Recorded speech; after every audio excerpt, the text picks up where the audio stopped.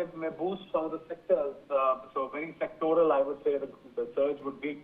But a good budget, a very positive budget, a forward-looking budget, and a growth-oriented budget with a lot of reforms will propel the market for once. There is no doubt about that. We need to wait and see as to what kind of announcements come, Vishali.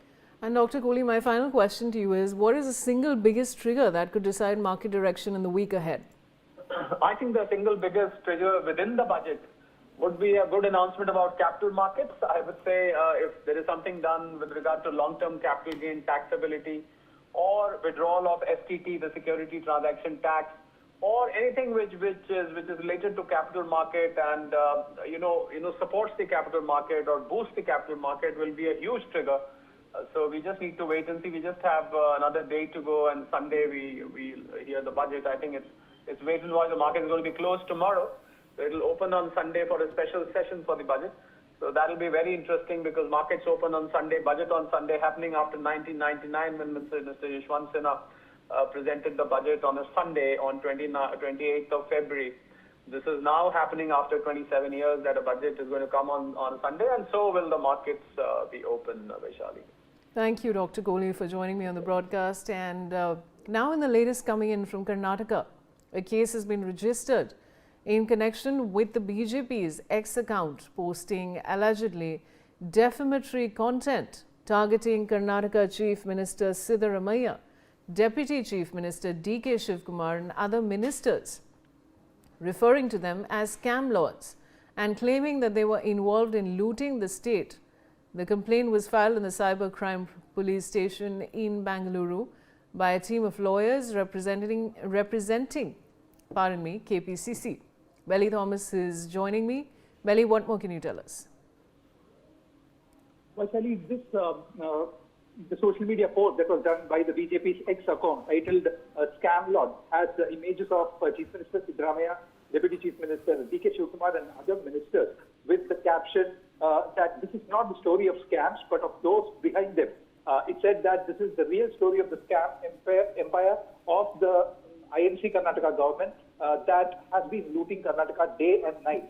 The complaint states that the BJP is trying to create confusion among the public by repeatedly using the words loot and scam, and it has alleged that this is not just a political criticism but a systematic conspiracy to denigrate the personality of those holding constitutional posts. And the complainants have demanded strict action against such posts that disturb the peace of society. And hours after the post was published, the opposition BJP raised the issue of corruption and law and order failure in the state, the Legislative Assembly, and accusing the state government of misgovernance, selective law enforcement and rampant corruption. The Karkala MLA V. Sunil Kumar, the BJP leader, questioned what development had been achieved in the last 2.5 years and said even the ruling party MLAs were unhappy as they are pleading with CM for funds. And a war of words has been escalating between the BJP and the Congress in the state over various issues.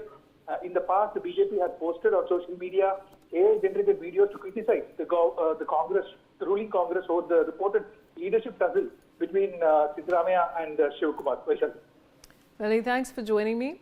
Now, the World Health Organization has said that the Nipah virus outbreak in India has a low risk of spreading and that there is no need for travel or trade restrictions after the country reported 2 cases of the virus infection. This comes after several Asian countries stepped up checks on people arriving in their territories for signs of the virus. In an update shared on its website, the Global Health Agency said that there is no evidence of increased human-to-human transmission and that the national, regional and global risk remains low. The 2 cases were reported in North 24 Parganas district of West Bengal. And WHO said now that the cases are limited to the district and that there was no travel reported while the patients were showing symptoms. I have Dr. Arindam Biswas. He's a senior doctor joining me on the broadcast. Dr. Biswas, this is, of course, we're talking about this virus, but how dangerous is it really? Look, it is dangerous. We cannot dismiss the idea that this virus, it affects the human body, can result in 40 to 75% of mortality. So the mortality rate is very, very high. But most of the patients, they are asymptomatic. If it affects the nervous system or the respiratory system, complications may evolve. And that result in cataclysmic event. So in that case, we have to be careful. Since there is no particular medicine or a specific vaccine, we need to break the cycle. We have to prevent people from eating half-eaten fruits or fruits lying on the ground. We have to eat fruits by washing it properly and removing the skin. So in this way, we can stop. And contact tracing. A suspected case should be investigated properly, isolated, and especially the people who are coming in contact with the patient needs to be isolated, needs to be masked, and needs to be told that they should take proper precautionary measures. Dr. Biswas, that's a very important point you've raised, and because you're saying that it is extremely infectious and dangerous, the World Health Organization, why do you think they've said that it has low risk of spreading? Well, the World Health, one thing I'd like to make it very clear, since it occurs through bats, so the area is restricted or limited. Unlike COVID, it will not spread too fast or spread over a large area. So the issue is that we have to prevent it. We can prevent it if we really want to prevent it by telling every individual that follow the guidelines issued by the government, number one, and number two, not to eat fruits that are half-eaten or lying on the ground, number two. Number three, human-to-human transmission is possible through droplet infection. So we have to take care of the people who are coughing or sneezing, especially in an area where Nipah virus is prevalent. So if we take measures properly and meticulously, I believe we can tackle this problem quite easily and we can prevent a decimal or a lugubrious situation from happening. I'm so glad, Dr. Biswas, that you've joined us on the broadcast and warned all of us viewers, of course, as Doctor was telling us, this is infectious, this is dangerous. And we must all be very careful around people who are coughing, sneezing. And also a very, very important point that doctors raised, viewers, is that we've got to wash our vegetables and fruits very carefully. Maybe take the skin off and then eat them because, of course, they're touched by so many people. This is very important, Doctor. Thank you so much for joining me on the broadcast. Shifting focus, viewers. Now, Pakistan is reviewing the impact of the India-EU Free Trade Agreement as concerns grow that the deal could undercut Pakistan's export competitiveness in Europe. While the government says trade ties with EU under GSP Plus remain strong, exporters warn that India's tariff-free access, particularly in textiles, changes the playing field. Former Commerce Minister Gohar Ejaz has cautioned that preferential access alone is no longer enough, warning that $9 billion in exports to the EU and nearly 10 million jobs are at risk unless Pakistan urgently fixes cost and competitiveness issues. Aditya Vadavan is joining me. Aditya, over to you on this. Well, absolutely, Vishali. Indeed, now Pakistani economy is absolutely in shambles, and this is, one such desperate reaction of the Pakistani Commerce Minister. Definitely, already we know Pakistan is on the verge of getting in the getting in the grey list of the Financial Action Task Force.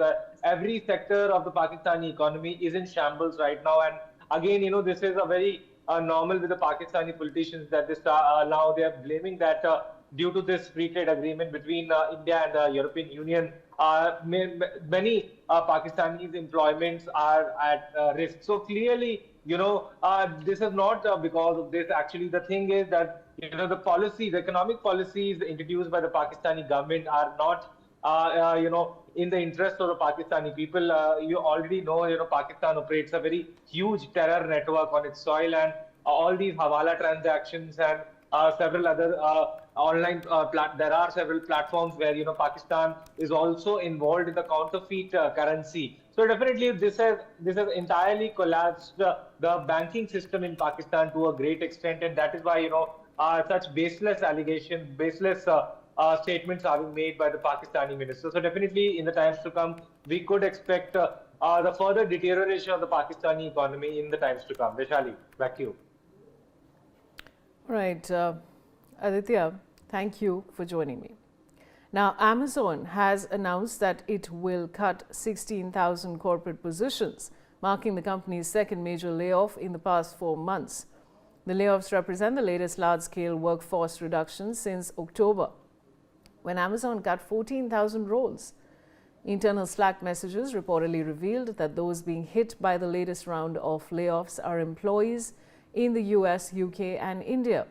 According to those messages, employees in US, UK and India have been notified about the job cuts, Business Insider reported, adding that the affected groups span multiple areas of the business.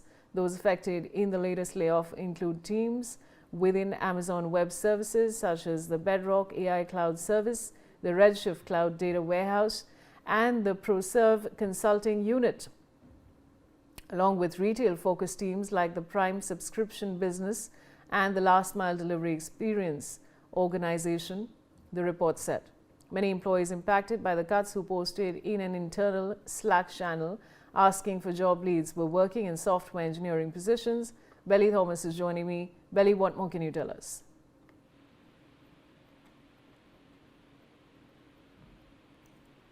Belly, am I audible to you? Yes, Vaishali. Belly, we're talking about Amazon, which has announced that it will cut 16,000 corporate positions. What more can you tell us? Absolutely, Vaishali. The US online retail and cloud computing giant Amazon had announced that it will cut 16,000 jobs worldwide as the company tries to streamline amid its major push into the artificial intelligence. And the job cuts which follow already a flagged plan to trim its workforce by around 14,000 posts were aimed at reducing layers, increasing ownership and removing bureaucracy. This is what the senior vice president Ben Galati had said in a statement. And media reports from October had stated that roughly 30,000 job cuts planned in total would comprise nearly 10% of the 350,000 office jobs at Amazon, and they would not affect the distribution and warehouse workers that will make up the bulk of the company's 1.5 million employees. And Amazon did not give any breakdown of the latest cuts or specify which divisions would be affected, saying only that every team will continue to evaluate the ownership, speed and capacity to invent for customers and make adjustments as appropriate. And the company will release its full year to 2025 results on February 5th. And in its last quarterly earnings statement in October, the company said it spent US $1.8 billion on severance costs tied to planned job cuts. And Amazon said new positions will be offered to employees whenever possible. And the layoffs are in line with a trend in big tech to trim white-collar management jobs. Microsoft in July had said it had slashed a little less than 4% of its global workforce, about 15,000 jobs. CEO Andy Jassy had said in October, after the first round of layoffs, that the cuts were not related to budget or AI investment. And really, it's a culture, he said, decrying too many layers of management. And even in Facebook, the owner of Meta has also cut jobs over the past year in a move intended to remove organizational bloat following aggressive hiring during the pandemic. And Dutch tech giant ASML also said it would cut hundreds of management jobs to improve internal organization, with HP and Oracle also announcing recent layoffs. Like other tech giants, Amazon is making massive investments to grab a slice of the artificial intelligence revolution pie, and it is particularly backing on the performance of its subsidiary Amazon Web Services, the world's leading cloud provider, which is engaged in a race against its fast-growing rivals, Microsoft, Azure, and Google Cloud. Spending on developing new AI-based chips and services is growing exponentially. And in December, Amazon had announced it would invest more than $35 billion in India. Back to you, Vaishal. All right, Belly, thanks for joining me. Now, according to reports, US President Donald Trump has been given an expanded set of military options against Iran, including possible commando operations at nuclear facilities, strikes aimed at leadership to support a change in government, and fresh attacks on ballistic missile units. The report said these choices go further than those outlined 2 weeks ago. It added that no action has yet been approved. Aditya Vadhavan is joining me. Aditya, what more can you tell us? Well, absolutely. This will, if US attacks Iran, this will turn out to be catastrophic for the entire Middle East. Vishali, the due to the current geopolitical circumstances, there are concerns that this will further escalate, the attack by Hamas and Hezbollah also, particularly on Israel. So definitely, since Iran has warned that any attack, any small scale or large scale or limited strike by the United States will be treated as an act of war, and definitely according to that, Iran is already, we have seen some time back how China, Russia and Iran had conducted joint naval drills in Johannesburg in South Africa. So completely, Vaishali, at this juncture, there are concerns that if Trump attacks Iran, Iran will definitely retaliate by attacking, all the U.S. bases in the Middle East or something else. So definitely, the situation is not so very conducive for war, particularly in the Middle East, due to the current global scenarios. Back to you, Vaishali. All right, Aditya, stay on with me. Now, Israel has welcomed the European Union's move to designate Iran's Revolutionary Guards as a terrorist organization, calling it a major shift in confrontational regional instability. Foreign Minister Gideon Saar described the decision as important and historic, saying the EU had finally named what he called the primary force behind terror and destabilization in the region. Saar added that the move delivers a serious blow to the legitimacy of Iran's ruling system, which he described as both murderous and oppressive. Back to you, Aditya, on this. Well, absolutely. The EU has gone on to label the IRGC as a terrorist organization, and definitely now this has invited some reaction from the Iranian side as well, and this was quite expected from the European Union, that it will do the line of the US as far as Iran is concerned. And we have seen for the years, EU has imposed, or EU along with the United States has imposed crippling sanctions on Iran, which has to a great extent, weakened its economy, but still Iran is a formidable power to deal with, and that's why all the discussions are on whether attack by US will happen or not, or will the EU, some of the EU countries will join US in attacking Iran. This needs to be seen. All right, Aditya, thanks for joining me, and that's a wrap on this bulletin. Stay with us.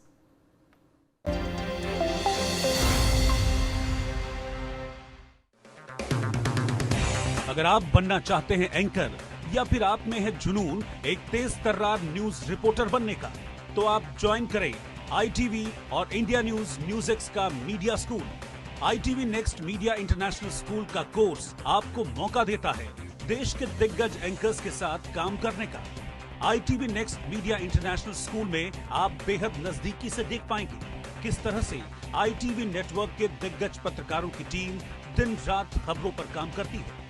इस course के दौरान आप सीखेंगे anchoring की एक एक बारीकी उन एंकर्स के साथ जो देश को रखते हैं हर खबर से बाखबर।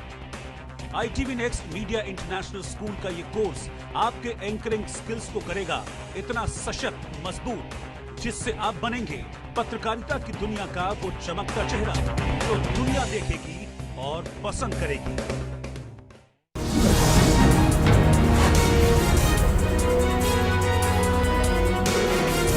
This week on the roundtable, we are taking a look at the danger our country faces from the number of Chinese imports that have been literally dumped onto our country.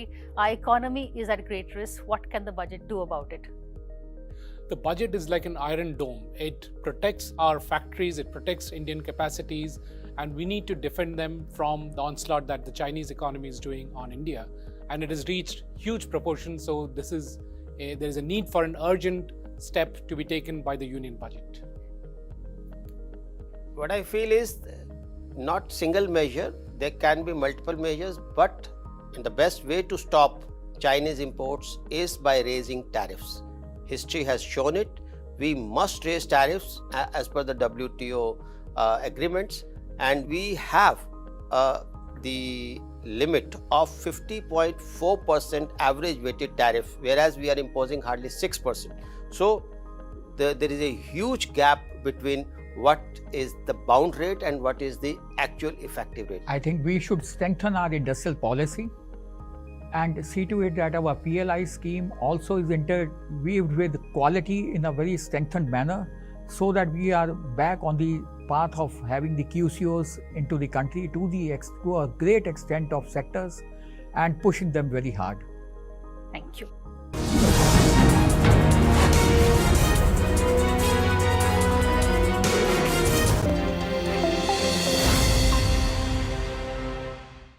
Supreme Court stays new UGC rules amendment.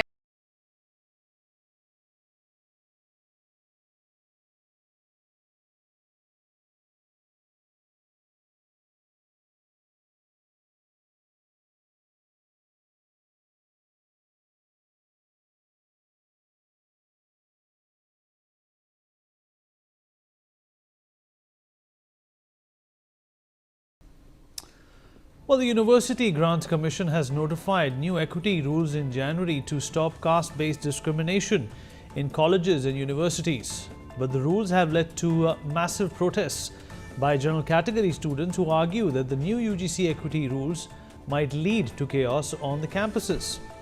Hello and welcome. You're watching Explained by Newsx. My name is Vineet Malhotra and today we are talking about the new UGC rules. What is the new UGC rule? What are the objections that were raised? What is the government's stance on regulations? And what the Supreme Court's latest order means? So firstly, what is the new UGC rule? Well, the UGC issued new rules called the University Grants Commission, or the Promotion of Equity in Higher Education Institutions Regulations. And on January 13th, which apply to all higher education institutions in India. The main aim is to stop caste-based discrimination and ensure equal treatment for everyone in colleges and universities. The big twist? It defined caste discrimination only as acts against scheduled castes, tribes and other backward classes, leaving out general categories. The new UGC equity regulations mandates every college and university to set up a special body called an Equal Opportunity Center on campus. The UGC has asked institutions to set up special committees, helplines and monitoring teams to handle complaints, especially from the Supreme Court and ST and OBC students. The UGC has asked fixed legal accountability on heads of institutions to ensure strict compliance with guidelines, mandate every higher education institution to constitute equity squads, smaller bodies tasked with maintaining vigilance and preventing discrimination on campus. In case of non-compliance, they may face regulatory action, including suspension of recognition, exclusion from UGC schemes, and other punitive measures.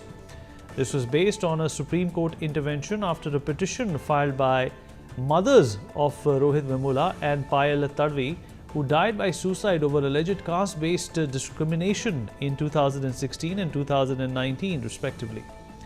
Why was there a need for new guidelines? Well, according to the UGC, complaints related to caste-based discrimination have increased sharply in recent years. The number of such complaints rose by over 118% in 5 years, from 173 cases to 2019-20 to 378 in 23-24. And during this period, a total of 1,160 complaints were received from 704 universities and 1,553 colleges nationwide. So were there any shortcomings in these rules? One of the major concerns with the 2012 regulations was the absence of stringent provisions to deal with false complaints. The rules did not clearly specify the action to be taken against those who deliberately made false allegations. Additionally, the entire responsibility for inquiry rested with internal members of the institutions, which often raised questions about the impartiality of the process. So who are protesting against the new UGC rules? The new rules notified by the UGC have sparked widespread criticism from general category students who argue that the framework could lead to discrimination against them. The protests are mainly led by a group called Swarna Sena outside the UGC office in Delhi. Their main concern is that there is no clear separate provision for students from the general or upper caste categories to report issues they might face. They also fear the new UGC rules might lead to a sudden increase in complaints, which could create division and unrest on campus instead of fostering unity. A section of students and now BJP office bearers in Lucknow have been calling for the withdrawal of the regulations. They have alleged that the regulations can lead to the harassment of students in the general category and can create divisions on the basis of caste. An aspect of regulations that they are protesting is that there is no provision for penalties in the case of false complaints of discrimination, and that institutions can be subjected to action for not complying with the regulations. Under the UGC rollback hashtag on X, accounts have been alleging that regulations are unfair to students in the general category and that it creates caste-based divisions for political gain among the OBC community. Amidst protests over the recently notified equity regulations for higher education institutes by the UGC, Union Education Minister Dharmendra Pradhan said that no one would be allowed to misuse the provisions and that discrimination will not be allowed against anybody. How are these regulations different from the 2012 regulations? Well, the 2012 regulations were mostly advisory in nature. They stated that the punishment shall be commensurate with the nature of discrimination or harassment. They did not provide for action to be taken against an institution that does not comply with the regulations. The new regulations, however, provide for a system for the UGC to monitor their implementation via a national level monitoring committee. Institutions that don't comply with the regulations can face action. The UGC can debar them from participating in the Commission's schemes, from offering degree programs and online programs, or remove the institution from the list of those that are eligible to receive central grants. The previous regulations did provide for the creation of equal opportunity cells at institutions, but did not specify their composition and the procedure to be followed in case of an incident of discrimination. The final regulations have also done away with section on false complaints, which had been included in the draft.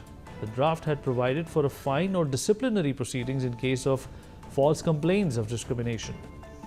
So what is the context in which these regulations were notified? Well, the regulations stem from a 2019 petition in the Supreme Court filed by the mothers of Payal Tadvi and Rohit Vemula, who died by suicide over alleged caste-based discrimination in 2019 and 16 respectively. The petitioners, Abida Salim Tadvi and Radhika Vemula, had raised concerns about the implementation of the 2012 equity regulations. The petition had argued the enforcement of robust anti-discrimination mechanisms across higher education institutions. Amidst raging debate, these regulations have been put on hold by the Supreme Court amidst widespread protests, especially by the general category students. The regulations must be re-examined, directed a bench of Chief Justice of India, Suryakant, flagging complete vagueness in the rules that make those prone to misuse. During the hearing, CJI Kant lamented that society has not been able to do away with caste-based discrimination even after 75 years of independence, stressing that the language of the regulations must be reviewed by an expert. The court issued a notice to Centre and the UGC. The bench also noted that Article 15 empowers the making of laws for scheduled castes and scheduled tribes. However, Justice Joy Malia Bakchi, part of the two-judge bench, agreed that there should be no regression in progressive legislation. So why is the BJP facing the heat over UGC's caste equity rules? Well, the BJP, which receives a solid support from upper caste groups, is facing pushback over the UGC's new equity norms to deal with caste-based discrimination in higher educational institutions. This is why the BJP is being faulted for the UGC's new norms. More than a dozen local Uttar Pradesh leaders of the BJP have resigned, saying that the rules are one-sided and hurt the upper castes, who have traditionally supported the BJP in the state. They have demanded that the new UGC rules be rolled back. Sporadic protests have also been seen in other cities, including Delhi, Jaipur, Patna, Indore, Ranchi and Chandigarh.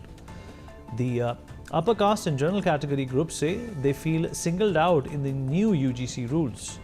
The groups have been traditional backers of the BJP and share a feeling of being alienated. The new rules also mandate the representation of these communities in the new recommendation committees, which the upper caste say are draconian as they exclude them.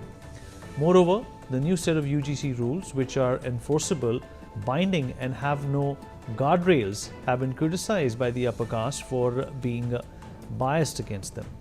Interestingly, some of the contentious points of the new rules were not part of the draft rules published in February 2025.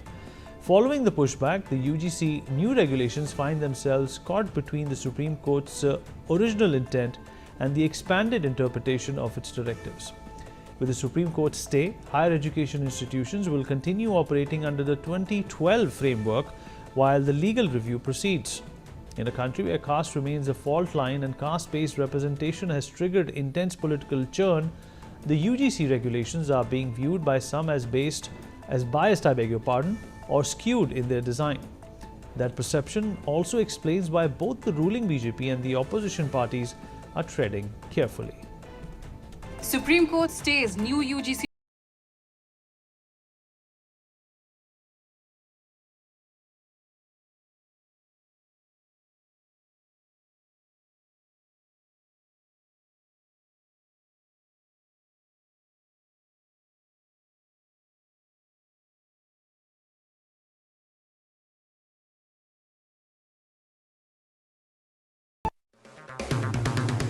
अगर आप बनना चाहते हैं anchor या फिर आप में है जुनून एक तेज तर्रार न्यूज रिपोर्टर बनने का, तो आप ज्वाइन करें ITV और इंडिया न्यूज़ का media school. ITV next media international school का कोर्स आपको मौका देता है देश के दिग्गज एंकर्स के साथ काम करने का। ITV next media international school में आप बेहद नजदीकी से देख पाएंगे किस तरह से ITV नेटवर्क के दिग्गज पत्रकारों की टीम दिन रात खबरों पर काम करती है। इस कोर्स के दौरान आप सीखेंगे एंकरिंग की एक एक बारीकी उन एंकर्स के साथ जो देश को रखते हैं हर खबर से बाखबर। ITV next media international school का ये कोर्स आपके एंकरिंग स्किल्स को करेगा इतना सशक्त, मजबूत, जिससे आप बनेंगे पत्रकारिता की दुनिया का वो चमकता चेहरा जो दुनिया देखेगी और पसंद करेगी।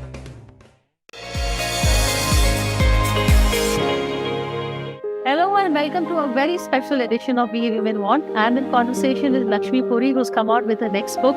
It is about the sari called The Sari Eternal. What made you write this book? Well, I wanted to express through this how the sari is India wrapped in its folds, how it is Indian womanhood expressed in all her magnificence and resilience and fluidity and intelligence and creativity. It's not a book, it's a work of art. It really is. And the first thing it did, it made me want to wear a sari immediately. So I really do suggest you read the book, but first watch our show. Watch We Women Want at these times on Newsx. अगर आप बनना चाहते हैं anchor या फिर आप में है जुनून एक तेज तर्रार न्यूज रिपोर्टर बनने का, तो आप ज्वाइन करें ITV और इंडिया न्यूज़ का media school. ITV next media international school का कोर्स आपको मौका देता है देश के दिग्गज एंकर्स के साथ काम करने का। ITV next media international school में आप बेहद नजदीकी से देख पाएंगे किस तरह से ITV नेटवर्क के दिग्गज पत्रकारों की टीम दिन रात खबरों पर काम करती है। इस कोर्स के दौरान आप सीखेंगे एंकरिंग की एक एक बारीकी उन एंकर्स के साथ जो देश को रखते हैं हर खबर से बाखबर। ITV next media international school का ये कोर्स आपके एंकरिंग स्किल्स को करेगा इतना सशक्त, मजबूत, जिससे आप बनेंगे पत्रकारिता की दुनिया का वो चमकता चेहरा जो दुनिया देखेगी और पसंद करेगी। India's $10.34 billion subscription economy. Digital habit replaces one-time ownership. OTT and fintech lead consumer spending. Subscriptions redefine India's digital economy. Is the subscription e-commerce the game changer?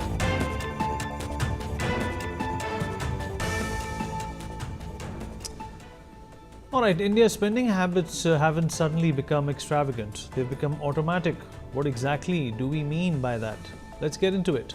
Hello and welcome to another episode of Explain, brought to you by Newsx. This is a budget special because when we talk about the Indian economy, inflation, household spending, disposable income and savings are always at the center of the conversation. But there is one quiet shift underway, one that rarely features in the budget speeches or economic headlines, yet affects millions of Indians every single month.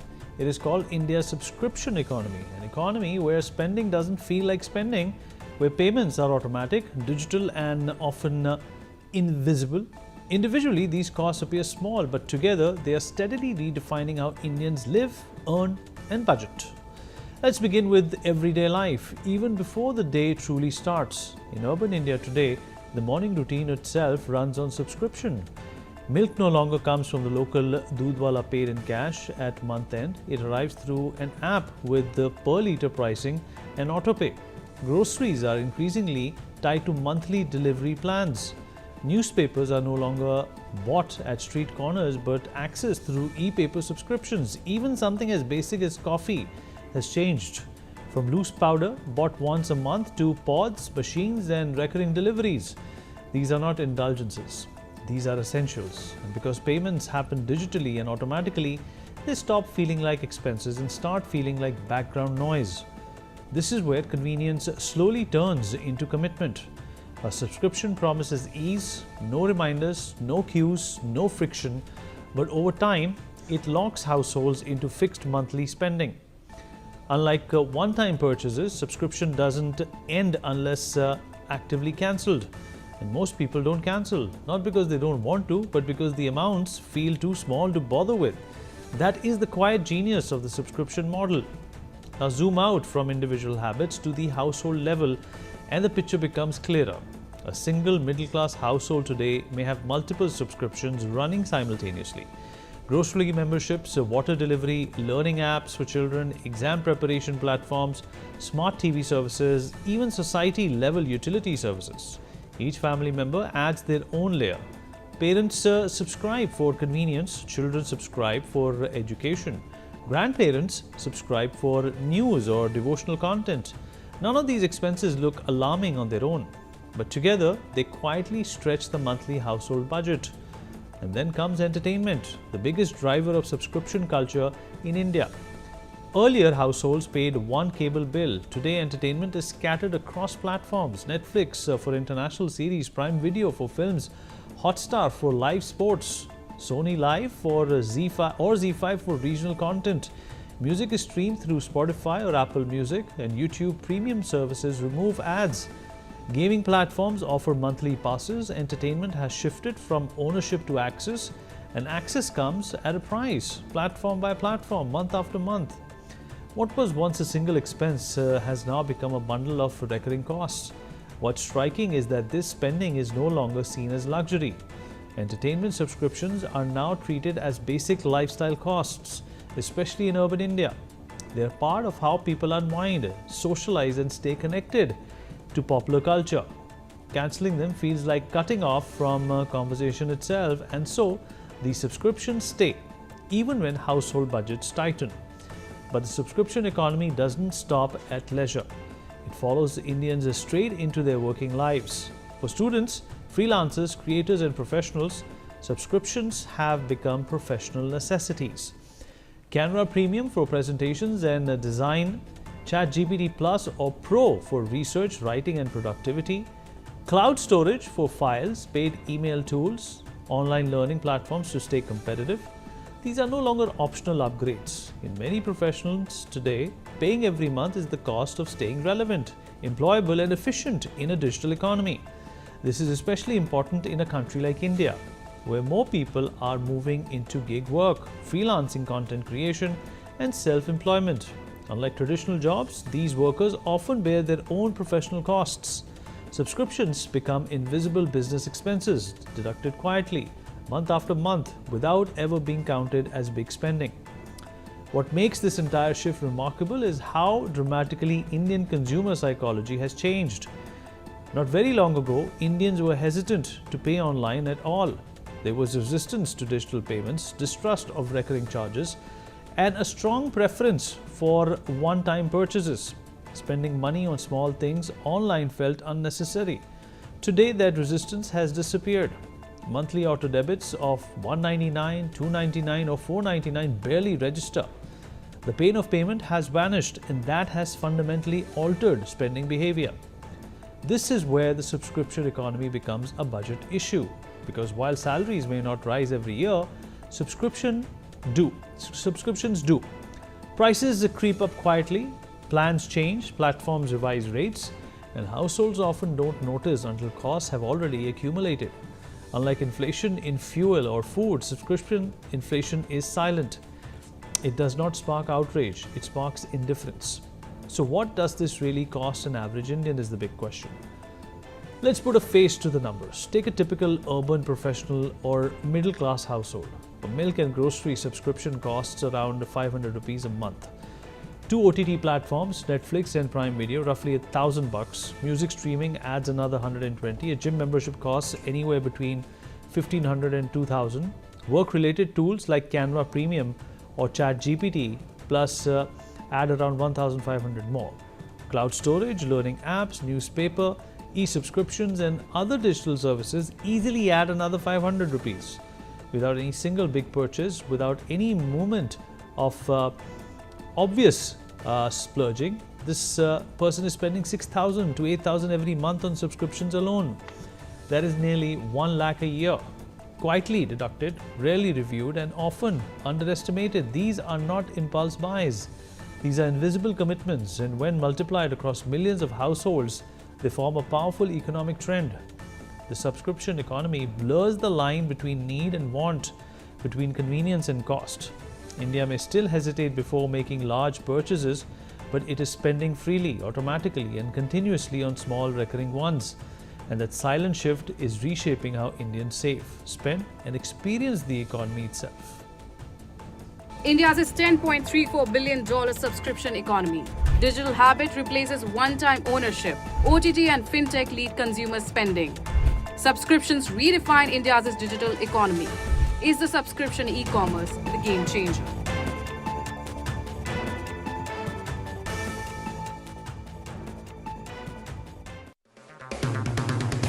अगर आप बनना चाहते हैं anchor या फिर आप में है जुनून एक तेज तर्रार न्यूज रिपोर्टर बनने का, तो आप ज्वाइन करें ITV और इंडिया न्यूज Newsx का media school.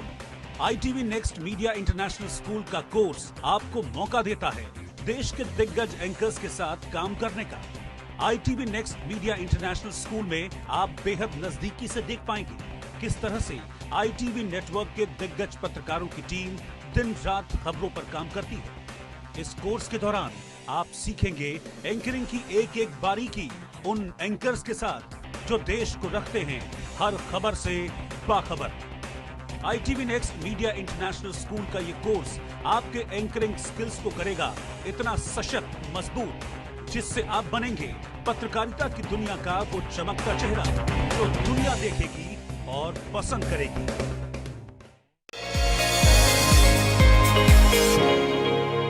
Hello and welcome to a very special edition of We Women Want. I'm in conversation with Lakshmi Puri, who's come out with her next book. It is about the sari called The Sari Eternal. What made you write this book? Well, I wanted to express through this how the sari is India wrapped in its folds, how it is Indian womanhood expressed in all her magnificence and resilience and fluidity and intelligence and creativity. It's not a book, it's a work of art. It really is. And the first thing it did, it made me want to wear a sari immediately. So I really do suggest you read the book, but first watch our show. Watch We Women Want at these times on Newsx.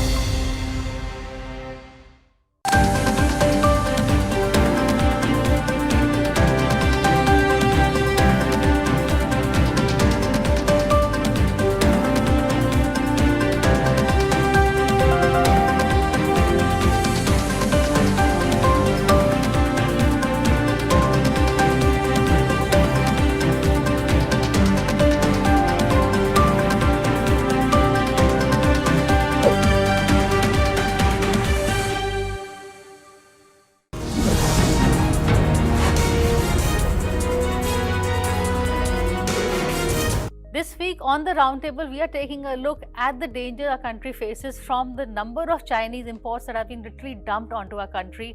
Our economy is at great risk. What can the budget do about it?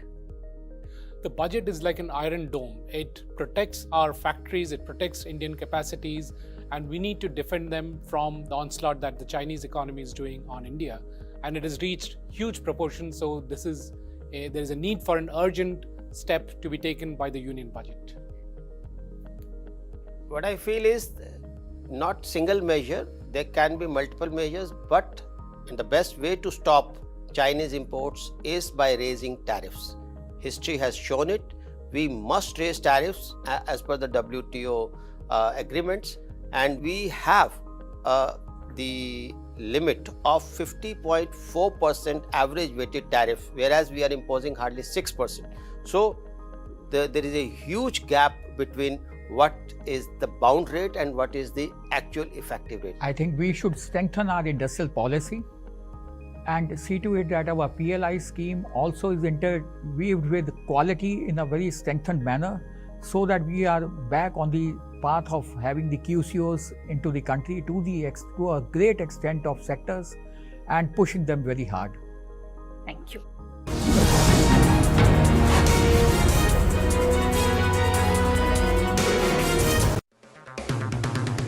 अगर आप बनना चाहते हैं anchor या फिर आप में है जुनून एक तेज तर्रार न्यूज रिपोर्टर बनने का, तो आप ज्वाइन करें ITV और इंडिया न्यूज़ का media school. ITV next media international school का कोर्स आपको मौका देता है देश के दिग्गज एंकर्स के साथ काम करने का। ITV next media international school में आप बेहद नजदीकी से देख पाएंगे किस तरह से ITV नेटवर्क के दिग्गज पत्रकारों की टीम दिन रात खबरों पर काम करती है। इस कोर्स के दौरान आप सीखेंगे एंकरिंग की एक एक बारीकी उन एंकर्स के साथ जो देश को रखते हैं हर खबर से बाखबर। ITV next media international school का ये कोर्स आपके एंकरिंग स्किल्स को करेगा इतना सशक्त, मजबूत, जिससे आप बनेंगे पत्रकारिता की दुनिया का वो चमकता चेहरा जो दुनिया देखेगी और पसंद करेगी।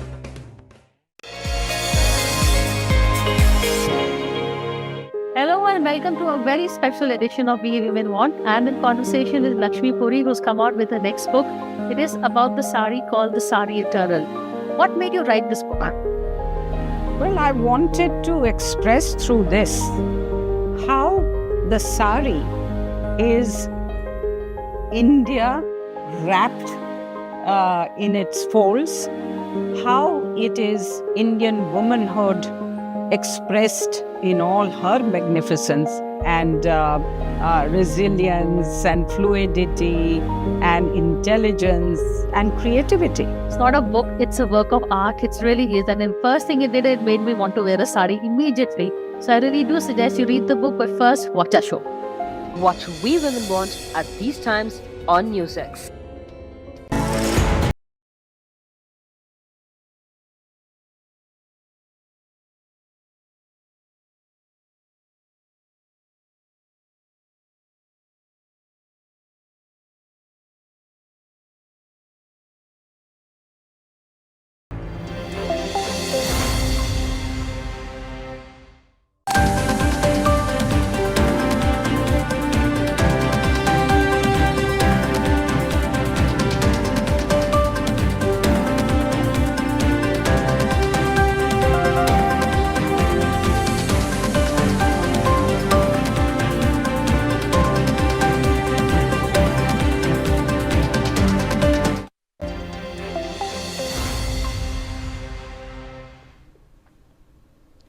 Hello and welcome. You're watching Newsx and I'm Vaishali Kohli. Now, Canadian Prime Minister Mark Carney has demanded that the US respect Canadian sovereignty after reports emerged that Trump administration officials held secret meetings with a separatist group in Alberta.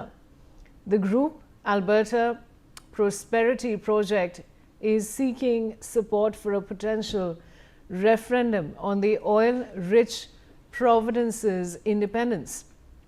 Speaking alongside Alberta Premier Daniel Smith, Carney said he has been clear with President Trump on the need to uphold Canada's unity. All right, so I have my guests joining me on the broadcast very shortly. But of course, viewers, this is the constant push and pull that is being caused by President Trump geopolitically. And what we've been seeing in 2025 and 2026 is indeed very, very surprising, the kind of things that President Trump really is up to. And of course, now Canadian Prime Minister Mark Carney has demanded that the US respect Canadian sovereignty, which is a point that is of contention everywhere, really, whether it comes to Greenland or, of course, Canada. The fact that President Trump is trampling on the sovereignty and respect of different countries is something that really the world is watching. Now, of course, after reports emerged that Trump administration officials held secret meetings with a separatist group in Alberta, this, of course, has come after this came out, the secret meeting. And post that, of course, the Canadian Prime Minister Mark Carney has made a very strong statement which is aimed towards the United States and has asked them to respect Canadian sovereignty. Now, let's talk about the group, which is Alberta Prosperity Project. Of course, the group is seeking support for a potential referendum on the oil-rich province's independence. Speaking alongside Alberta Premier Daniel Smith, Carney said he's been clear with President Trump on the need to uphold Canada's unity. So that's a strong message that has been put across to Trump. And of course, the relations now, as we can already see, are strained. Initially, Trump had given out statements saying that Canada is because really the US is.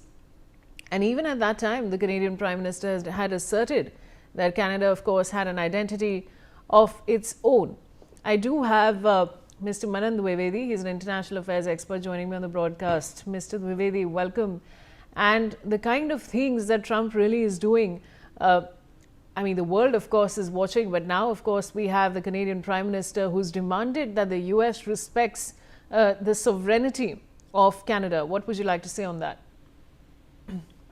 I personally feel, as a student of international relations, that the entire idea is that Canada, Mexico, and United States of America, which is sandwiched between Canada in the north and Mexico in the south, they form a one entity, kind of a North American subcontinent. And if we look at the historicity, and if we delve inside the contemporary context also, then people, as far as economic diplomacy, trade, investment, migration, and as far as other societal goodies of international life are concerned, Canada and Mexico and America, they seem to appear as a kind of a conjoined territorial and societal and cultural entity. This is one point which I wanted to make, and I personally feel that there happens to be nil to no animosity, politically and diplomatically, between the agendas of Mexico and Canada with US. So this kind of a theme, which has been initiated by President Donald Trump, first talking about Greenland and threatening Denmark about it, and causing ruffles in the European Union, that seems to be supplanted as far as plain Jane and innocent Canadians are concerned. I personally feel civilizational contacts are very prominent between US and Canada, and if you look into the Great Lake region, what we are going to find is that it is difficult for a student of geography like me, seated in New Delhi, to differentiate between the boundaries in Niagara Falls, Ontario, Erie, these lakes I'm talking about. So, a kind of a cosmopolitan oneness has always been associated with America and Canada. And I personally feel that Canada has no wrong issues in its mind to militate against American power, wealth, and sovereignty. So what Donald Trump is doing is that he himself is doing something which the Americans are fighting for. What I mean is that internal security concerns when he meets with separatists from Alberta, or if the Quebec people are once again instigated by any other country, it completely harms the national interest. It harms the bonhomie and the stability and the solidity, or something which is very, very much there, the collectivity which North America formed. Though there have been internecine conflicts as far as the NAFTA agreement between America and Canada is concerned, but I think things should not come to such a passe that Canada will be punished for something which it has never done, and I think it is completely unethical and it is a contravention of international law to talk to the separatist rebels or terror mongers in a country which Trump seems to be seemingly doing. This is what I would like to say. All right. Now, I also want to ask you that, does this cross a red line? I mean, of course, we're talking about national sovereignty, but how do you see this diplomatically? A lot of countries have reacted, but is there really a way to draw a line when it comes to President Trump? I personally feel that nobody can draw a line. Ma'am, to be very practical and to be very pragmatic about American intrusions and the way they are backed up by their military and economic strength, I don't think any of the countries, not even China, can take a step, or even the Ruskies. Nobody can contain President Donald Trump. But I think he's definitely, I'm a student of international relations and American affairs, and as far as the American visage and positivity about its image, its diplomatic image is concerned, we are also bothered like we are bothered about New Delhi and our own country. So, as far as India-US contacts are concerned, we are pretty much satisfied despite the tariffs. But Canada happens to be a kind of a backyard for United States of America, wherein they have been getting succor and help from Canada, and that white Anglo-Saxon vast imagery. That is one of the reasons, and religion being another reason why Canada and America have always found out themselves to be on the same side of the fence. Now, I think Canada being a soft state, Donald Trump is taking a leaf out of his dictatorial hat actually and troubling the Canadians. But I think Donald Trump has to learn that Canada and India are not Iraq. They are not Syria. Canada is not Venezuela, or Canada is not North Korea. So, it is very nice. I would applaud myself if President Donald Trump were to impinge upon the sovereignty, as you had said, ma'am, and the national security concerns of countries like Venezuela and other countries. But when it comes to Canada, I would use a very explicit term. I would say they are diplomatic blood brothers. They are diplomatic blood brothers, and though Canada has been sometimes it has been very independent in its foreign policy and diplomacy by going all out with Switzerland and Japan in the 80s and 90s on the topic of human security. But still, that does not mean that it is open to a reprimand by a hegemon, which unfortunately for India and Canada, and precisely for Canada, Donald Trump has turned into. That is what I would like to say. All right. Mr. Dwivedi, now I also want to ask you, now there's another important point. Now, how serious is it in diplomatic terms if a US administration engages with a separatist group inside a close ally's territory? I think it's a contravention. I think it's a contravention of international law and a contravention of the established canons of political science and accepted code of conduct in the realm of international behavior. So I think if President Trump is doing something which is very much similar to what Adolf Hitler and Mussolini did in the World War II time. For example, I'll give you a historical example. and we cannot always run away from history. That is what Adolf Hitler was advised by the Americans, by other people in his own allies, who are his allies, not to go open two fronts in World War II. That is, opening a front against Britain and France was one part of it, and they had succeeded in throwing out the allies through the Battle of Normandy. But when Adolf Hitler opened the front with Russia, they got a massive bloody nose, and more than a bloody nose, in the Battle of Kursk and Battle of Leningrad. So I think President Donald Trump, if he wants to play with fire into instigating a world war, he should not do it with his allies like Canada, because Canada has always been steadfastly glued to the American concerns. And I personally feel that it is inexplicable that President Donald Trump should talk to the separatists. Because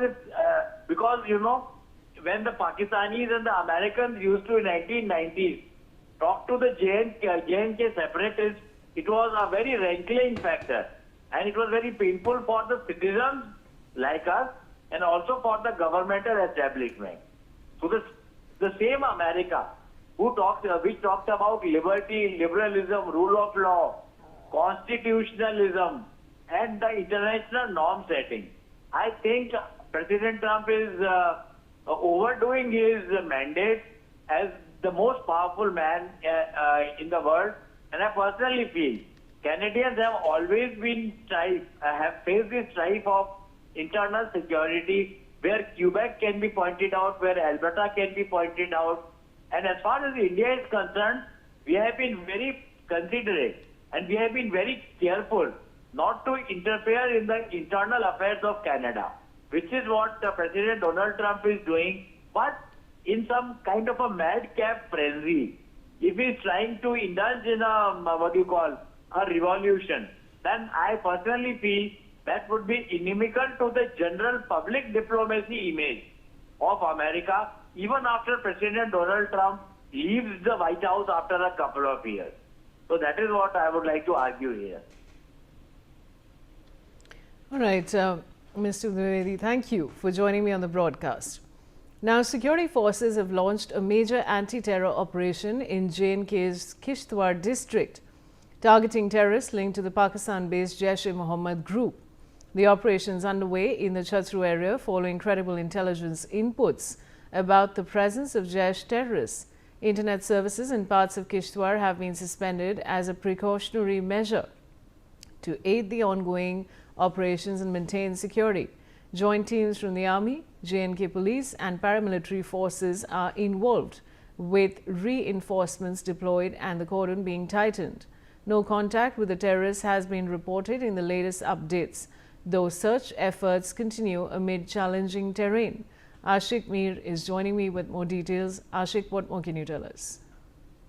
Well, absolutely. Despite the harsh weather condition and fresh snowfall in the mountains, the security forces have put on high alert in Kashmir bordering area, including in Kishtwar and Doda. And the fresh security forces have launched operations in these areas because of the presence of the terrorists in the area. Earlier, we have seen a massive encounter which took place in the same area, but the terrorists have escaped from there. And now the security forces have got the fresh input about the presence of terrorists in same area, and the security operations are underway, including some drones have been deployed and sniper dogs and armed vehicles have been deployed in these tough terrains of Kishtwar. And now the anti-terror operations are underway in many parts of Kashmir as well.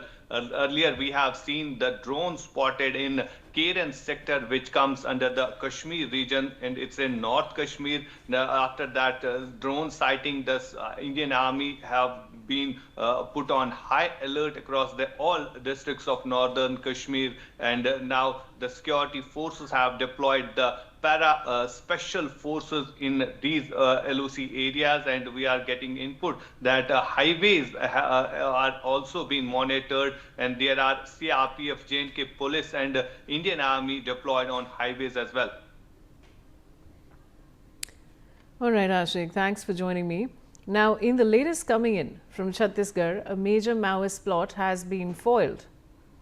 9 IEDs weighing 5 kgs have been recovered from the Kankar-Narayanpur border area. These IEDs have been recovered from Karpar and Moremarka. Electric wires and other ammunition have been recovered from the scene. Sudhir Verma is joining me. Sudhir, what more can you tell us?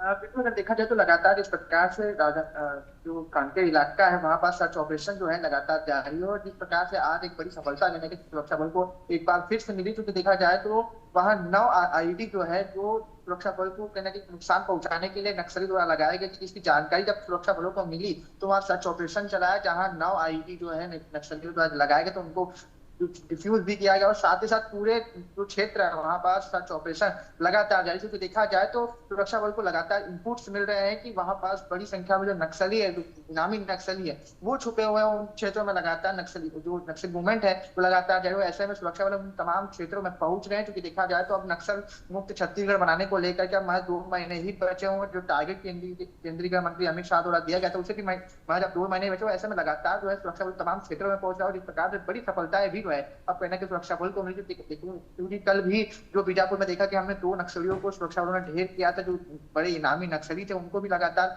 ढेर करने का काम लगातार जारी। और जिस प्रकार से आज एक बार फिर से कांकेर में 9 आईडी बरामद हुए, जिससे अनुमान लगाया कि एक और जहां सुरक्षा बल तमाम कार्रवाई को अंजाम दे रहा है, तो वहीं कहीं ना कहीं इन तमाम कार्रवाइयों की वजह से तमाम जो नक्सली गुट है उनमें पूरी तरीके से भय का माहौल व्याप्त, जिससे चलती कहीं किसी बड़ी साजिश को अंजाम देने में लगे हुए, परंतु सुरक्षा बल उन तमाम साजिशों को नाकाम करने में लगा हुआ, जिसके चलते आज एक और फिर बड़ी सफलता जो है कहने की सुरक्षा बलों को मिली है। 9 आईडी बरामद हुए, साथ ही साथ कुछ हथियार भी जो है वो भी पूरा बरामद किए गए। कुछ गोला बारूद भी जो नक्सली द्वारा साजिश के तहत लगाया गया था वो भी कहने के बरामद किया, उनको भी डिफ्यूज किया गया। और साथ ही साथ पूरे एरिया में बात करें कांकेर क्षेत्र की, जो क्षेत्र है जहाँ पास जंगली इलाका है, जहाँ नक्सली अमूमन छुपे होते हैं, उन तमाम क्षेत्रों में सर्च ऑपरेशन लगातार जारी। किसी बड़ी नक्सली के छुपे होने की आशंका भी जताई जा रही, कोई बड़ी कार्रवाई जो है सुरक्षा बल आज कर सके। क्योंकि देखा जाए तो लंबे समय से इनपुट सुरक्षा बलों को मिल रहे कि कांकेर में जो क्षेत्र है जहां पास नक्सली जो आईडी लगाया गया था नक्सली द्वारा, वहां पास किसी बड़े नक्सली को छुपे होने की आशंका थी। आज कोई बड़ी कार्रवाई जो है करने के सुरक्षा बल कर सकती है, लगातार कार्रवाई का सिलसिला जो है जारी है। जी शुक्रिया हमारे साथ जुड़ने के लिए। Now manager Raja Chakravorty and deputy manager Manoranjan Sheet at Wow Momos have been arrested in connection with the massive fire at Anandapur area in the South 24 Parganas district on the outskirts of Kolkata.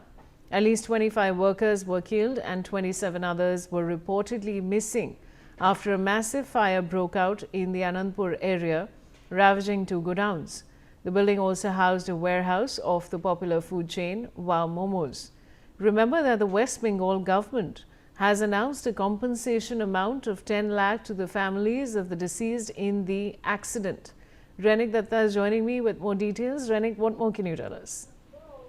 देखिए कोलकाता का आनंदपुर में जो fire incident हुआ था, जिस कारण में करीब 25 लोगों का मौत का खबर आ रहा है, उसके साथ साथ ही अभी तक टोटल 27 के ऊपर लोगों का मिसिंग होने का खबर भी सामने आ रहा है। और ये इन्वेस्टिगेशन जब शुरू हुआ था आनंदपुर पुलिस स्टेशन की तरफ से, जो इन्वेस्टिगेशन किया जा रहा था, उस इन्वेस्टिगेशन में इस वाओ जो कंपनी है उस कंपनी का मैनेजर और डेप्यूटी मैनेजर दोनों को ही गिरफ्तार किया गया है। पुलिस से जो खबर मिल रहा है, टोटल अभी तक 3 लोगों का गिरफ्तारी ये पूरा मामले में किया गया है। और उसके साथ साथ ही गवर्नमेंट की तरफ से जो भी जिन लोगों का मौत हुआ था उन लोगों का परिवार को 10 लाख करके कंपनसेशन देने का बात भी डिक्लेयर किया गया है। दूसरी तरफ घटना किस तरीके से घटा था और जब ये घटना घटा था तब दोनों कंपनी यानी ये जो मोमो कंपनी का आउटलेट है, जो स्टोर है इस जगह पर, और उसके साथ साथ ही उसके पास में ही और एक गोडाउन था जो कि एक डेकोरेटर कंपनी का गोडाउन था, उस जगह पर भी काम चल रहा था।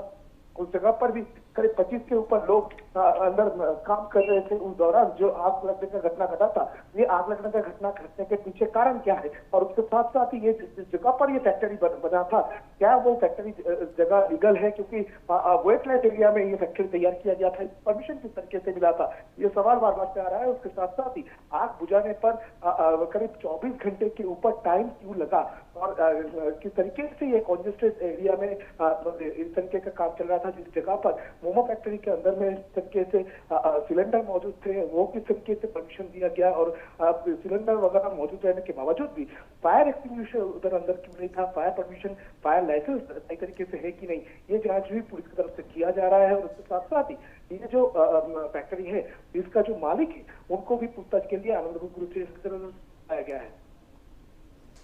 जी, शुक्रिया हमारे साथ जुड़ने के लिए। Now in a significant blow to the illegal narcotics trade in Tripura, Assam Rifles under the Spear Corps, in a joint operation with the Sipahijala District Police, the Forest Department, Border Security Force and Tripura State Rifles, has destroyed around 1,80,000 marijuana saplings. The operation took place in the Kamalanagar and Vijoynagar area of Sipahijala district. Authorities estimate the value of the destroyed illegal cannabis plantations at approximately 27 crore. This coordinated crackdown highlights ongoing efforts by security forces and local agencies to eradicate large-scale ganja cultivation and curb drug trafficking in the region. Nibir Dekha is joining me with more details. Nibir, what more can you tell us?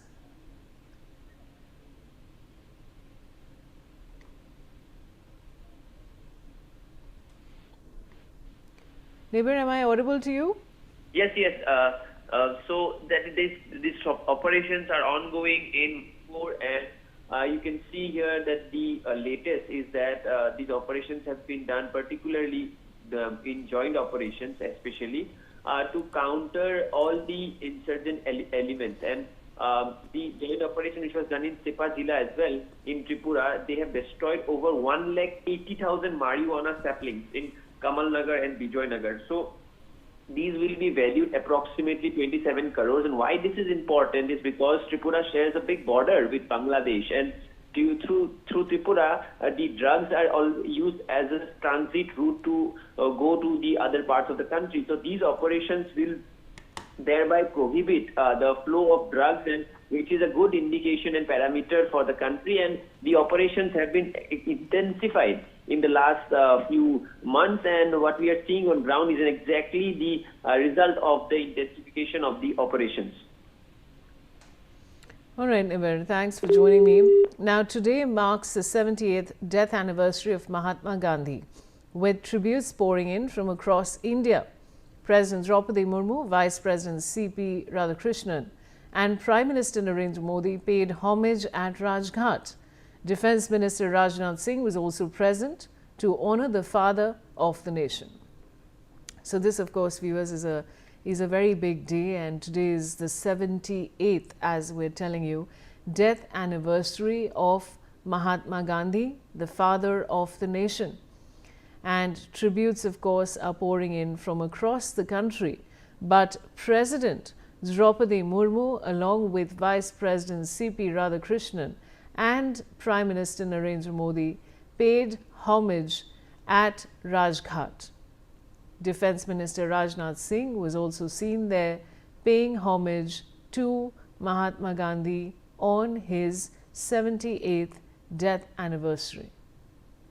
Mahatma Gandhi, of course, is fondly remembered as the father of the nation, and these are visuals straight from Rajghat that Newsx is getting you of President Draupadi Murmu, Prime Minister Narendra Modi and President C.P. Radhakrishnan paying tribute to Mahatma Gandhi. You can see all the senior leaders there, along with senior defense personnel as well, paying tribute to the father of our nation, Mahatma Gandhi. Today marks the 78th death anniversary. Manohar Kesri is joining me with more details. Manohar, आज tribute दिया जा रहा है महात्मा गांधी को उनकी 78th death anniversary पे, और क्या बता सकते हैं? देखिए, बिल्कुल आज राजघाट में बापू की पुण्यतिथि पर प्रधानमंत्री नरेंद्र मोदी, राष्ट्रपति द्रौपदी मुर्मू और उपराष्ट्रपति सीपी राधाकृष्णन समेत कई नेता वहां पर पहुंचे और उन्होंने बापू को श्रद्धांजलि दी। बापू की 78वीं पुण्यतिथि है। ऐसे में प्रधानमंत्री नरेंद्र मोदी ने बापू को याद करते हुए उन्हें नमन किया है। और जिस तरह से बापू ने देश के लिए काम किया, जिस तरह से देश की आजादी दिलाई, तो ऐसे में प्रधानमंत्री ने एक्स पोस्ट पे कहा भी कि पूज्य बापू ने मानवता की रक्षा के लिए हमेशा अहिंसा पर बल दिया है। हमें वो शक्ति जो बिना हथियार की दुनिया को बदल सकती है, अहिंसा परमो धर्मस्य हिंसा परमं। तो इस तरह से उन्होंने बापू के अहिंसा के मार्ग को पे आगे चलने के लिए लोगों के लिए कहा है, जिस तरह से बापू ने अहिंसा के मार्ग पे चलकर देश की आजादी दिलाई। जी शुक्रिया मनोहर हमारे साथ जुड़ने के लिए। We are slipping into a short commercial break.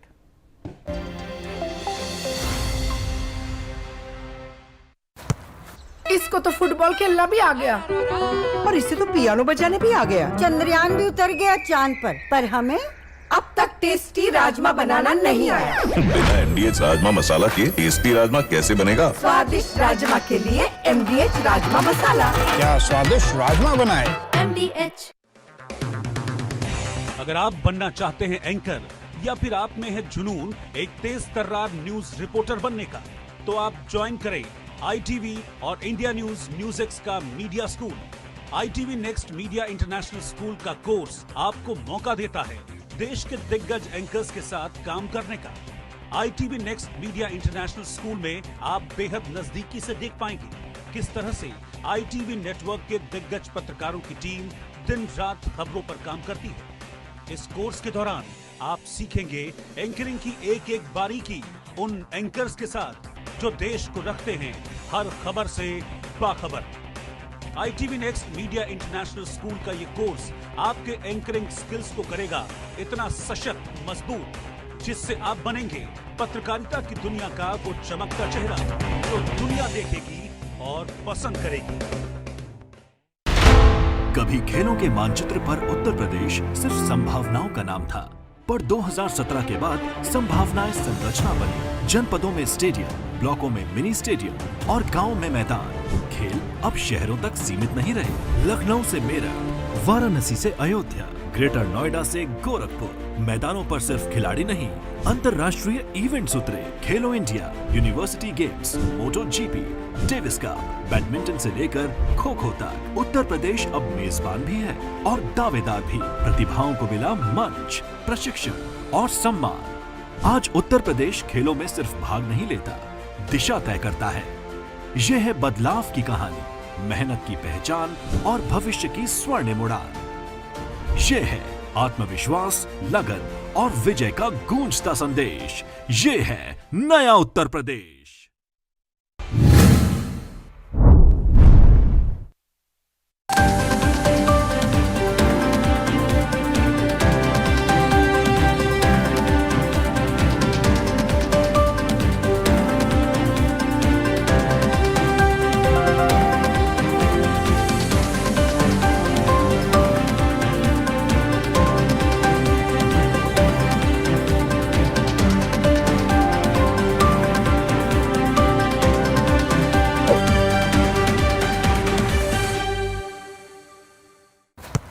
इसको तो फुटबॉल खेलना भी आ गया और इसे तो पियानो बजाने भी आ गया। चंद्रयान भी उतर गया चांद पर हमें अब तक टेस्टी राजमा बनाना नहीं आया। बिना MDH राजमा मसाला के टेस्टी राजमा कैसे बनेगा? स्वादिष्ट राजमा के लिए MDH राजमा मसाला। क्या स्वादिष्ट राजमा बनाए?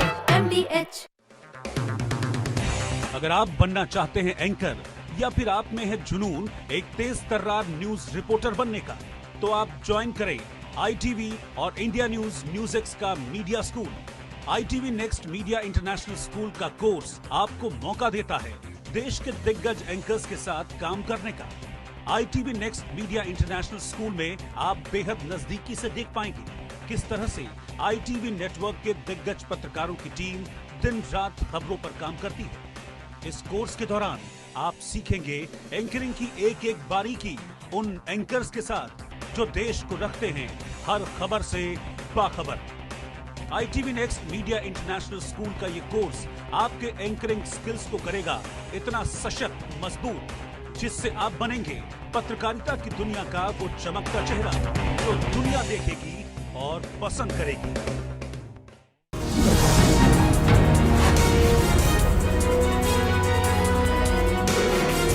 This week on the roundtable, we are taking a look at the danger our country faces from the number of Chinese imports that have been literally dumped onto our country. Our economy is at great risk. What can the budget do about it? The budget is like an iron dome. It protects our factories, it protects Indian capacities, and we need to defend them from the onslaught that the Chinese economy is doing on India. And it has reached huge proportions, so there is a need for an urgent step to be taken by the union budget. What I feel is not single measure, there can be multiple measures, but the best way to stop Chinese imports is by raising tariffs. History has shown it. We must raise tariffs as per the WTO agreements, and we have the limit of 50.4% average weighted tariff, whereas we are imposing hardly 6%. So there is a huge gap between what is the bound rate and what is the actual effective rate. I think we should strengthen our industrial policy and see to it that our PLI scheme also is interweaved with quality in a very strengthened manner, so that we are back on the path of having the QCOs into the country to a great extent of sectors and pushing them very hard. Thank you.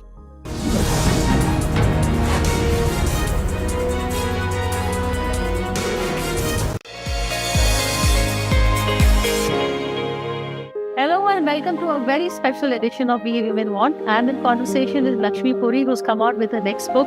It is about the sari called The Sari Eternal. What made you write this book? Well, I wanted to express through this how the sari is India wrapped in its folds, how it is Indian womanhood expressed in all her magnificence and resilience and fluidity and intelligence and creativity. It's not a book, it's a work of art. It really is. And the first thing it did, it made me want to wear a sari immediately. So I really do suggest you read the book, but first watch our show. Watch We Women Want at these times on Newsx.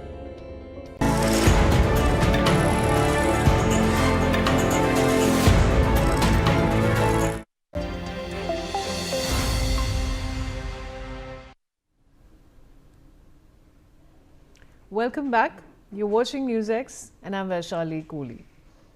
Pakistan and Bangladesh have resumed direct air connectivity after a 14-year suspension, marking a move towards improving bilateral ties as Biman Bangladesh Airlines operated its inaugural Dhaka-Karachi flight. The flight BG 341 landed at Karachi's Jinnah International Airport at 11:03 p.m. after departing Dhaka's Hazrat Shah Jalal International Airport at 8:15 p.m. According to flight tracking data cited by Dawn, the aircraft received a traditional water cannon salute on arrival, the Pakistan Airports Authorities said in a statement.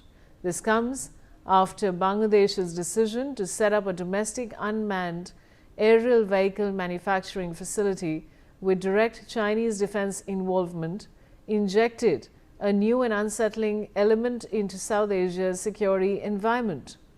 Major General Sudhakarji, senior geopolitics and defense expert, is joining me. Major General Sudhakarji, welcome, and I'd like to begin with your opening comments. Well, good afternoon, Vaishali. Thank you for inviting me for online show. All I would say that for Pakistan and Bangladesh, it may be a welcome development, but as far as the security imperatives of the subcontinent is concerned, this is a huge detriment and a big challenge emerging. Earlier, I had alluded to a statement post the meeting that took place in Kunming, 19th of June 2025. There was a meeting between China, Bangladesh and Pakistan amongst the foreign relations officials. I had said that it is the devil's triangle which is in making, and this devil's triangle will always take the camouflage, or the exteriors would be that of economic domain, but internally they will strengthen themselves and form such a kind of triangle which will remain as a permanent or eternal threat to India's security from different perspective. It is not only Siliguri corridor or northeastern states, but the stability within India itself will be subjected to lots of threats. Whether you talk in terms of banned organization PFI or SIMI, or these things will be revived with an aim to radicalize the society first, thereafter gradually build up their strength and stamina to balkanize. It's not that easy to balkanize India because there is some eternal glue which holds our all diverse signatures intact and compact. It's not that easy. So they will try all kinds of things. It is not going to happen in immediate future, but it's a long gestation period. You have Jaish-e-Mohammed Women's Regiment, you have Lashkar-e-Taiba forming a women's battalion, and you have the new infrastructure being developed apart from renovation of the infrastructures which had been demolished during Operation Sindoor Phase 1. So such like activities will go on.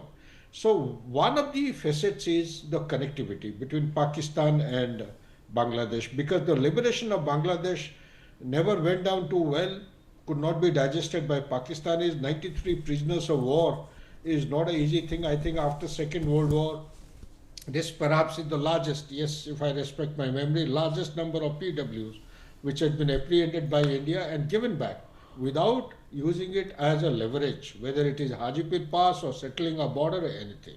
So therefore it will continue with an animosity in order to redeem the insult and humiliation which has been inflicted on Pakistan way back in 1971 conflict, and thereafter the abrogation of Article 370 and 35 Alpha has actually hit them hard. More than them, China also is already upset over the same issue. They have gone on to form a kind of a counter strategy to keep India's progress under check. Back to you, Vaishali. Now, Major General Sudhakar ji, of course, we've discussed this, but then I want to specifically ask you, the fact that Bangladesh's decision to set up a domestic UAV, manufacturing facility with direct Chinese defense involvement has raised many eyebrows. What would you like to say on that? Yeah, you see, it was expected. The way, firstly, we have to understand China has got a bigger aim. The bigger aim is to rejuvenate itself as a middle kingdom. That concept of middle kingdom by 2049 or earlier, so that it can become a global power, so that it can challenge the present global power or the superpower that is USA. So while doing so or trying to achieve this particular objective, it wants to redeem its centuries of humiliation.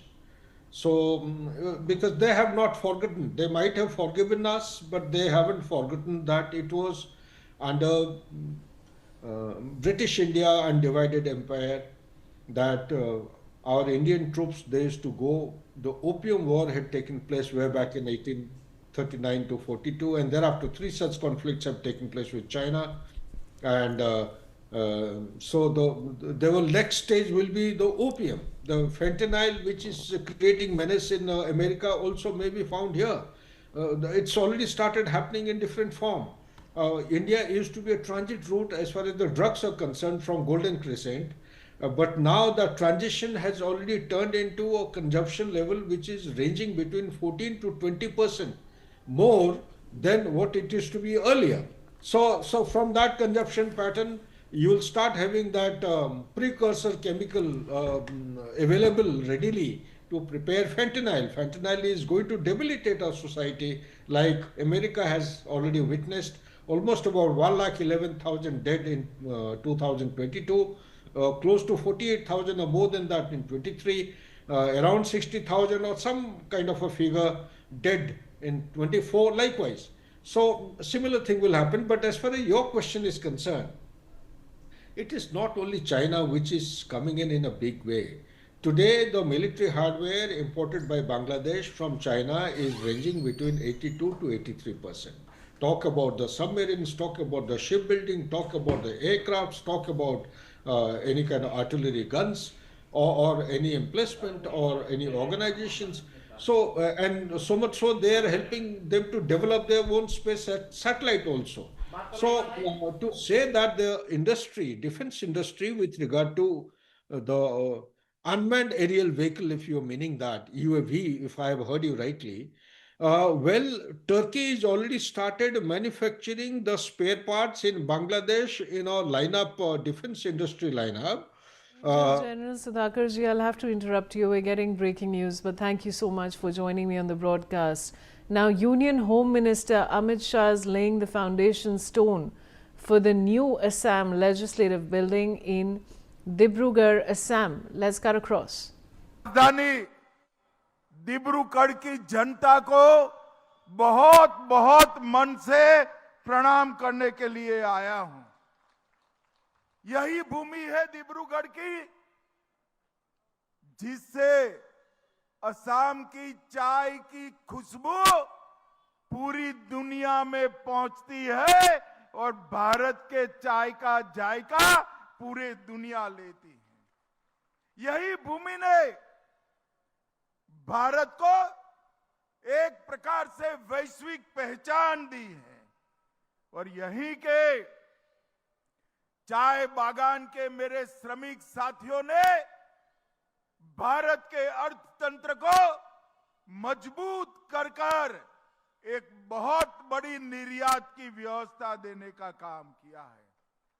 आज मैं यहां आया हूं तब सबसे पहले मां कामाख्या, श्रीमंत शंकर देव, श्रीमंत माधव देव जी के चरणों में प्रणाम कर कर मेरी बात की शुरुआत करता हूं। आज महात्मा गांधी की पुण्यतिथि है।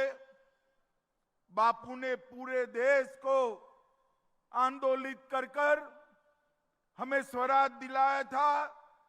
आज मैं पुण्यात्मा महात्मा गांधी जी को भी प्रणाम करना चाहता हूं। भाइयों और बहनों, आज यहां पर लगभग 825 करोड़ की लागत से 5 परियोजनाओं का भूमि पूजन और उद्घाटन हुआ है। सबसे पहले मैं आसाम के मुख्यमंत्री श्री हेमंत बिस्वा शर्मा को डिब्रूगढ़ की जनता की ओर से बहुत बहुत बधाई देना चाहता हूं। इन्होंने 2025 में घोषणा की कि आसाम को हम समावेशी बनाएंगे और डिब्रूगढ़ को असम की दूसरी राजधानी बनाने का उन्होंने निर्णय घोषित किया। हमने कांग्रेस की भी सरकारें देखी हैं, मगर जब बाढ़ आती है, वो रौद्र रूप जब धारण करती है, हर साल कई जगह पे विनाश बिखेरती जाती है। हमने कुछ साल पहले हमने स्पेस एप्लीकेशन सेंटर से आसाम का एक प्रकार से सर्वे किया और आसाम के सर्वे के आधार पर बड़े बड़े वेटलैंड आइडेंटिफाई किए और ये ब्रह्मपुत्र का पानी, बाढ़ का पानी, बड़े बड़े 15 तालाब बनाकर हम इसमें डाइवर्ट करेंगे और बाढ़ को रोकने का काम करेंगे। और मित्रों, गत चुनाव में हमने वादा किया था कि हम आसाम को बाढ़ मुक्त बनाने का एक रास्ता ढूंढेंगे और अगले चुनाव के एंड पहले आज इसका भूमि पूजन होने जा रहा है। ये बड़े तालाब बनेंगे जहां से इरिगेशन होकर आसाम के किसानों को 3 बार वर्ष में क्रॉप लेने की सहूलियत होगी। यहां पर पशुपालन बढ़ेगा, डेयरी उद्योग भी बढ़ेगा और ये बड़े बड़े तालाब स्पोर्ट्स के लिए, वाटर स्पोर्ट्स के लिए भी काम करेंगे और टूरिज्म का भी बहुत बड़ा आकर्षण का केंद्र बनेगा। सालों से असम बाढ़ की समस्या से ग्रस्त था और भारत सरकार के गृह मंत्रालय ने 692 करोड़ रुपया खर्च कर ये प्रथम चरण 15 वेटलैंड को डेवलप करने का किया है। ये बहुत महत्वाकांक्षी योजना है। इससे 7.5 लाख लोगों को बाढ़ से बचाया जाएगा। लगभग 77,000 हेक्टेयर भूमि सिंचित होगी, फ्लड की पीक कम होगी और वाटर होल्डिंग कैपेसिटी बढ़ने से हमारे भूस्तर को भी हम ऊपर लेकर आएंगे। Now, the T20 World Cup 2026 edition is less than 10 days away. But there is still no clarity on Pakistan's participation in the 20-team tournament, which begins on February 7. The Pakistan Cricket Board chairman, Mohsin Naqvi, has repeatedly threatened to pull out of the event after the ICC's decision to show Bangladesh the door for refusing to travel to India due to security reasons. After the Bangladesh Cricket Board decided against travelling to India, the ICC made the harsh decision to replace Bangladesh with Scotland in Group C. Amid the ongoing standoff between the ICC and PCB, Iceland cricket, known for its playful jabs on social media, once again took a humorous stance on the issue, and the official handle minced no words in taking pot shots at the ICC, PCB and even Scotland cricket. Iceland cricket joked that the team would not be able to replace Pakistan even if the ICC asked them, as it is just too late now, saying they're not like Scotland, which can come at the last minute and replace another team.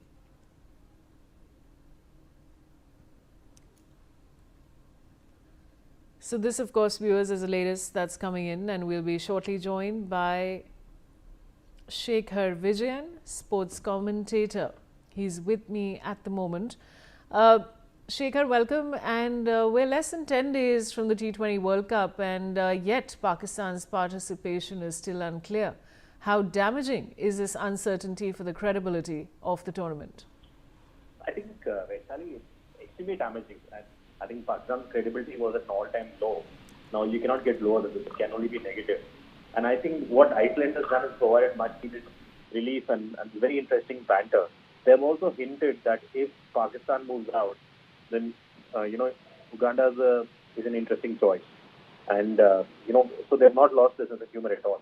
But I think in terms of Pakistan or in terms of Bangladesh, this entire, tamasha which they did, Pakistan in terms of trying to instigate Bangladesh and, also now doing this, this on-off policy with India, where they're telling that they will either play with India, and if they play, they will have these black armbands, and then they'll play it like a political protest. So it really makes no sense. Pakistan has got some other agenda in mind. They don't want to play cricket. They know that if they play cricket, they would lose because they're not a great opposition to play with, first of all. The second thing is they want to use this cricket canvas or the cricket ground as a place for them to propagate their political game, which is the wrong thing to do. The T20 World Cup, like I've always maintained, is a World Cup where 12 leading nations come in and play the best cricket, and for all the players to showcase their talent. While Pakistani Cricket Board is more interested in making it political, is more interested in trying to, upstage India, is more interested in trying to show that the World Cup is about them and nobody else. And it just reflects how immature, how childish, how churlish, and how inferior they are to other countries. I think from day one, they've always had a big inferiority complex with respect to India. And they thought if they could, try to put India under the bus or Bangladesh under the bus by doing this, it would work for them. But actually, it works the other way around. Everybody has got to know what Pakistan is about, how amateurish they are and how childish they are. And I don't think anybody would want to engage with Pakistan in terms of cricket, would want to play cricket with them. Because they don't seem very reliable. They don't seem very consistent. Every day they keep changing their statements. Their cricket board does not really know what to do, and they have no reliable answers to go for. They're just doing this, I think, to just buy time, because they know that I think by 7th of Feb the World Cup starts, and they want to make sure that they try to create trouble before that. They don't understand the fact that the World Cup is not about them. It's not about India. It's not about Sri Lanka. It's about a lot of countries participating together. And when you have countries participating together, you have different venues, different commentary teams, different broadcasting teams. There is logistics. There are different grounds. There are a lot of things which have to be handled. And now everything is decided a few months in advance. It does not change a few days.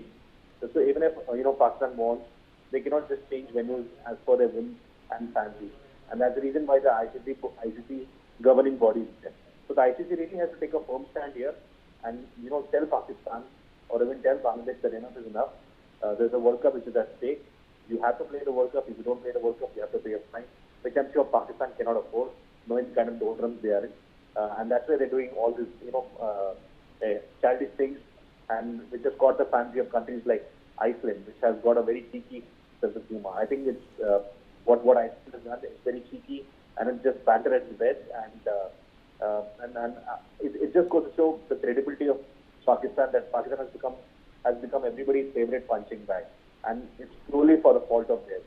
As long as they just don't focus on cricket, and they focus on religion, and fun, and they focus on religion. They focus on mixing religion with sports. This is what is going to happen to them.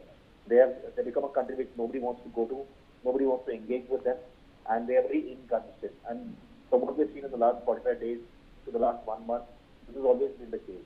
Pakistan has not been very reliable in terms of giving a very straightforward answer. And in a T20 World Cup, you want to make sure you put your best foot forward. One feels for the players, because the players do not know whether they're playing or not playing, and they've not had practice matches also. And if they have had practice matches, it only happen in Pakistan. So how will they really play the game? And that's also important, because they're not a very strong opposition now as compared to earlier. So the days of Pakistan-India rivalry is gone, and it's now no longer about Pakistan-India. It's about Pakistan versus Pakistan. So Pakistan is, I think, on a mission to emulate themselves. They're on a mission to just to do something to themselves, and they are on I think they are on a death wish. It looks like that, because the way the board is going around doing things, the way the board is taking decisions, which is very, very inconsistent. Today they're telling they will play, tomorrow they're saying they will not play. The World Cup does not operate in that manner. You're not playing a children's tournament. Even a children's tournament has got more professionalism than this. Pakistan, in one word, is unprofessional. It's very churlish, very childish, very amateurish, very inconsistent, and I think the credibility is not only at all-time low, if I would say it's even very, very negative. And I don't think any country would want to engage with them in matters of cricket, at least right now. All right, Shekhar, thank you for joining me on the broadcast. Now, the ongoing feud between tech billionaires Vinod Khosla and Elon Musk show no signs of cooling off, following Musk's reference to his partner Shivon Zalis's Indian background while defending against claims of racism. The Indian-American investor and Sun Microsystems co-founder fired back sharply. Khosla urged Musk to avoid posting content that comes across as racist in the future, rather than dragging family into the argument. He wrote on X, instead of involving your family, perhaps refrain from sharing statements that appear seemingly racist next time. Many people would welcome it if you made clear that you're not aiming to create a white-only society in America, that you're not pushing a vague agenda, and that racism plays no role in your frequent concerns about white birth rates, the declining proportion of white people in the population, and similar topics. This exchange stems from broader accusations where Khosla has labeled Musk's views on demographics and issues related to more issues as promoting a racially exclusionary ideology, coining WAGA as White America Great Again. While Musk has pushed back by highlighting his personal ties to Indian heritage to counter the racism claims, the spat continues to play out publicly on social media. So this, of course, viewers, is the latest ongoing feud that we're talking to you about. And with that, we're slipping into a short commercial break. We'll be back shortly.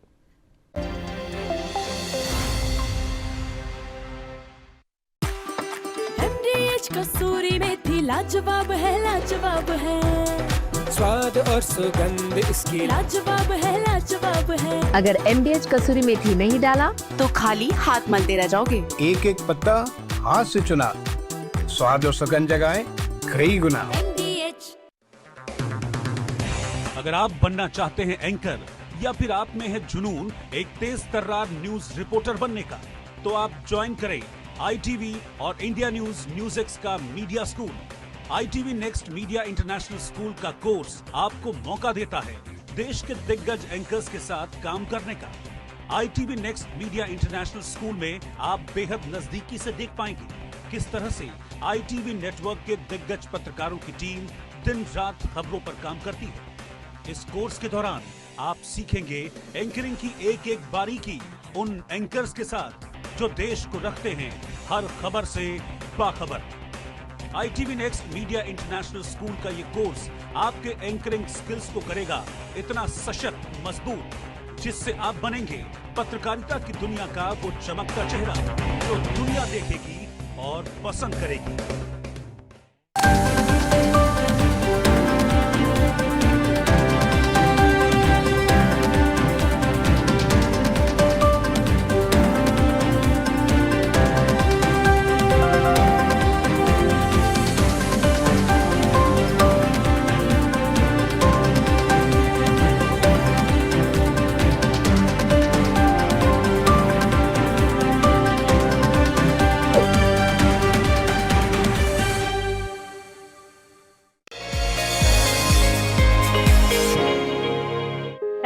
Welcome to a very special edition of We Women Want. I'm in conversation with Lakshmi Puri, who's come out with her next book. It is about the sari called The Sari Eternal. What made you write this book? Well, I wanted to express through this how the sari is India wrapped in its folds, how it is Indian womanhood expressed in all her magnificence and resilience and fluidity and intelligence and creativity. It's not a book, it's a work of art. It really is. And the first thing it did, it made me want to wear a sari immediately. So I really do suggest you read the book, but first watch our show. Watch We Women Want at these times on Newsx. अगर आप बनना चाहते हैं anchor या फिर आप में है जुनून एक तेज तर्रार न्यूज रिपोर्टर बनने का, तो आप ज्वाइन करें ITV और इंडिया न्यूज़x का media school. ITV next media international school का कोर्स आपको मौका देता है देश के दिग्गज एंकर्स के साथ काम करने का। ITV next media international school में आप बेहद नजदीकी से देख पाएंगे किस तरह से ITV नेटवर्क के दिग्गज पत्रकारों की टीम दिन रात खबरों पर काम करती है। इस कोर्स के दौरान आप सीखेंगे एंकरिंग की एक एक बारीकी उन एंकर्स के साथ जो देश को रखते हैं हर खबर से बाखबर। ITV next media international school का ये कोर्स आपके एंकरिंग स्किल्स को करेगा इतना सशक्त मजबूत जिससे आप बनेंगे पत्रकारिता की दुनिया का वो चमकता चेहरा जो दुनिया देखेगी और पसंद करेगी।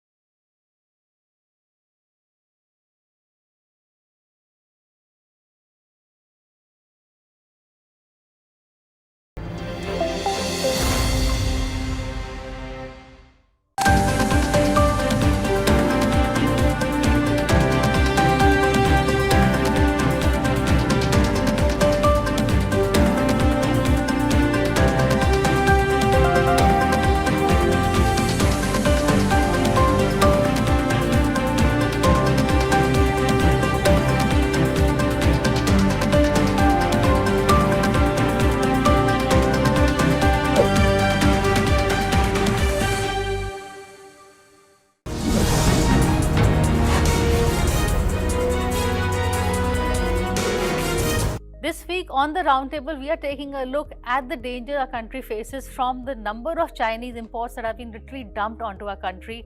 Our economy is at great risk. What can the budget do about it? The budget is like an iron dome. It protects our factories, it protects Indian capacities, and we need to defend them from the onslaught that the Chinese economy is doing on India. And it has reached huge proportions, so there is a need for an urgent step to be taken by the union budget. What I feel is not single measure, there can be multiple measures, but the best way to stop Chinese imports is by raising tariffs. History has shown it. We must raise tariffs as per the WTO agreements, and we have the limit of 50.4% average weighted tariff, whereas we are imposing hardly 6%. So there is a huge gap between what is the bound rate and what is the actual effective rate. I think we should strengthen our industrial policy and see to it that our PLI scheme also is interweaved with quality in a very strengthened manner, so that we are back on the path of having the QCOs into the country to a great extent of sectors and pushing them very hard. Thank you.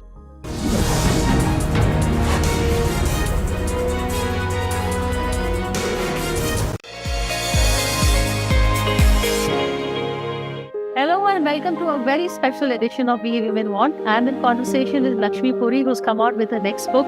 It is about the sari called The Sari Eternal. What made you write this book? Well, I wanted to express through this how the sari is India wrapped in its folds, how it is Indian womanhood expressed in all her magnificence and resilience and fluidity and intelligence and creativity. It's not a book, it's a work of art. It really is. And the first thing it did, it made me want to wear a sari immediately. So I really do suggest you read the book, but first watch our show. Watch We Women Want at these times on Newsx.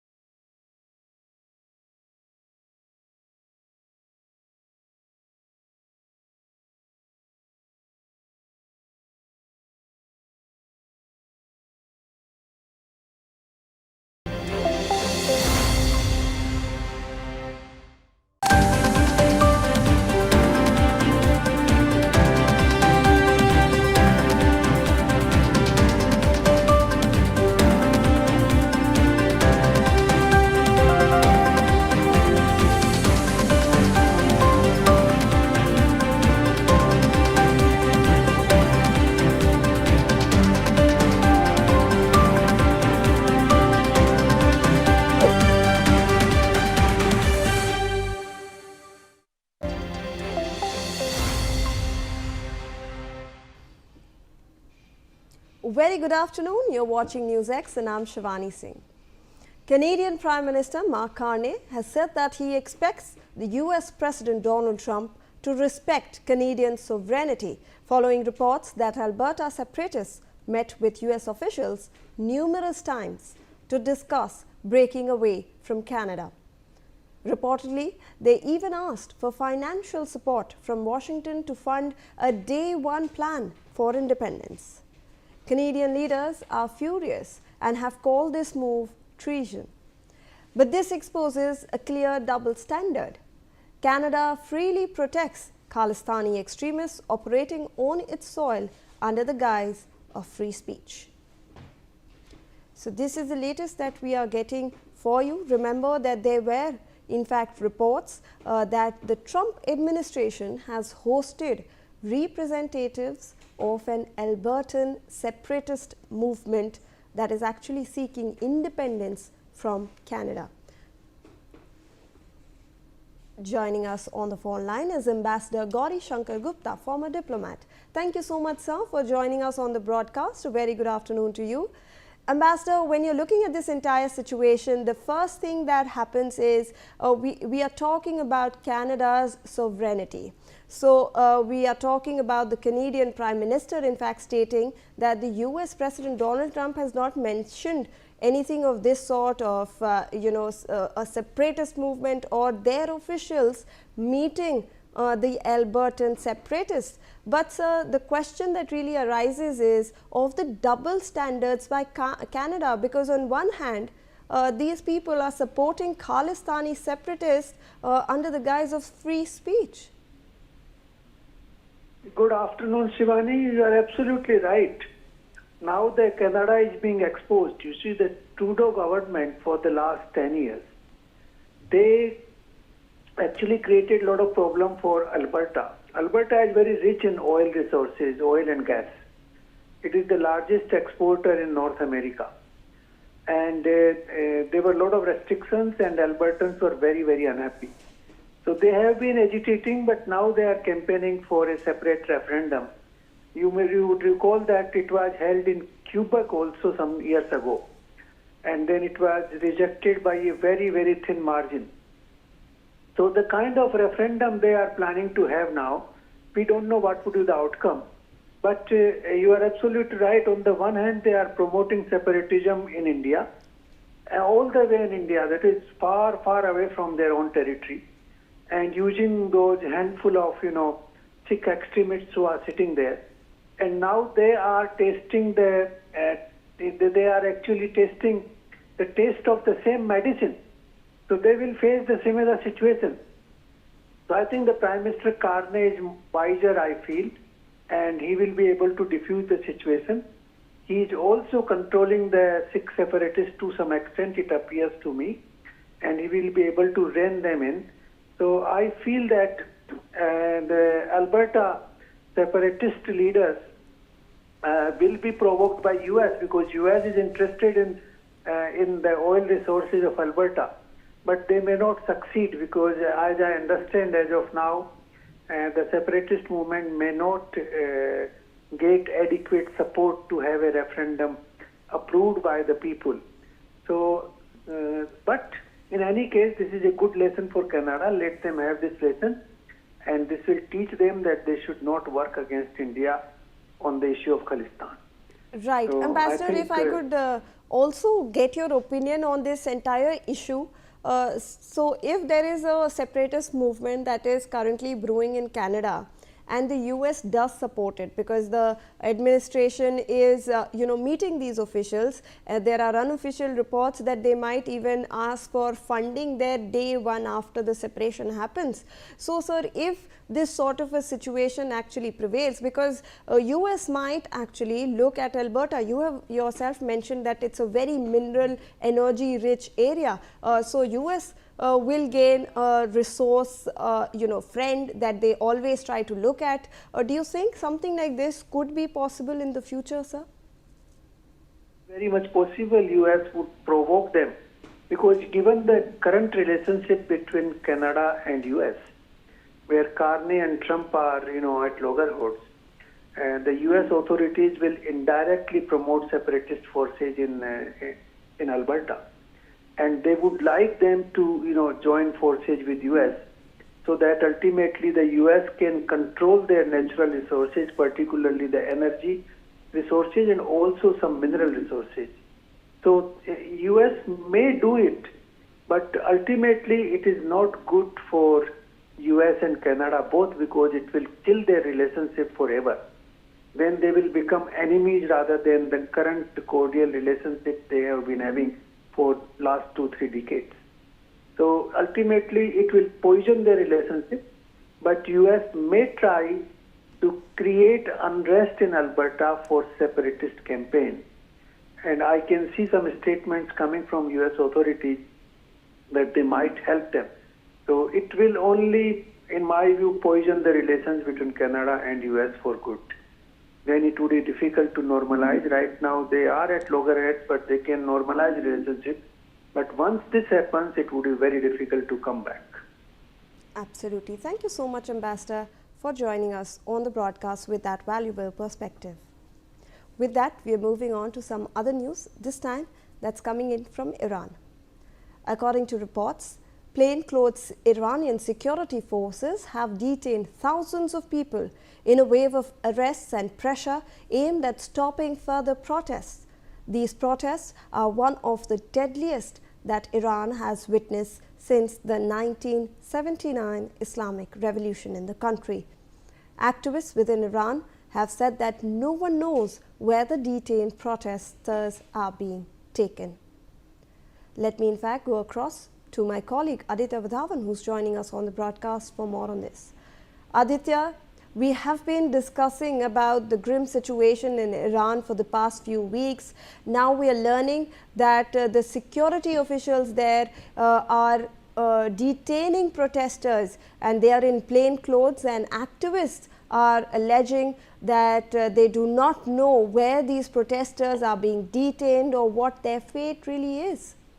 Well, absolutely. You see, Shivani, indeed things are now very, very escalating in Iran, and the protests are increasing day by day. As you mentioned, that Iran is now, forwarding its crackdown on the protesters. It's been arresting protesters. So there are several concerns regarding this, as to how these protests are spiraling. The violent protests are going, and it needs to be seen how things unfold in this scenario, because sometimes the situation is not so very conducive in Iran at this juncture, and it needs to be seen how things unfold in this scenario. Aditya, I would request you to please stay on with us. We have some more inputs on this story. Iran's exiled prince Reza Pahlavi has welcomed the European Union's decision to designate the Islamic Revolutionary Guard Corps as a terrorist organization. He said that the move sends a clear message that the Iranian regime lacks international legitimacy, and called for further practical steps to protect the Iranian people and support a legitimate transitional government leading the country towards democracy. So Aditya, we have this leader in opposition and the son of the last Shah of Iran actually hailing the European Union's decision to declare the IRGC as a terrorist organization. Now we know that this is the main authority in Iran. This is the law enforcement agency that actually makes sure that everything, all the rules are followed, and declaring that as a terrorist organization, does this have any effect on Iran, Aditya? Definitely, IRGC is one of the most important organizations in Iran, and definitely now, since it has been designated as a terrorist organization by the EU, so definitely now it needs to be seen how things unfold in this scenario, because this situation is getting very, very worrisome as the day progresses. So indeed, at this juncture, Shivani, there are concerns regarding how Iran will treat its protesters, whether it will continue to detain the protesters in a similar manner, or there will be de-escalation. So definitely things at this juncture are concerning as to how things are panning out. So clearly, if you see, it needs to be seen whether now US is also gearing up for an attack on Iran, whether US will attack Iran, will it be a full-scale attack or it will be a low-scale attack. This needs to be seen, because things are spiraling in such a manner that, there are concerns.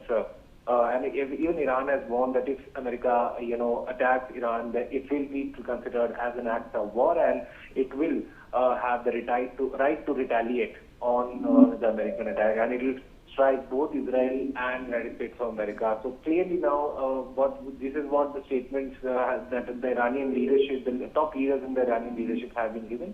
It needs to be seen how things unfold in this scenario. Absolutely, Aditya. If I can request you to please stay on with us. The World Health Organization chief has also said that the United Nations agency had verified the recent attacks on a hospital in Iran. He added that several health centers were damaged during the unrest, leaving dozens of paramedics hurt as well. So Aditya, obviously we do not have official figures of the number of people who have been injured, but the WHO has confirmed this attack on a hospital. They have confirmed that paramedics were also in fact injured in this attack.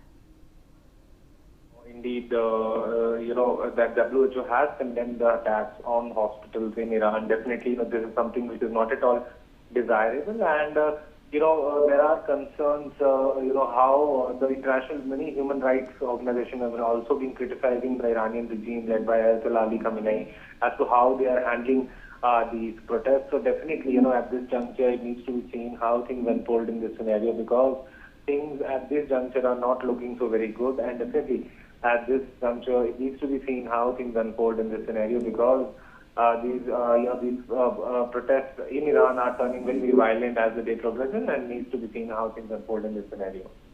Right. All right. Thank you so much, Aditya, for joining us on the broadcast with all those inputs. We are turning our attention now towards Tamil Nadu.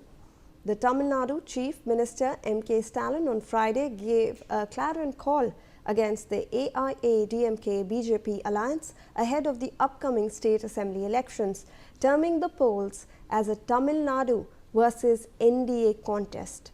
Slamming the BJP, he alleged that the state government has received funds for education and metro projects. Tamil Nadu is set to hold legislative assembly elections later this year, where the DMK Congress alliance seeks to defend its rule against the BJP AIA-DMK led NDA. The actor turned politician Vijay is also in the fray, with his TVK turning the polls into a triangular contest. So this is the latest that we are getting for you regarding the Tamil Nadu assembly elections, which will be held very soon. And here we have the Tamil Nadu Chief Minister, in fact, slamming the NDA alliance over there, which consists of the BJP and the AIA-DMK. So Stalin over here is stating that this is the upcoming state assembly elections is a poll that is Tamil Nadu versus the NDA. He has termed that entire contest as that, and he's also slammed the BJP, alleging that the state government has received funds for education and metro funds. Let me in fact go across to my colleague Raj Kiran, who's joining us live on the broadcast. Raj, we are seeing the Tamil Nadu Chief Minister slamming the NDA alliance and specifically the BJP before the upcoming state assembly elections.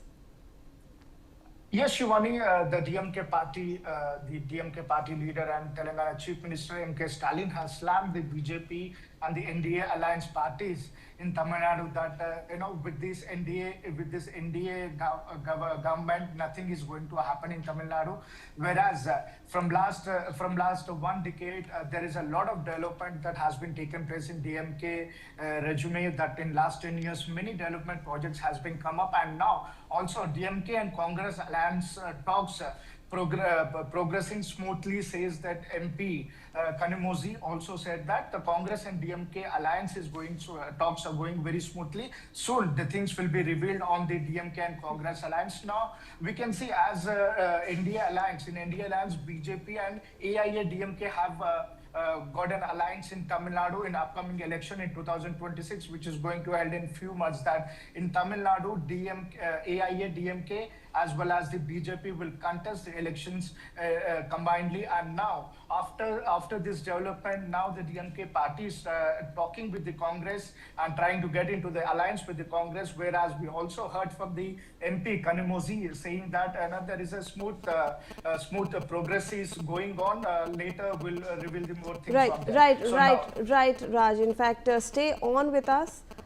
We have some more inputs on this. The DMK MP Kanimoy on Friday has said that talks between the DMK and the Indian National Congress were progressing smoothly. Speaking to reporters, she said, and I quote here, "The party leader will make an announcement after all discussions are concluded." This comes after Congress leader Rahul Gandhi and DMK MP Kanimoy met in the national capital to discuss the alliance roadmap ahead of the upcoming Tamil Nadu Assembly elections. The two-decade-old alliance partners in the state are uncomfortable this time in the Assembly elections, as the Congress party's state leadership is demanding a share of power in the government, which the DMK has not offered. So Raj, when we are looking at this entire situation, this is an alliance that is currently in the doldrums. We are seeing talks between Kanimoy and Rahul Gandhi. We are also seeing, however, both the parties are trying to put a united front, and just before the Tamil Nadu elections, we are seeing a triangular contest. Yes, Shivani, the talks between the DMK party as well as the Indian National Congress is going smoothly, as Karmozi has said in Delhi, talking to the reporters. From last few days, the talks going in between these two parties for the alliance in Tamil Nadu upcoming election. So, but where we have heard from the sources, we got to know that the Congress is expecting the share in the share of tickets in the, and there is a little concern in that the talks are going on how many tickets the Congress will be contesting the elections, and what is the constituency shares and how many tickets will Congress get, how many will be the DMK working later if they come to the power, how things will be work out, whether they'll give the 2.5 years CM will be shared there. There's all these things are considering now. The talks were going on in between the Congress and DMK. As Kanamozi has said that once these all things will be clear, officially the DMK party will declare later what exactly the things will come out in that. We have to wait just one more day, that at least till today evening or till tomorrow or day after tomorrow, the things will be coming out that what exactly the both the parties have come to a conclusion on this. Right. Thank you so much, Raj, for joining us on the broadcast with all those updates. We are turning our attention now towards Maharashtra, where the last rites of Maharashtra Deputy Chief Minister Ajit Pawar were performed yesterday with full state honours at the Vidya Pratishthan ground in Baramati, drawing dignitaries and widespread public mourning.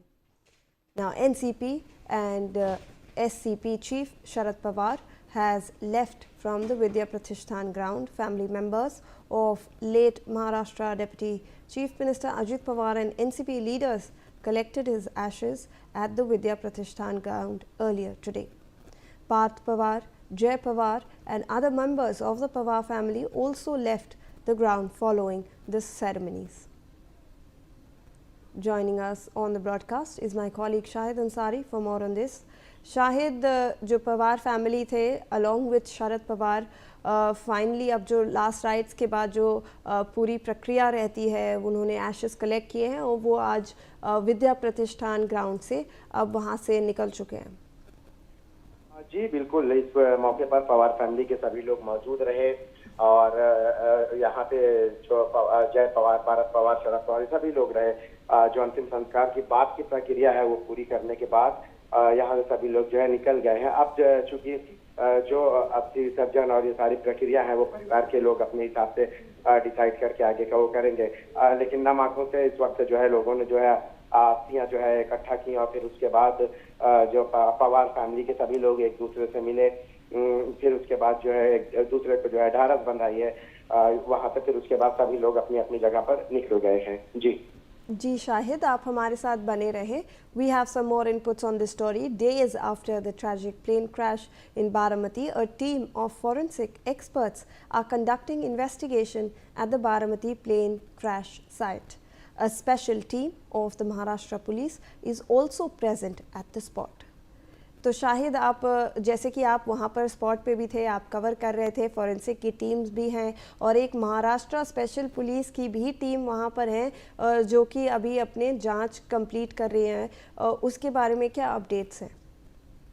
देखिए, DGCA, ministry of aviation और इसके अलावा दूसरी agency जो police है, Maharashtra police है, ये सभी जो है इस पूरे मामले में तफ्तीश कर रहे हैं। एक तरफ ये कह सकते हैं हम कि एक ज्वाइंट इन्वेस्टिगेशन है, क्योंकि मामला जो है राज्य के मुख्यमंत्री से जुड़ा हुआ है और मुख्यमंत्री के साथ साथ 5 लोग और जो थे वो मौत के मुंह में चले गए हैं। जाहिर सी बात है कि मामला संवेदनशील है और इस संवेदनशील होने की वजह से सभी एजेंसियां जो है अपने अपने स्तर पर जो है जांच कर रही हैं ताकि इस पूरे मामले में जो है साफ और क्लियर जो है जांच हो।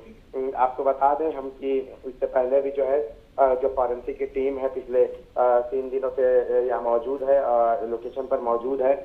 और दूसरा ये कि अभी भी जो है मलबा वगैरह अभी भी वही है, जब तक जो है जांच मुकम्मल नहीं होगी ये मलबा हटाया नहीं जाएगा, क्योंकि इन्वेस्टिगेशन का ये पार्ट है। और इसके अलावा जितने भी जो है जो प्लेन के पार्ट्स वगैरह इधर उधर बिखरे हैं उनको मार्क किया गया है और उसको ही रखा गया है। जैसे ही इन्वेस्टिगेशन कंप्लीट हो जाएगी उसके बाद मलबे को यहाँ से हटाया जाएगा। जी शाहिद, बने रहे हमारे साथ। following the death of Ajit Dada Pawar in a fatal plane crash. NCP SP leader Eknath Khadse has made a statement. Khadse has said that both the factions of NCP will come together. He further said that talks for the merger of NCP and NCP SCP were ongoing since the last 3-4 months and that Ajit Pawar knew about it.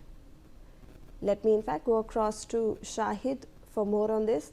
Shahid, ये जो political एक stance है, एकनाथ खड़से हैं वो कह रहे हैं कि अब टाइम आ गया है कि एनसीपी के जो दोनों फैक्शंस हैं जो अलग हुए थे वो अब साथ हो जाएं और उन्होंने ये भी कहा कि 3-4 महीनों से इस बारे में बातचीत चल रही थी।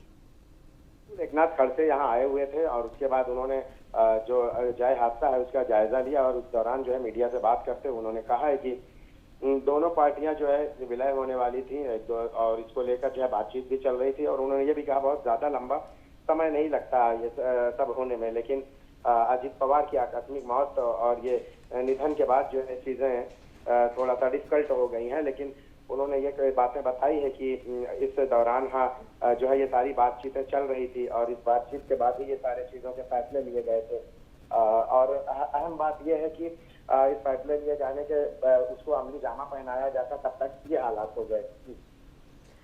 जी शाहिद, धन्यवाद आपका हमारे साथ जुड़ने के लिए। With that we are wrapping up this bulletin and slipping into this short commercial.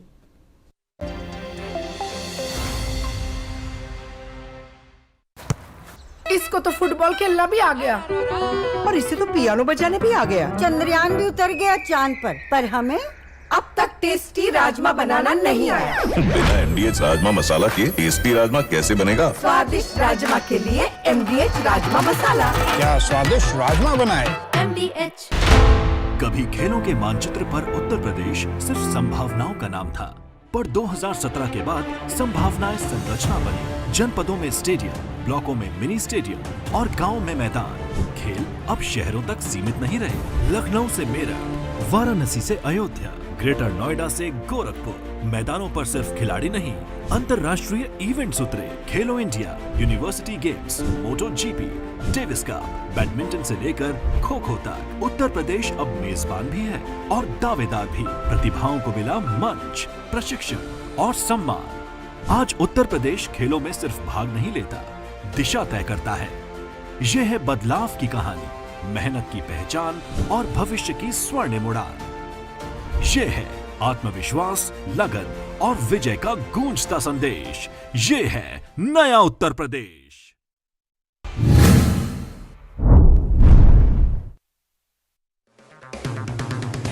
अगर आप बनना चाहते हैं एंकर या फिर आप में है जुनून एक तेज तर्रार न्यूज रिपोर्टर बनने का, तो आप ज्वाइन करें ITV और इंडिया न्यूज़x का media school. ITV next media international school का कोर्स आपको मौका देता है देश के दिग्गज एंकर्स के साथ काम करने का। ITV next media international school में आप बेहद नजदीकी से देख पाएंगे किस तरह से ITV नेटवर्क के दिग्गज पत्रकारों की टीम दिन रात खबरों पर काम करती है। इस कोर्स के दौरान आप सीखेंगे एंकरिंग की एक एक बारीकी उन एंकर्स के साथ जो देश को रखते हैं हर खबर से बाखबर। ITV next media international school का ये कोर्स आपके एंकरिंग स्किल्स को करेगा इतना सशक्त, मजबूत, जिससे आप बनेंगे पत्रकारिता की दुनिया का वो चमकता चेहरा जो दुनिया देखेगी और पसंद करेगी।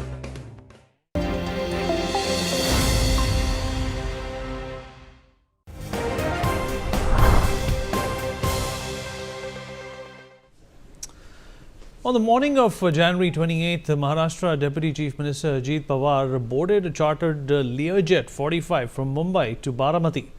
The aircraft, operated by VSR Ventures Private Limited, crash-landed at Baramati Airport, killing all 5 people on board instantly.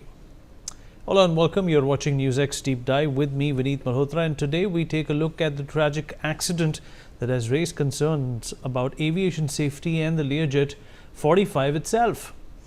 Well, let's begin with the aircraft. The Learjet 45 is a twin-engine aircraft made by Bombardier Aerospace. It was first introduced in the late 1990s and entered service in 1998. Designed mainly for short and medium distance journeys, it became popular with business leaders and politicians because it saves travel time. The jet measures 17.68 meters in length, has a wingspan of 14.58 meters and a height of 4.3 meters, according to aviation portal Skybrary. The plane usually has a seating capacity of 6 to 8 passengers, depending on its interior layout. The aircraft used in Baramati, operated by VSR Ventures Private Limited and registered as VTSSK, went down while attempting to land. It was approximately 16 years old, built around 2010, and part of VSR's fleet, which includes over 15 aircraft for charter, air ambulance and leasing services. But this is not the first fatal accident involving the aircraft. Over nearly 3 decades of operations, the Learjet 45XR has been involved in at least 5 fatal accidents globally. In fact, in an eerily similar incident as recently as February 2025 in Arizona, after touchdown, a Learjet entered a left-wing low altitude and began veering left. The aircraft hit a parked Gulfstream G200 jet, killing the pilot and the first officer. The United States Federal Aviation Administration has also issued a number of directives regarding the aircraft's airworthiness and initiated investigations following such incidents. As far back as 2003, the FAA issued an airworthiness directive ordering the replacement of the squat switch camrod on the nose landing gear on all Learjet 45S. If not carried out, the FAA stated it could result in the aircraft departing the runway at high speeds during landing. Then in 2023, another FAA investigation found safety issues in parts of the anti-ice system inside the pneumatic system, which could lead to loss of airplane control in icy conditions. Finally, in October 2025, the US NTSB issued an urgent recommendation to the FAA asking for Learjet gear inspections in the wake of Arizona tragedy. The NTSB also issued a safety alert for 1,800 Learjets over the landing gear risk. This brings us to the Learjet involved in the Baramati accident. Well, the aircraft VTSSK was operated by VSR Aviation, a New Delhi-based charter company. It departed from Mumbai's Chhatrapati Shivaji Maharaj International Airport around 8:10 a.m. Indian Standard Time for the short flight to Baramati. The jet appeared from radar, crashed around 8:45-8:50 a.m. during an attempted second landing. Now, 8 minutes after taking off from Mumbai, the VTSSK made its first radio contact with the Baramati Advisory Station as it was descending towards the airport. Although fog and low visibility were noted locally and by eyewitnesses later on, as per official communication, the crew was advised that the winds were calm with visibility up to 3,000 meters. Such visibility is considered marginal or poor for visual flight rules, which typically require a minimum of 5,000 meters visibility. Following this, sometime between 8:20 to 8:30 a.m., the aircraft reported being on a final approach to runway 11 at Baramati. However, the crew then said that the runway was not visible and initiated go-around for an aborted landing. Flight tracking data shows that while performing the go-around to attempt its second landing, the plane made a large turn and did not align properly with the runway. Asked to report runway in sight, crew said it was not and they would call when the runway would be visible. Between 8:42 and 8:43 a.m., following a period of circling and waiting for a second approach, the crew made its final contact to the tower, reporting that the runway is in sight. However, when the aircraft was once again cleared to land at 8:43, the crew gave no read-back confirmation. 2 minutes later, the aircraft disappeared from radar and crashed. Crash landing near the runway threshold, the aircraft went off the side and impacted the ground. The plane exploded, followed by multiple smaller blasts. Eyewitnesses reported 4 to 5 explosions in total. So now that we have looked at the particular aircraft and what exactly transpired ahead of the crash, let's turn our attention to who was behind the wheels or who was behind the control system. Well, the pilots in command, Sumit Kapoor, held an airline transport pilot license with over 16,000 hours of flying experience. According to Vijay Kumar Singh, director and key owner of VSR Ventures, Kapoor had previously flown with Sahara, Jet Light and Jet Airways and was well versed with the Learjet type used by the company. Meanwhile, co-pilot Sambhavi Pathak had approximately 1,500 hours of experience. She studied at Air Force Bal Bharti School between 2016 and 18 and later trained at the New Zealand International Commercial Pilot Academy. She earned a Bachelor of Science in Aeronautics, Aviation and Aerospace Science and Technology from the University of Mumbai. Pathak also worked as an assistant flying instructor at the Madhya Pradesh Flying Club, holding a flight instructor rating A and a frozen airline transport pilot license issued by the Directorate General of Civil Aviation. Both pilots had completed their most recent proficiency checks and medical examinations in 2025, which remain valid for 2026. They were licensed and medically fit. The preliminary report also indicates no technical or mechanical issues with the aircraft prior to the incident. With the AAIB having taken over the case now, the Ministry of Civil Aviation today issued a statement on the investigation into the plane crash, stating that the probe into the Learjet 45 aircraft crash is progressing expeditiously. The ministry revealed that the black box has already been recovered and it remains fully committed to completing the probe within a defined time frame. Remember, the black box records flight data and cockpit audio to investigate and determine the causes of aircraft accidents or incidents. The box is crucial and is expected to significantly aid the probe into the ill-fated incident. The ministry further informed that teams from AAIB's Delhi Police and DGCA's regional office in Mumbai had already reached the crash site and investigation is progressing according to procedure. Let's talk about this with our guest. Joining us on the show at this point in time is Captain Sam Thomas, President of the Airline Pilots Association. Captain Thomas, appreciate you being here. Thank you for taking out the time. First of all, what are your impressions of what happened over here? I'm no expert, but what it seems like that there was some sort of a miscalculation, or rather, some optic confusion when it came to sighting the runway. Very true. First of all, our hearts go out to the people who lost their lives, and especially to the young co-pilot. What a career that has been cut short so abruptly. And also condolence to the family of Captain Sumit Kapoor. Now, the questions that need to be raised are, as far as the aircraft is concerned, yes, Learjet 45 is a very fast airplane and it needs a little bit of extra attention when it's being flown.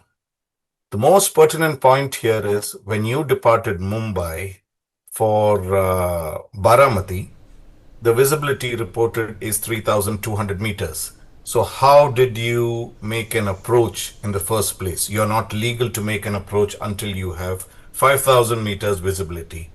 Second point is, who reported this visibility? Was it a qualified Met officer who reported the visibility? Because in 3,200 meters, which is 3.2 kilometers, it's pretty easy to spot a runway. Now, having said that, the Baramati is a field that has 2 flying schools at least, and during this time, that is the January and February, you have an issue of fog. That is the reason why you have low visibility.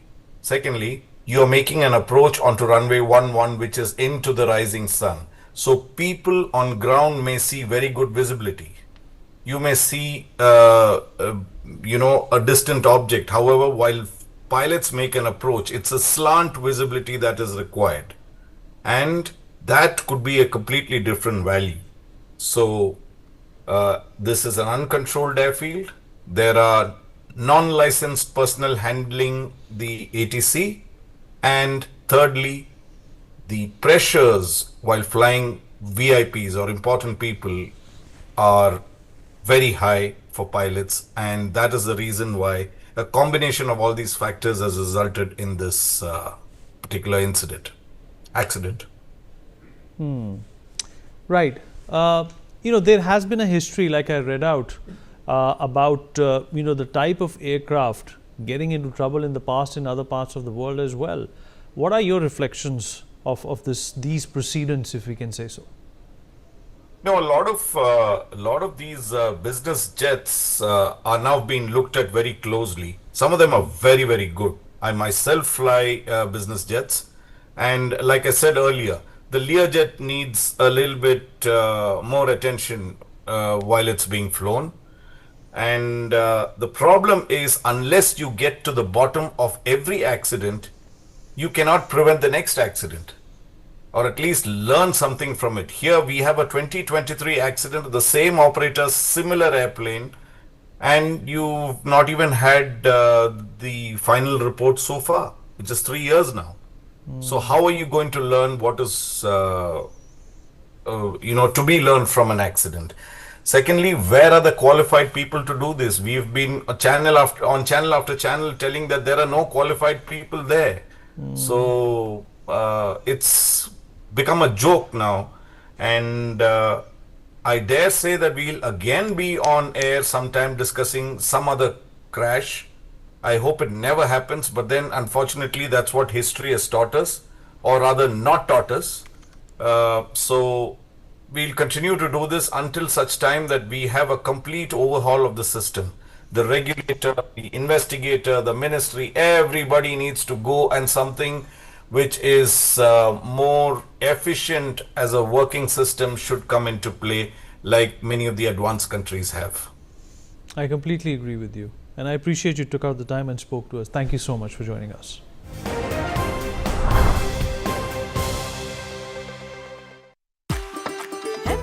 कसूरी मेथी लाजवाब है स्वाद और सुगंध इसकी लाजवाब है अगर MDH कसूरी मेथी नहीं डाला तो खाली हाथ मलते रह जाओगे। एक एक पत्ता हाथ से चुना, स्वाद और सुगंध जगाए कई गुना। अगर आप बनना चाहते हैं एंकर, या फिर आप में है जुनून एक तेज तर्रार न्यूज रिपोर्टर बनने का, तो आप ज्वाइन करें ITV और इंडिया न्यूज़ का media school. ITV next media international school का कोर्स आपको मौका देता है देश के दिग्गज एंकर्स के साथ काम करने का। ITV next media international school में आप बेहद नजदीकी से देख पाएंगे किस तरह से ITV नेटवर्क के दिग्गज पत्रकारों की टीम दिन रात खबरों पर काम करती है। इस कोर्स के दौरान आप सीखेंगे एंकरिंग की एक एक बारीकी उन एंकर्स के साथ जो देश को रखते हैं हर खबर से बाखबर। ITV next media international school का ये कोर्स आपके एंकरिंग स्किल्स को करेगा इतना सशक्त, मजबूत, जिससे आप बनेंगे पत्रकारिता की दुनिया का वो चमकता चेहरा जो दुनिया देखेगी और पसंद करेगी।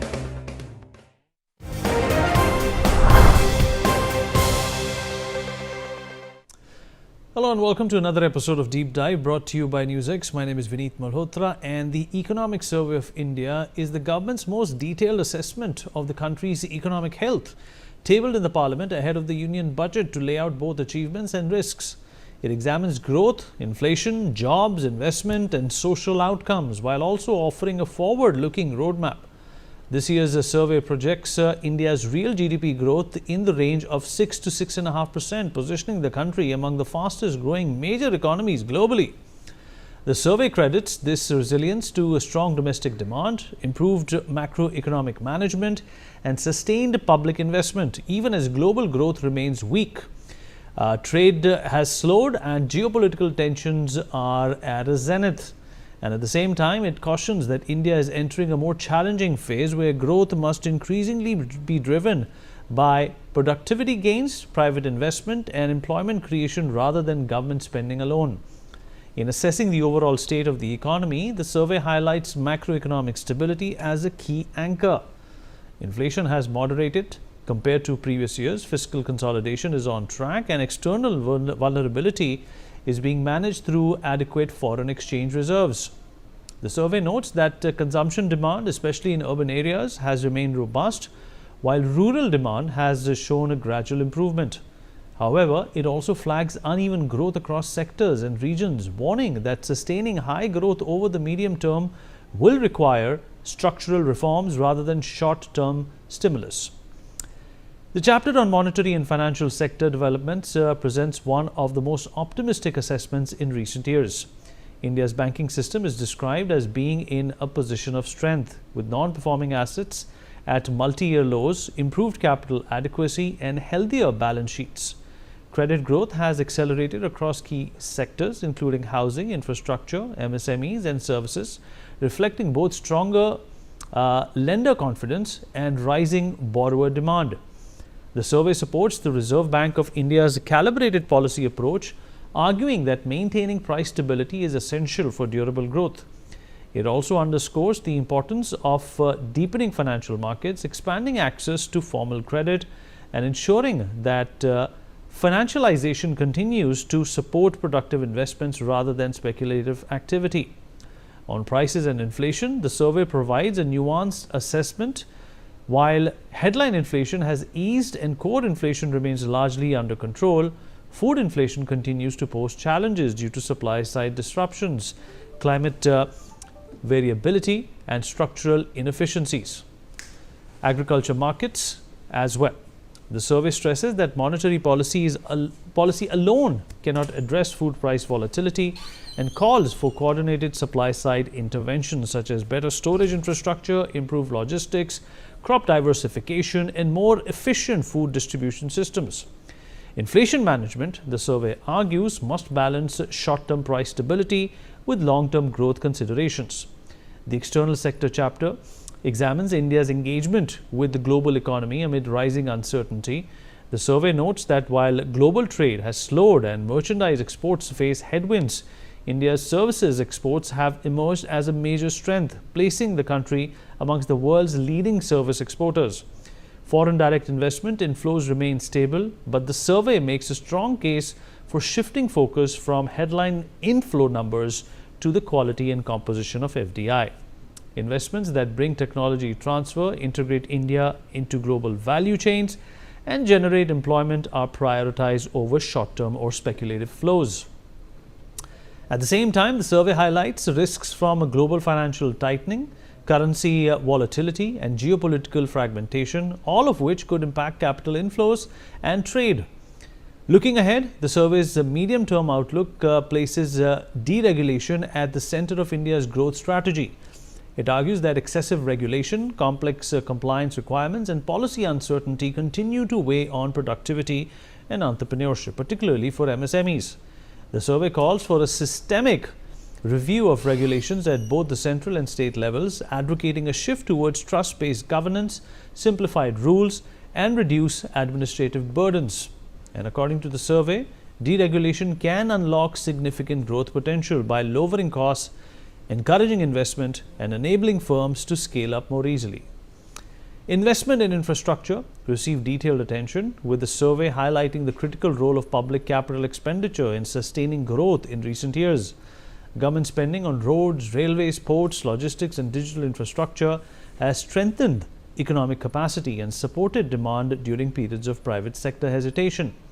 Initiatives such as the National Infrastructure Pipeline and asset monetization programs are cited as key enablers. However, the survey is clear that long-term growth cannot rely solely on public investment, and that a revival of private sector capex is essential to sustain momentum and generate employment at scale. In its assessment of industry, the survey notes that manufacturing activity has shown signs of recovery, supported by policy initiatives, infrastructure expansion, and improved access to credit. However, growth remains uneven, particularly among smaller firms. MSMEs are identified as a critical link between industrial growth and employment, with the survey emphasizing the need for easier credit access, faster clearances, better technology and its adoption, and deeper integration into domestic and global supply chains. Industrial growth, the survey stresses, must translate into productivity gains and job creation rather than remain limited to a few capital-intensive sectors. The services sector continues to be described as India's primary growth engine, accounting for the largest share of GDP and employment. Sectors such as information technology, financial services, tourism, transport, and communications have driven growth and exports. The survey acknowledges emerging challenges, including global tech slowdowns and increasing automation, but maintains that services will remain central to India's economic trajectory, provided there is continuous skill upgradation and innovation. Agriculture and food management are examined through the lens of both livelihoods and long-term sustainability. While agriculture's share in GDP has declined, it continues to support a significant portion of the population. The survey also noted that stable agricultural growth and a gradual shift towards higher value activities such as horticulture, dairy, fisheries and allied sectors, government intervention through income support, procurement and food security programs are highlighted, but climate change is identified as the single biggest threat to agriculture stability, necessitating investment in resilient practices, irrigation and technology. The chapter on climate change and environment underscores the growth integration of sustainability into economic planning. The survey highlights India's progress in expanding renewable energy capacity, improving energy efficiency and promoting climate adaptation and its measures. Initiatives such as the Life Movement aim to encourage sustainable consumption patterns, while the survey argues that climate resilience must be built into infrastructure, agriculture and urban planning to safeguard long-term growth. In the social sector, the survey points to expanded public spending on health, education, nutrition and social protection. It notes improvements in poverty reduction, access to basic services and efficiency gains achieved through digital delivery and direct benefit transfers. The survey argues that inclusive growth is not only a moral imperative but also an economic necessity, as better health, education and social security outcomes directly support productivity and labor force participation. Employment and skill development are presented as the most critical challenges facing the economy. While employment indicators have improved, the survey stresses concerns around job quality, informality and skill mismatches. It calls for a stronger alignment between education, vocational training and industry needs, along with expanded apprentices and on-the-job training programs. Job creation, the survey warns, must keep pace with economic growth to ensure social stability. And in a forward-looking chapter on labor in the age of artificial intelligence, the survey acknowledges that technological change will disrupt existing jobs while creating new opportunities. Routine and low-skill roles are most vulnerable, while demand for digital, analytical and adaptive skills is expected to rise. The survey concludes that the true risk lies not in technology itself but in the failure to prepare the workforce through timely reskilling and institutional reform. Overall, the economic survey presents a picture of an economy that is resilient and stable but entering a decisive phase. Growth remains strong, inflation is moderating, banks are healthy and public investment continues to support momentum. Yet the survey makes it clear that sustaining high growth will require deregulation, private investment, job creation and large-scale skill development. The survey sets the strategic direction. The union budget will determine how effectively that vision is translated into action. Dr. Jayajit Bhattacharya, President of the CDPR, joins us on the program to give his views on the economic survey and what it entails and what would the budget do in terms of picking notes from what the economic survey has suggested. Dr. Bhattacharya, thank you for taking out the time and speaking to us. Well, job creation, upskilling, and infusion of technology into day-to-day activity is very, very important. But at the same time, it is noteworthy that despite all these challenges, India is the fourth largest economy at this point in time. A GDP of 6 to 6.5% annually is a big deal. No, absolutely. I think the economic survey is very, very encouraging. In fact, it's predicting that next year's growth rate will be above 7%. It will be somewhere around 7.2%. And that's very, very encouraging because being the fourth largest GDP, growing at that pace is very, very encouraging for everybody. Now, if you look at the macro stability issues around inflation, buffers and confidence, there's a lot of buffers that we have built up. The country went through a bunch of shocks. There were geopolitical issues, there were wars, there were trade issues, and still we have come out stronger out of all of these challenges. I mean, just one small example of the fact that we lost about $40 billion of exports to the US, and we actually came back growing faster in that quarter. And our total exports actually went up after we lost the market in the US. So that just shows the strength of the economy, the buffers, and some of this strength is coming from the fact that even our taxes are going up. The tax collection, in fact, has gone up to about 9.4% of the GDP, which is quite significant, and that is what provides the ability for the government to start investing into some of the aspects that you just spoke about, including capital expenditure. We have had a record spend on capital expenditure. It has gone up by over 4 times since 2018. And that expenditure is going into, as you had mentioned, into the roads, the highways, the digital infrastructure, which is having a virtuous cycle, because with better infrastructure, the industry is able to grow faster, they're getting more efficient, they're able to produce goods cheaper. And also the fact that this particular economic survey puts all the three economies in perspective, which is the primary economy, the secondary economy, and the tertiary. It's not just saying that let's focus on agriculture. It's saying agriculture is tremendously important, but so is manufacturing and so is services. And we need to grow all three of them on an equal footing. And I think that's a significant departure from earlier, where the focus would be either manufacturing or the focus would be on getting the agriculture up and running. It's now clear that we cannot be ignoring any of these three industry segments, which is agriculture being primary industry, manufacturing secondary, and services being tertiary, which also brings in another aspect of the narration that has been going on, that India should focus on certain areas and ignore certain areas, or leave those areas to other economies. Given the size of the economy and given the talent and resources that the economy has, we cannot leave any segment out. And that's one of the key messages coming in from the economic survey. You're absolutely right. Appreciate you taking out the time and speaking with us, Dr. Bhattacharya. We'll wait for the budget to come out and, of course, compare these notes. We'll be right back.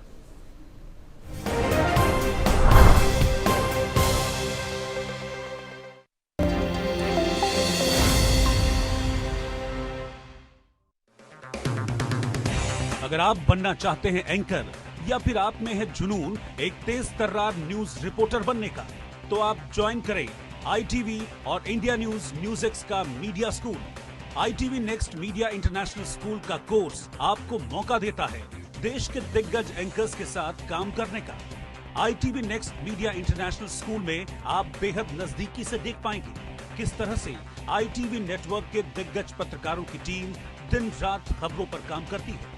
इस course के दौरान आप सीखेंगे anchoring की एक एक बारीकी उन एंकर्स के साथ जो देश को रखते हैं हर खबर से बाखबर। ITV next media international school का ये कोर्स आपके एंकरिंग स्किल्स को करेगा इतना सशक्त, मजबूत, जिससे आप बनेंगे पत्रकारिता की दुनिया का वो चमकता चेहरा जो दुनिया देखेगी और पसंद करेगी।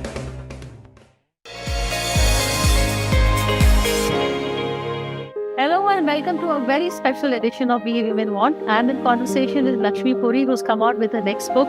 It is about the sari called The Sari Eternal. What made you write this book? Well, I wanted to express through this how the sari is India wrapped in its folds, how it is Indian womanhood expressed in all her magnificence and resilience and fluidity and intelligence and creativity. It's not a book, it's a work of art. It really is. And the first thing it did, it made me want to wear a sari immediately. So I really do suggest you read the book, but first watch our show. Watch We Women Want at these times on Newsx.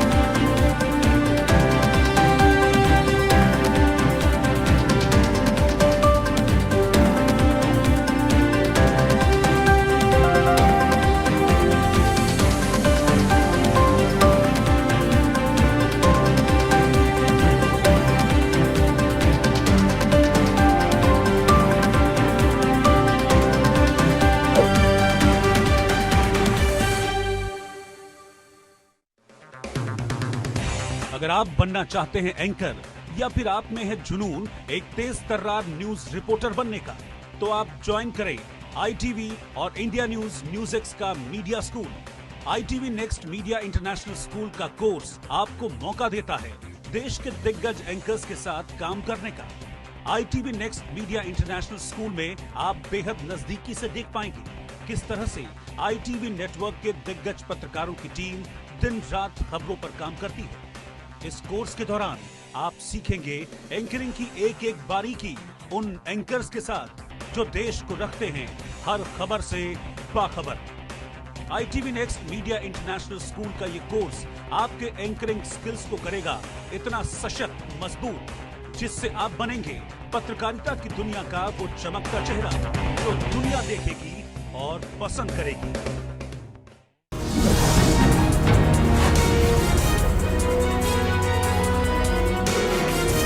This week on the roundtable, we are taking a look at the danger our country faces from the number of Chinese imports that have been literally dumped onto our country. Our economy is at great risk. What can the budget do about it?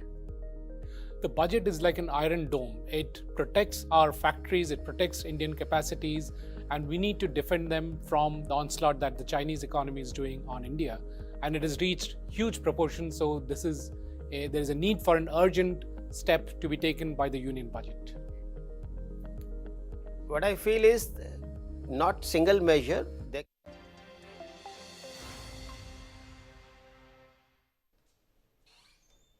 Hello and welcome. You're watching Newsx and I'm Shivani Singh. We are looking at the top headlines at this hour.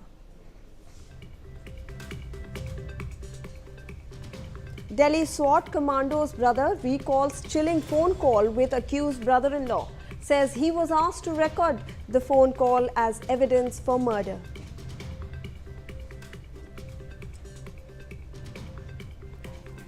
Canada's Prime Minister Mark Carney responds to reports that American officials met an Alberta-based separatist group. Says he expects the US administration to respect Canadian sovereignty.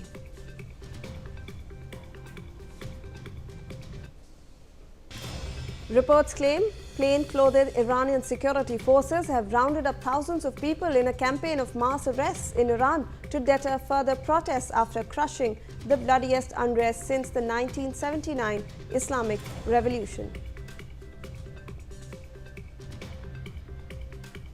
Pakistan's former Commerce Minister says the India-EU FTA has put employment of over 10 million people in Pakistan at risk.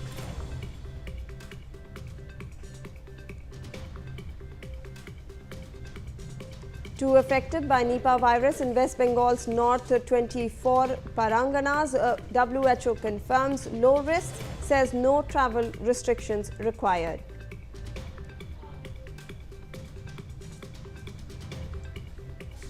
Around 15 Pakistani drones spotted along LOC in Jammu and Kashmir's Khiran sector. Officials respond with warning fires. Massive search operation launched.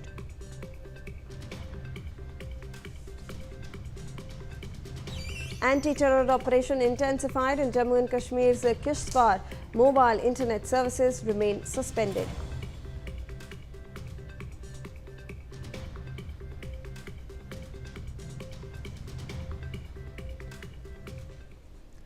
Well, the biggest case that we are getting for you right now comes in about a video that is circulating online, and it appears to show a man who is allegedly assaulting his wife inside a commercial building. The man has been identified as Shuyash Agarwal, director and owner of Silver City Cinemas in Dehradun and a recent CII Uttarakhand chairperson.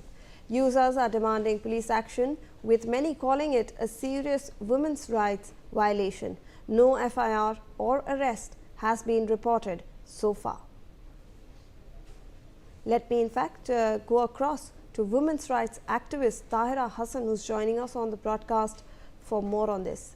Thank you so much, ma'am, for joining us on the broadcast. Ma'am, a very disturbing video currently is circulating online. It allegedly shows a man assaulting his wife in a commercial building. Ma'am, if you can hear us, we are talking about this video that is circulating online. It deals with a man assaulting his wife brutally inside a commercial building. Yes, it is, very degrading for the woman that in the open public area, this man is assaulting his wife in front of everybody. And nobody dare to stop him, the first thing. And second thing, we have very strong laws. We don't need more stronger law. Like a domestic violence act we have acts that we cannot assault women, especially in the public area, when you cannot assault her within the four walls. But these laws are not implemented properly. There's no fear of law in this man, That's why there's CCTV camera, there are guards in the public area, people are roaming around, but in spite of this, this man has taken law in his hand and is degrading a woman. I mean, it's not only that the few wounds are there. I mean, the wounds on her soul is there. So I think the action must be taken against this man, that how he dared to do it. And the police must do the swift investigations. Whatever investigation, everything is clear, and punishment should be speedy. If there will be no punishment, laws don't deter if the punishment is uncertain. Laws deter only if and when the act is swift, when the police is swift, and the things are taking place, not delaying, and punishment is visible. So punishment should be visible in this incident, because the women are not commodity. They are not that you just treat them the way you want them. So I think it's a very serious matter and very disturbing that everything is in the public glare. Absolutely, and the action must be taken immediately. Absolutely, whether he has been arrested or not, I don't know, but immediately arrest can be done. And ma'am, allegedly this entire assault, like we've been seeing, it's been captured on camera, but no FIR or no arrests have been made so far, ma'am. A really disturbing video, because we can clearly see how brutally the man is assaulting his wife. Yes, often what happens in the patriarchal society, society, I blame to society also, that when the husband beats his wife, it's not taken as a crime, it's taken as a family matter. Violence without death is minimized as family matter. And there is a delay in the FIR is really very disturbing. That's why I say when there is no punishment visible, how can you say these laws act as a deterrent? Laws don't deter if punishment is uncertain, if punishment is not visible.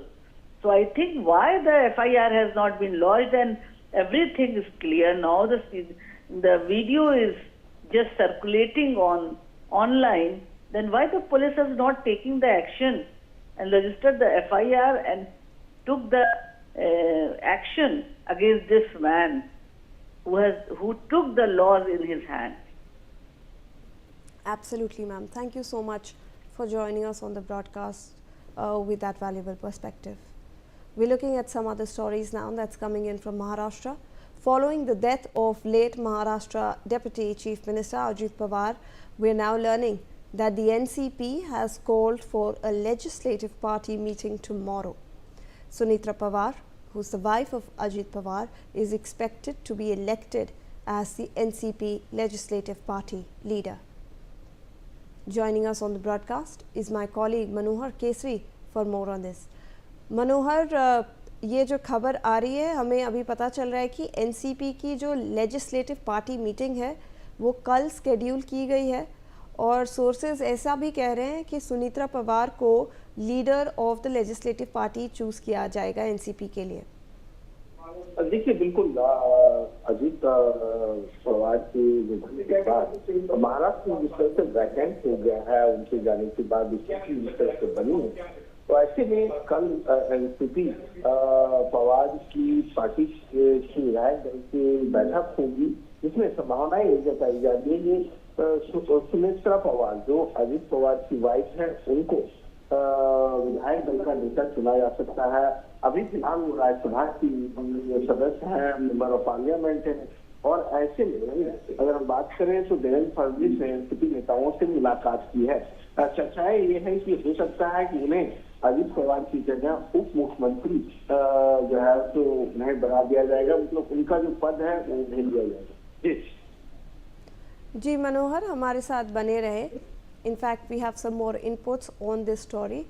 Leaders of the Nationalist Congress Party (NCP) on Friday met Maharashtra Chief Minister Devendra Fadnavis and staked claim to the portfolios that were held by party chief and Deputy Chief Minister Ajit Pawar, who was killed in a plane crash on Wednesday. Senior NCP leaders Praful Patel, Sunil Tatkare and Chhagan Bhujbal arrived at Fadnavis's Varsha Bungalow, seeking to ensure that the party retains control of key cabinet positions. The NCP is set to submit a formal letter demanding that the portfolios previously held by Pawar, including the crucial finance, state excise and sports departments, remain within the party's quota. तो मनोहर, ये भी एक बड़ी बात है। जो portfolios Ajit Dada Pawar hold करते थे, बहुत ही इम्पॉर्टेंट पोर्टफोलियोज़ थे। एक तो फाइनेंस था, स्टेट एक्साइज भी था, स्पोर्ट्स डिपार्टमेंट भी था। तो ये सारे पोर्टफोलियो एनसीपी चाहता है कि वो भी अभी भी उनके तरफ रहे, और इसीलिए वो देवेंद्र फडणवीस के इनफैक्ट बंगलो गए थे उनसे मीटिंग करने के लिए कि जो पोर्टफोलियोज़ है वो वापस एनसीपी को रीअसाइन किए जाए। देखिए, बिल्कुल अजीत पवार के पास तो काफी हेल्थ जो है डिपार्टमेंट अथा उन मंत्रालय से लेकर के एनसीपी ने दावा ठोका है कि अजीत पवार के पास जो बड़े मंत्रालय थे वो उनकी पार्टी के पास रहे। इसलिए आज एनसीपी के सीनियर लीडर प्रफुल्ल पटेल, सुनील तटकरे, छगन भुजबल ने मुख्यमंत्री देवेंद्र फडणवीस से आज उनके आवास पे मुलाकात की है और इन बातों की मांग रखी है कि अजीत पवार के पास जो पोर्टफोलियो है, चाहे वो फाइनेंस की बात हो या उत्पाद की बात हो या स्पोर्ट्स मिनिस्ट्री की बात हो, ये सारे एक कोटे में जाना चाहिए। अब देखना होगा, क्योंकि कल सबसे बड़ी बैठक है एनसीपी की अपनी होने वाली है, जिसमें विधायक का नेता चुना जाना है। तो आज ये मुलाकात जो है एनसीपी के नेताओं की बहुत अहम मुलाकात आज रही है। जी मनोहर, धन्यवाद आपका हमारे साथ जुड़ने के लिए। In fact, we are now looking at some other stories, this time from Karnataka, where KP Agrahara Police Station Inspector Govinda Raju was caught red-handed by Yokalukta officials while accepting a bribe of ₹4 lakhs. The bribe was allegedly demanded by threatening to falsely implicate a person in a case linked to chit fund transactions. Lokayukta officials conducted a sudden raid near the car grounds on Mysuru Road while the inspector was receiving the bribe. The total bribe amount demanded was ₹5 lakh. Further investigation is currently underway against Inspector Govinda Raju. Joining us on the broadcast is my colleague Belly Thomas with more on this. Belly, this is a case that is coming to the fore where we are learning that an inspector has been caught red-handed while accepting a bribe of ₹4 lakh. Could you take us through the details of the case, please? I believe my colleague Belly will be with us shortly. But till then, remember that this happened while the bribe was actually being given. A total bribe of amount of ₹5 lakh was asked for, and the bribe was allegedly demanded by threatening to falsely implicate a person in a case that was linked to the chit fund transactions. I believe my colleague Belly is on the broadcast with us. Belly, we were talking about this inspector who has been caught red-handed while accepting a bribe. Could you take us through the details of the case and what is the status of the investigation currently? Shivani, this is the KP Agrahara police station inspector identified as Govind Raju, who was caught red-handed by the Lokaika officials while accepting a bribe of rupees 4 lakh. Actually, this bribe was allegedly demanded by this inspector who has been threatening an accused in a case where it is related to chit fund transaction, and he was threatening that this person would be falsely implicated in that case if he were not to pay him the bribe of rupees 4 lakh. So initially there was this 1 lakh that was paid earlier, and the rest of it, the 3 lakhs, was supposed to be given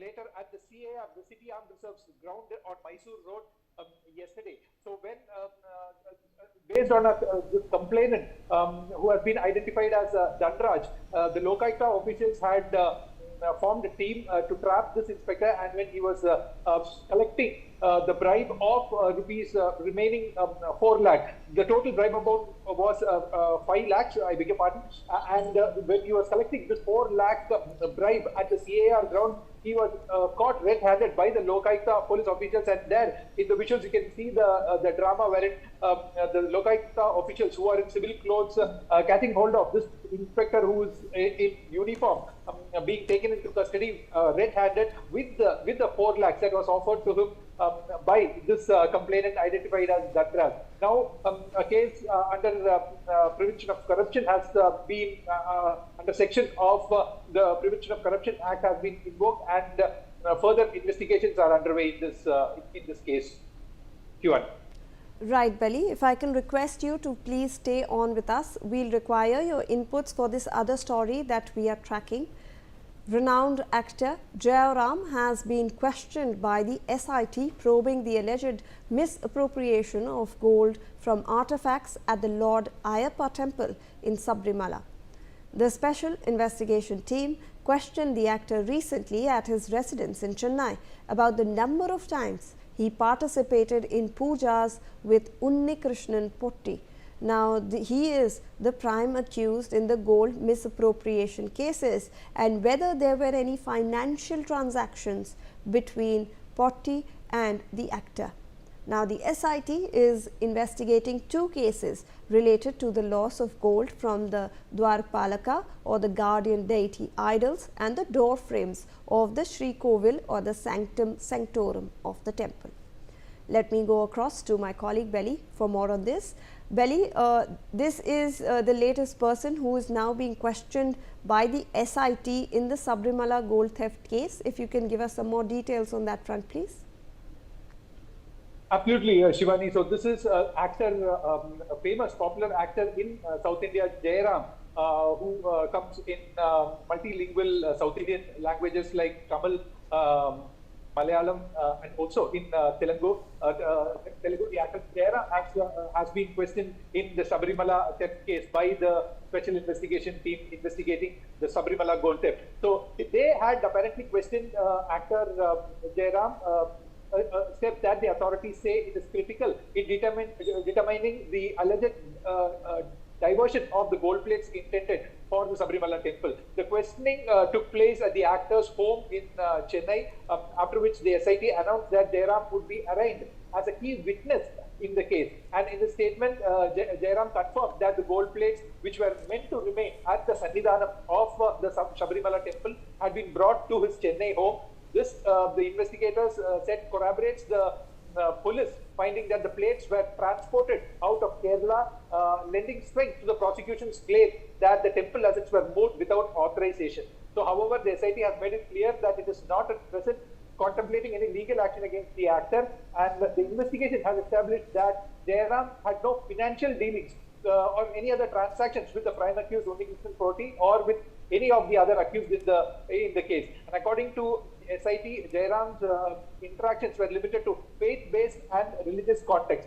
And Jayaram had also told the investigators that he had known Unni Krishnan Potti for several decades through his association with Sabrimala, which he has been visiting regularly for nearly 5 decades. And he said that Potti had convinced him that conducting pujas on the newly crafted gold plates meant for the Sabrimala sanctum would bring spiritual merit and prosperity to the actor. And trusting Unikrishnan Poti on religious ground, Jairam had agreed to host the rituals, and there are several videos of this rituals that have gone viral on social media as of late, and that was the reason why the SIT had contemplated on questioning the actor in this regard. The actor also confirmed that he participated in pujas conducted on the gold plate at Smart Creations in Chennai, and later took part in a ceremonial procession at the temple in Kottayam as well. And he maintained that he had no knowledge of any financial fraud or misappropriation linked to the gold plates. And with the actor Jairam agreeing to depose before the court, the SIT considers his testimony significant, particularly in establishing the movement of the stolen artifacts and the public display of the gold plates outside the temple premises. Back to you, Shivan. Right, Belly, I'd request you, thank you so much for joining us on the broadcast for all those inputs. In fact, we are shifting focus now to some other stories, this time from West Bengal.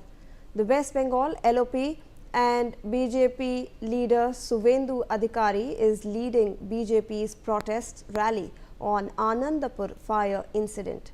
Speaking at the protest, Adhikari said that the BJP is raising the public's voice on 26th January.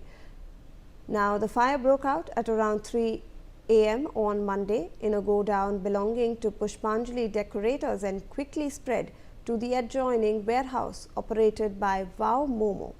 With the inflammable goods stacked in both facilities, the structures were quickly consumed by flames, making escape nearly impossible. My colleague Rainik Datta is joining us on the broadcast. Rainik, ये जो protest हो रहे हैं इसके बारे में जरा हमें जानकारी दीजिए प्लीज। देखिए, कोलकाता का आनंदपुर में जो फायर इंसिडेंट हुआ था, जिस कारण में करीब 25 के ऊपर लोगों का जान जाने का संभावना है, और उसके साथ साथ ही अगर देखा जाए तो ये फायर इंसिडेंट में जैसा कि बीजेपी की तरफ से दावा किया जा रहा था, फायर डिपार्टमेंट का लूपहोल से साथ साथ ही कोलकाता म्यूनिसिपल कॉर्पोरेशन उनका भी लूपहोल से उनकी तरफ से भी परमिशन दिया गया था, इलीगल तरीके से ये कंपनी चल रहा था, और इसी कारण में बीजेपी की तरफ से ये प्रोटेस्ट किया जा रहा है। और लीडर ऑफ ऑपरेशन शुभेंदु अधिकारी ये प्रोटेस्ट को लीड कर रहे हैं। उनकी तरफ से डिमांड किया जा रहा है कि फिराद हाकिम कोलकाता का मेयर है, उनको जवाब देना पड़ेगा। उसके साथ साथ ही फायर डिपार्टमेंट का जो मिनिस्टर है बोर्ड, उनको भी जवाब देना पड़ेगा कि कारण में ये फायर इंसिडेंट को रोकने के लिए करीब 24 घंटे के ऊपर टाइम लगा, और उसके साथ साथ इस जगह पर फायर परमिशन क्यों नहीं था, फायर डिपार्टमेंट का परमिशन क्यों नहीं था, और उसके साथ साथ इलीगल तरीके से ये फैक्ट्री किस तरीके से तैयार हुआ, ये जानकारी क्यों कोलकाता म्यूनिसिपल कॉर्पोरेशन के पास था, ये सब डिमांड करते हुए बीजेपी की तरफ से ये जो प्रोटेस्ट ये किया जा रहा है। जी रैनिक, धन्यवाद आपका। With that, we are looking at some international news now. Ukraine President Volodymyr Zelensky has said that talks with Russia are stalled. He has said that negotiators are unable to find any compromise on territory so far. And in fact, we have some more inputs on this story. Zelensky in fact has stated that there are a lot of things that are stuck during the negotiations. He has said that negotiators have not agreed on territory, especially Ukraine's Donetsk region. And now Zelensky has also told journalists that there is no compromise so far on eastern Ukraine. The dispute over control of land remains the biggest hurdle in the peace talks. So we already know that there was a trilateral talk that was held between US, Ukraine and Russian officials. However, Zelensky has now come to the fore and he stated that there is still no resolution regarding the territorial issue. Let me in fact go across to my colleague Brian Thomas for more on this. Brian, we have Zelensky in fact stating that there has been no discussion regarding territory when we are talking about peace talks regarding the Ukraine-Russia war. Well, yes, President Volodymyr Zelensky and negotiators have not yet reached any compromise on territorial disputes, with Russia with control over occupied Ukrainian regions remaining the central obstacle in peace talks. Moscow insists on conditions related to territory that Kyiv refuses to accept. Kremlin, on the other hand, has also said that territory isn't the only barrier to the peace deal, pointing to unresolved issues beyond land control also. Yes. Brian, if I can in fact request you to stay on with us. We have some more inputs. Ukrainian President Vladimir Zelensky has said that Ukraine will stop hitting energy targets if Russia does the same. During a briefing, Zelensky said that if Russia doesn't strike Ukrainian energy infra, including generation facilities or any other energy assets, Ukraine won't do it either. So, Brian, obviously there have been strikes and back and forth between both the nations. Now, Ukraine is stating that if you do not target our energy infrastructure, we won't do the same for you. And remember, it's a very critical time. It's winter, it's the harsh winter. People do need power, they do need electricity, and if energy infrastructure is targeted in any of the countries, it will be a hardship for the public at large. Brian. Well, Shivani, yes, Ukrainian officials have reported that Russia has violated the partial energy ceasefire repeatedly, also with Ukrainian authorities also documenting that more than 30 instances where Russia strikes have hit energy sites despite having the very agreement itself. And now it has been stated also by Zelensky and clearly stated that Ukraine expects Russia to honor a temporary agreement to stop attacks on Kyiv and other cities, aimed at reduction hostilities amid harsh winter conditions that you mentioned, and also thank the US for its diplomatic role and said the coming days would show whether Russia actually follows it through. Yes. Right, Brian, I'd request you to please stay on with us. We have some more inputs on the story. Ukrainian President Volodymyr Zelensky has said that Russia has stopped the prisoner of war exchanges. He said that the last exchange took place in October last year. Zelensky also said that Russia is not interested in swaps anymore. He says that Moscow feels exchanging prisoners gives it no benefit. So, Brian, we are now learning that Zelensky is saying that there have been no prisoner exchanges since October of last year because Moscow is not seeing any benefits through this exercise. The prisoners of war have been also, have been stopped itself because Moscow has clearly said that they are not seeing it through, and not only that, it has also been stated that Russia's foreign minister Sergei Lavrov has also rejected a significant element of the US brokered peace framework, and which also guarantees security, concerns that Ukraine and its allies US as essential. And Moscow has also criticized components of the plan as ineffective, signaling serious resistance to the current peace proposal. Yes. All right, Brian, thank you so much for all those updates on that front. With that, we are wrapping up this bulletin and slipping into this commercial.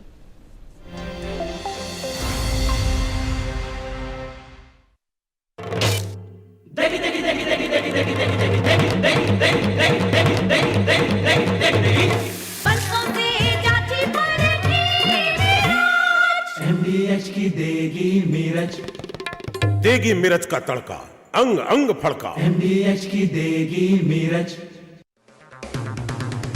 अगर आप बनना चाहते हैं anchor या फिर आप में है जुनून एक तेज तर्रार न्यूज रिपोर्टर बनने का, तो आप ज्वाइन करें ITV और इंडिया न्यूज Newsx का media school. ITV next media international school का कोर्स आपको मौका देता है देश के दिग्गज एंकर्स के साथ काम करने का। ITV next media international school में आप बेहद नजदीकी से देख पाएंगे किस तरह से ITV नेटवर्क के दिग्गज पत्रकारों की टीम दिन रात खबरों पर काम करती है। इस कोर्स के दौरान आप सीखेंगे एंकरिंग की एक एक बारीकी उन एंकर्स के साथ जो देश को रखते हैं हर खबर से बाखबर।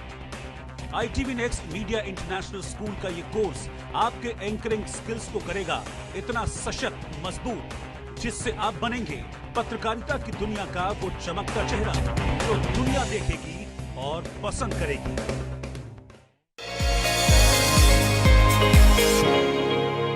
Hello and welcome to a very special edition of We Women Want. I'm in conversation with Lakshmi Puri, who's come out with her next book.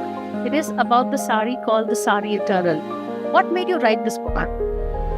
Well, I wanted to express through this how the sari is India wrapped in its folds, how it is Indian womanhood expressed in all her magnificence and resilience and fluidity and intelligence and creativity. It's not a book, it's a work of art. It really is. And the first thing it did, it made me want to wear a sari immediately. So I really do suggest you read the book, but first watch our show. Watch We Women Want at these times on Newsx.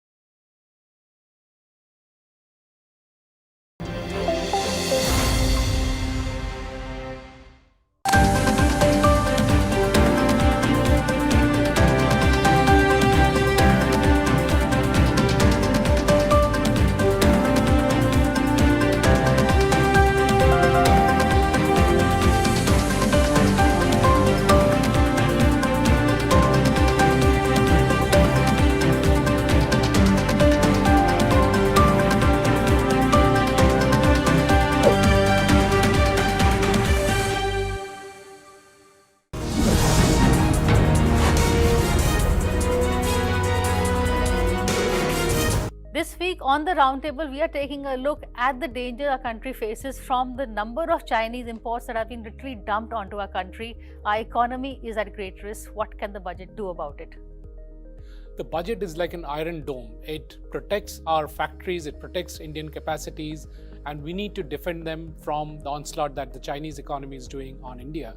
And it has reached huge proportions, so there is a need for an urgent step to be taken by the union budget.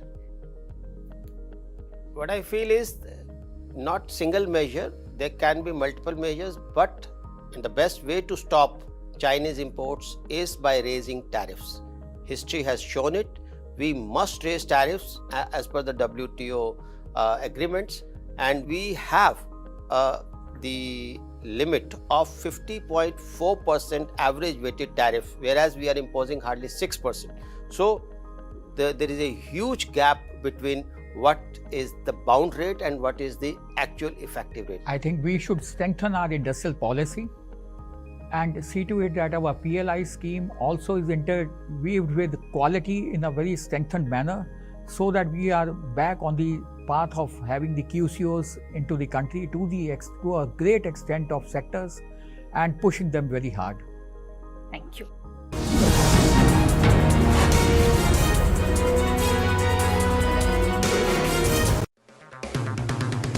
अगर आप बनना चाहते हैं anchor या फिर आप में है जुनून एक तेज तर्रार न्यूज रिपोर्टर बनने का, तो आप ज्वाइन करें ITV और इंडिया न्यूज न्यूज़x का media school. ITV next media international school का कोर्स आपको मौका देता है देश के दिग्गज एंकर्स के साथ काम करने का। ITV next media international school में आप बेहद नजदीकी से देख पाएंगे किस तरह से ITV नेटवर्क के दिग्गज पत्रकारों की टीम दिन रात खबरों पर काम करती है। इस कोर्स के दौरान आप सीखेंगे एंकरिंग की एक एक बारीकी उन एंकर्स के साथ जो देश को रखते हैं हर खबर से बाखबर। ITV next media international school का ये कोर्स आपके एंकरिंग स्किल्स को करेगा इतना सशक्त, मजबूत, जिससे आप बनेंगे पत्रकारिता की दुनिया का वो चमकता चेहरा जो दुनिया देखेगी और पसंद करेगी।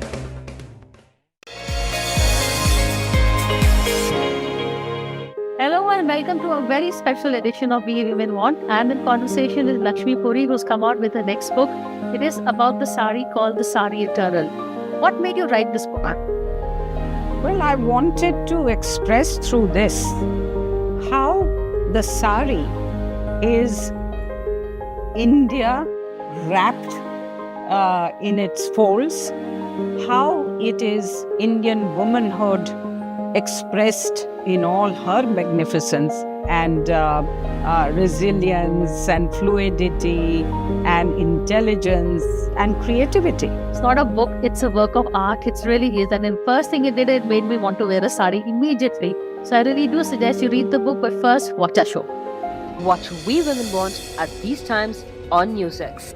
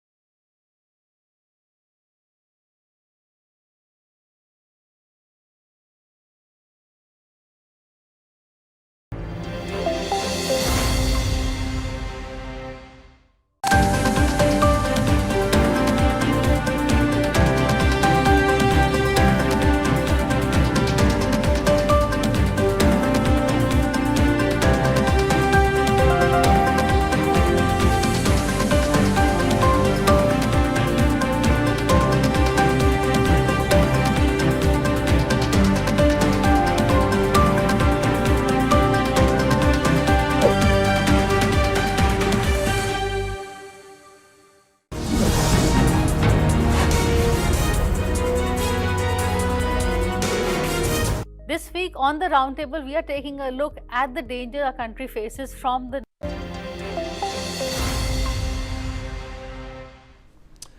All right, welcome back. You're watching Newsx. My name is Vineet, and Madhu Gotu Mukalla, the acting director of CISA, is under investigation after reports revealed he uploaded sensitive, for official use only, government documents into a public version of ChatGPT. The incident, which happened last summer, reportedly triggered multiple internal security alerts, leading to a high-level DHS review to see if federal contracting data was exposed to the public. This isn't Gotu Mukalla's first brush with controversy. He previously drew fire over a failed counterintelligence polygraph test. The scandal adds to a growing list of headlines for the president's top Indian American appointees. It follows the abrupt exit of Vivek Ramaswamy from the Department of Government Efficiency after a public rift with Elon Musk, and recent backlash against FBI Director Kash Patel over his controversial legal claims regarding a recent shooting in Minnesota. The question that we ask is simple. Why are those in Trump's inner circle falling like pawns? And what is the reason behind it? We'll talk about this with our guest. Joining us on the show is Ambassador Gauri Shankar Gupta, former diplomat, Major General G.G. Dwivedi, Global and Strategic Defense expert, with us on the program as well. Mr. Pathikrit Pine, Foreign Affairs expert, joins us on the show here as well. And last but by no means the least, Professor Madhav Nalapat, Editorial Director of the Sunday Guardian, also with us on the program. Professor Nalapat, sir, I'll begin with you. What do you make of, the close-knit circle of Indian Americans who have been extremely aiding, for the lack of a better word, when it comes to Donald Trump's victory as well as his initial bid as towards the presidency a second time, are basically being relegated for these reasons? What do you make of this? Look, the fact is, and let's face the truth squarely, there's a strong segment of the MAGA group that really don't like people of any ethnicity other than European to man the top positions. As far as Vivek Ramaswamy is concerned, he was part of DOJE, Department of Governmental Efficiency, just working under Elon Musk. But then what happened was he made the mistake of posting the truth that Indians are very valuable, and without Indians, a lot of US tech will simply go down the tube. So that infuriated the MAGA crowd, and the poor chap, Elon Musk threw him out of DOJE. It was either Elon Musk and Ramaswamy or Ramaswamy and Elon Musk remained. Obviously, Elon Musk chose that he would remain, but he sacrificed Vivek Ramaswamy. As far as Kash Patel is concerned, he is the FBI chief. He is loyally defending President Trump in everything. And I think, frankly, he should be a little more wary about that for his long-term future. But overall, as an FBI chief, he has acted from the Trump standpoint superbly. He's done a very, very good job. And yes, he has, his girlfriend, he has arranged some very high security. The problem is that when everybody knows that you're the girlfriend of the FBI chief, very powerful job, then you also become a high value target. So it's only natural that there should be security. But if I were to give advice to Cash Patel, it would be that look, either you discard your girlfriend or you get married to her. Because in this current world, especially MAGA people looking all over you and over your shoulder, you can't have a girlfriend and then, MAGA understand the vulnerability of that girlfriend. So you better get married to her if you're really very, very close. As for this gentleman who's the head of cybersecurity, whether if he actually did it, if he really posted sensitive data on ChatGPT, he deserves to be fired, and frankly, he deserves to it should be ensured that no job in government comes to him. But the question is whether he's been framed, whether others have leaked the ChatGPT out and basically are blaming him. I think the US government has got several systems of finding out the true origin of the leaks into ChatGPT, and they should better use that so that if he's guilty, of course he should be punished, including by the absence of any government job hereafter for security reasons. But if he is not, he should be exonerated and reinstated, not as a temporary, but as a permanent head of cybersecurity. Thank you, Vineet. Pathikrit, in fact, Gotamukalla has clearly denied, saying that none of the files that he ingested into ChatGPT were classified, and this is basically a conspiracy to sabotage his work as well as his association with Donald Trump. No, but why would you in any case, put any kind of file when you are in a government office into ChatGPT? I think this entire trend nowadays that you have to depend on the ChatGPT or any kind of AI tool for any kind of work, that itself is going to create a lot of problems. Today it is with this particular person, tomorrow it will be somebody else. Now, if one has to exonerate this person for whatever he has done by putting all the files on ChatGPT, then America cannot have another standard when it comes to the issue of Edward Snowden or Julian Assange, because once you upload something on ChatGPT or any other AI tool or up the net, it stays there forever. It can have various ramifications, whether it was classified grade 1 or grade 2, grade 3, itself doesn't make much of a difference. But this trend itself is a challenging thing that people are putting. And I don't think had it been anybody else, the yardstick would have been different, because when you are working in such a critical position, you have to be careful. But on a larger context, if one has to say that some of these Indians are being targeted for their origin or being of Indian origin, in one way, the sooner you get out of this administration, the better it is. I don't think performance itself is a yardstick, because I don't think the performance of Scott Bessent, or Lindsey Graham or Peter Navarro or Howard Lutnick proud of, but they know how to actually oil up the right kind of places to be in their position, and that's how they have survived. And if you are a person of Indian origin, especially at Professor Nalavat also mentioned that there is a cartel, there is a section which doesn't want over there that nobody from Indian origin or any other race except for the should be there in those positions, then you have to be extra cautious. But on a larger note, let me also put it this way. I don't think the performance of Cash Patel or some of the others who claim to be of Indian origin has been outstanding, that somebody can come up and defend that they have done a great work, and in spite of that they have been shortchanged. Vivek Ramaswamy is a completely different ballgame altogether. I think Vivek was intelligent enough to dissociate himself from Trump pretty early, in his era, when his era began earlier this in 2025, because how this administration is running these things, I don't think Vivek would have been comfortable. So on a larger context, look, it's a mixed bag. If you have done something as grave as putting up files on ChatGPT, then you cannot take the pretext that you have been targeted merely by being an Indian, merely because you are an Indian. And at the same time, if it is about FOPA, well, it's not just this particular person, Mr. Gautam.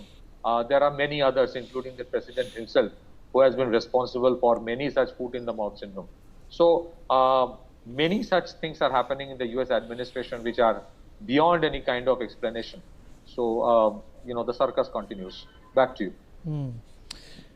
All right, the circus continues. That's a incisive way of ending your point.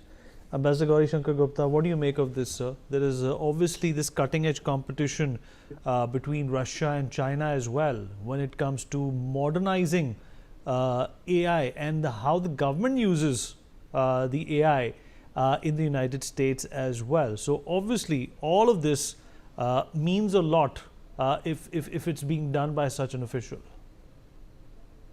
Vineet, good evening. First of all, I would like to clarify two issues. One is that US is a country of immigrants. So all types of people from different countries have gone and settled down there. So, he is basically an American citizen. He may be of Indian origin. President Trump himself is of German and Scottish origin.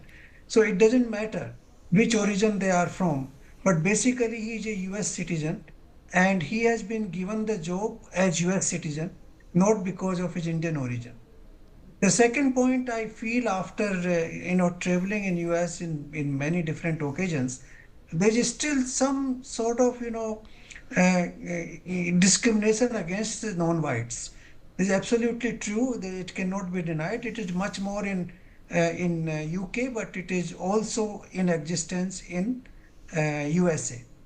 Thirdly, the important point is that he has been in this important job.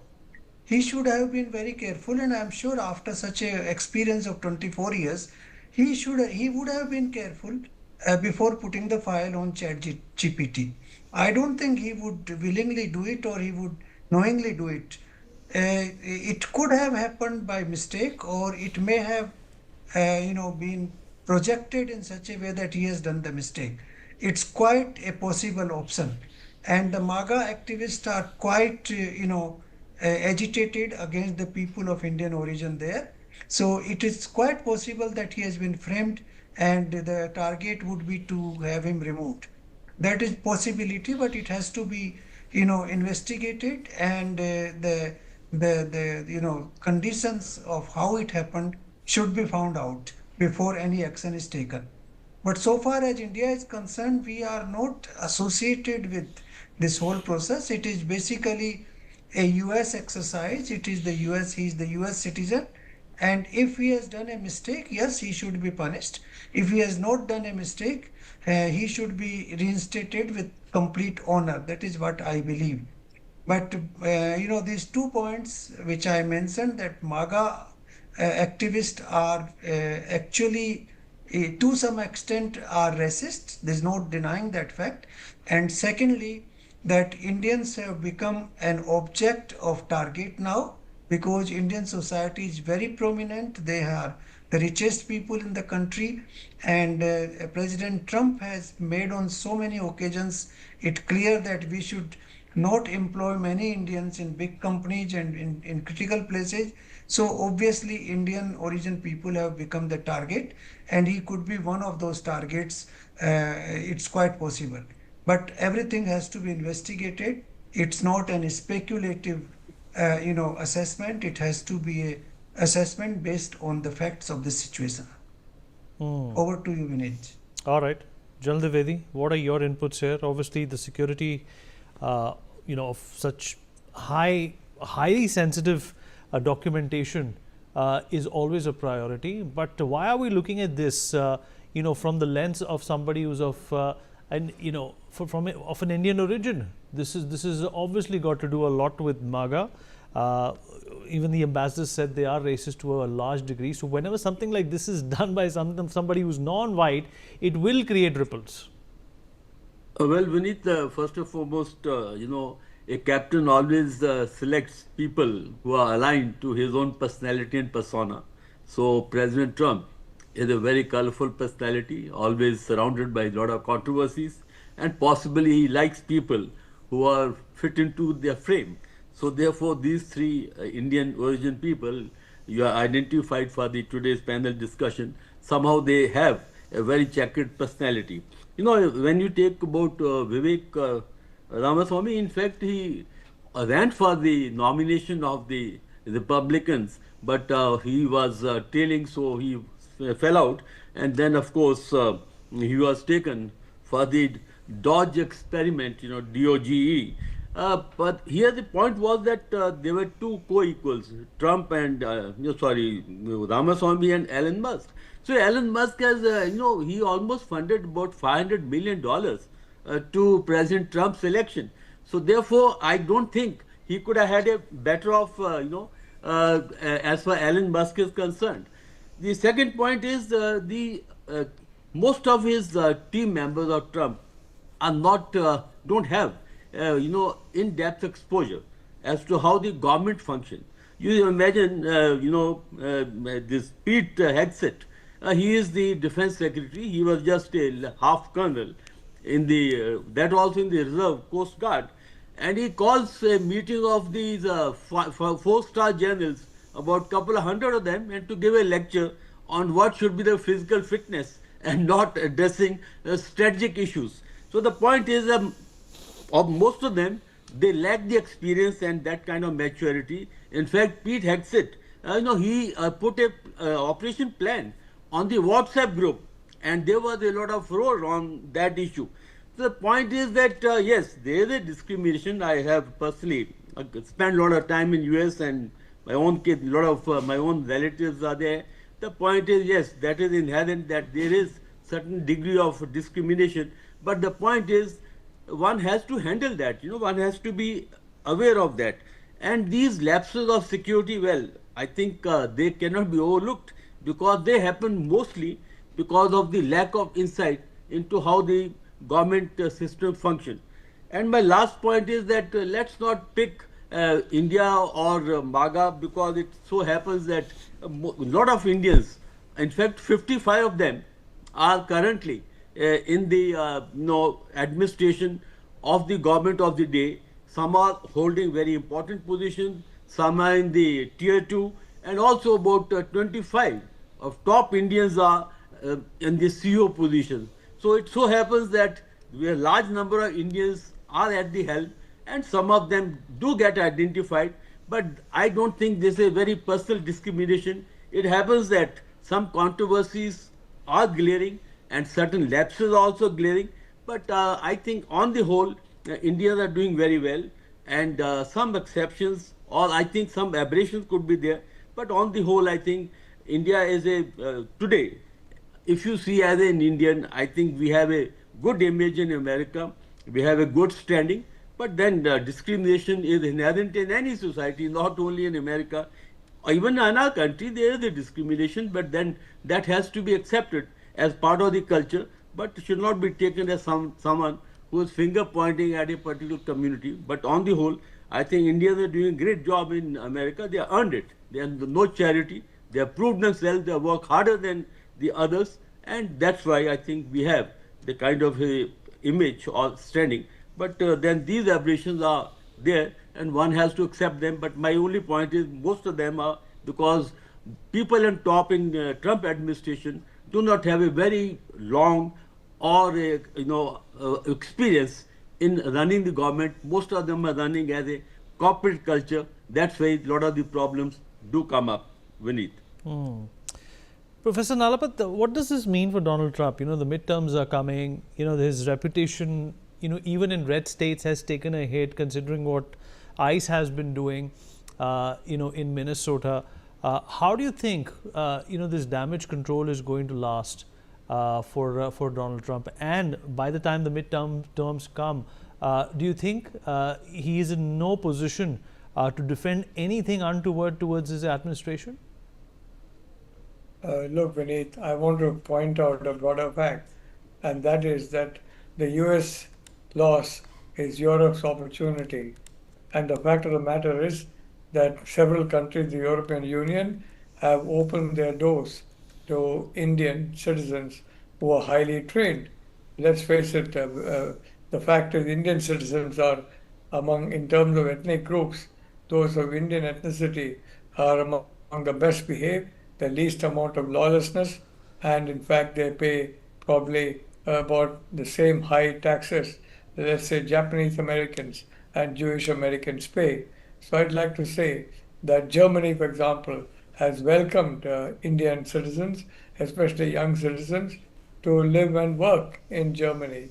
Other countries are doing the same now, and as a consequence, what's happening is the European Union is benefiting from the folly committed by President Trump too overeager to meet the expectations of fringe of MAGA, a fringe which frankly, if any politician in the Republican Party embraces, that politician is going to lose in the next general election. So I just want to say, Vineet, that if I were an Indian looking for an overseas job, I would not worry. Only thing is I would probably change from looking at the US and only at the US to looking at countries in Germany where I'd be much more welcome. Thank you, Vineet. All right, Pathakrit, what do you think of what Professor Nalapatha has said? Well, first and foremost, I don't think Trump is very much interested in any kind of damage control because he doesn't look at any of these things as a damage. Had it been so, he would have rectified the problems with the trade deal long time back. Had it been so, he would have not repeated so many times that he has been responsible for stopping the war. He wouldn't have taken credit. Had it been so, he would not have said that, oh, I will end the Ukraine-Russia war in one day and couldn't do much. Had it been so, he wouldn't have done what he is planning to do in Greenland. So I don't think he is too much bothered about the American Indian vote, and for that he would do any kind of thing. Look at the people who had supported him the maximum when it was the election time, whether it is Elon Musk or Vivek Ramaswamy, and look at where they are today when it comes to his own, with their proximity to Trump administration. So I don't think that is going to be there, because I think, what's happening with the Americans today is that they've reached a stage where they believe that their arrogance is justified, whatever they do is right. This particular issue is definitely wrong. If you have put up something on the ChatGPT, whoever you are, whether you're of an Indian origin or a Spanish origin, you cannot be justified and defended. As simple as that. But on the larger context, yes, there is an issue of, I don't know whether you call it discrimination or anything else. And if the Indians decide to stay back over there, they have to deal with it. Secondly, on the issue of whether they get an opportunity elsewhere, I think the world is looking for opportunities in India. Why should every Indian who is talented think about going abroad and settling? If it is not the United States, why should somebody think about going to Germany or elsewhere? I think there are enough opportunities being created in India. They should try to stay back and do whatever they can in terms of contributing to the creation of wealth within the country. That's my personal opinion. I'm not against anybody who is going abroad. We've run out of time, but appreciate everybody who joined in and weighed in on this important debate. We take a short break now. Be right back.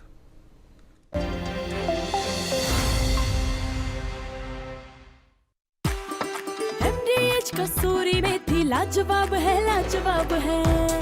स्वाद और सुगंध इसकी लाजवाब है अगर MDH कसूरी मेथी नहीं डाला तो खाली हाथ मलते रह जाओगे। एक एक पत्ता हाथ से चुना, स्वाद और सुगंध जगाए कई गुना।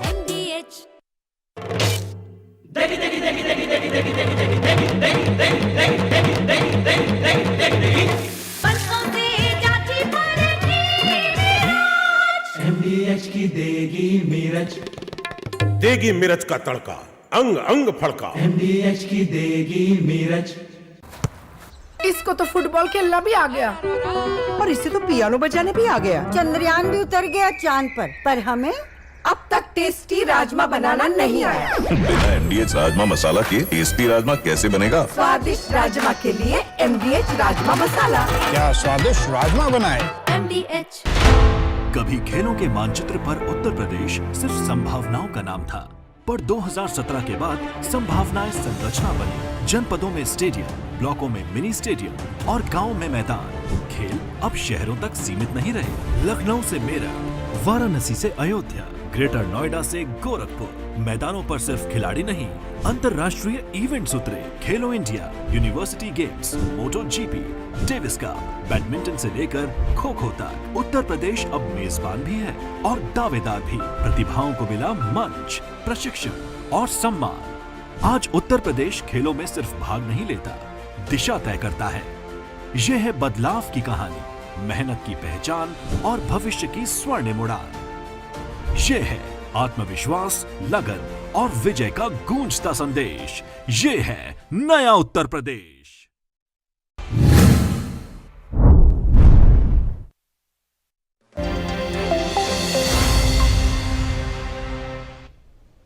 Hello and welcome. You're watching Newsx and I'm Shivani Singh. We're looking at the top headlines at this hour. Delhi SWAT commando's brother recalls chilling phone call with accused brother-in-law, says he was asked to record the phone call as evidence for murder.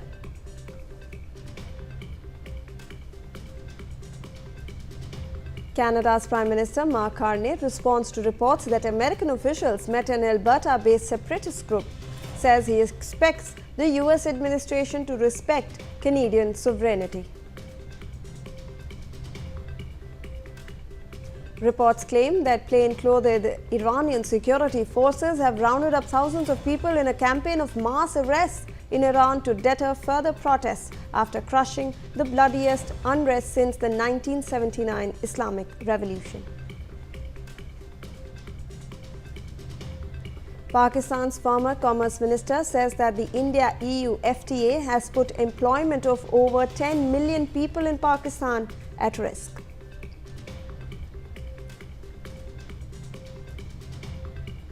Two affected by Nipah virus in West Bengal's North 24 Paranganas, WHO confirms low risk, says no travel restrictions required.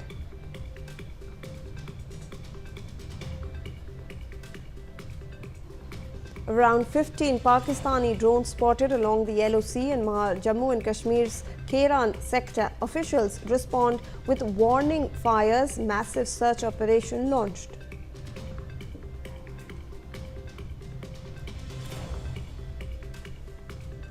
Anti-terror operation intensified in Jammu and Kashmir's Kishtwar. Mobile internet services remain suspended.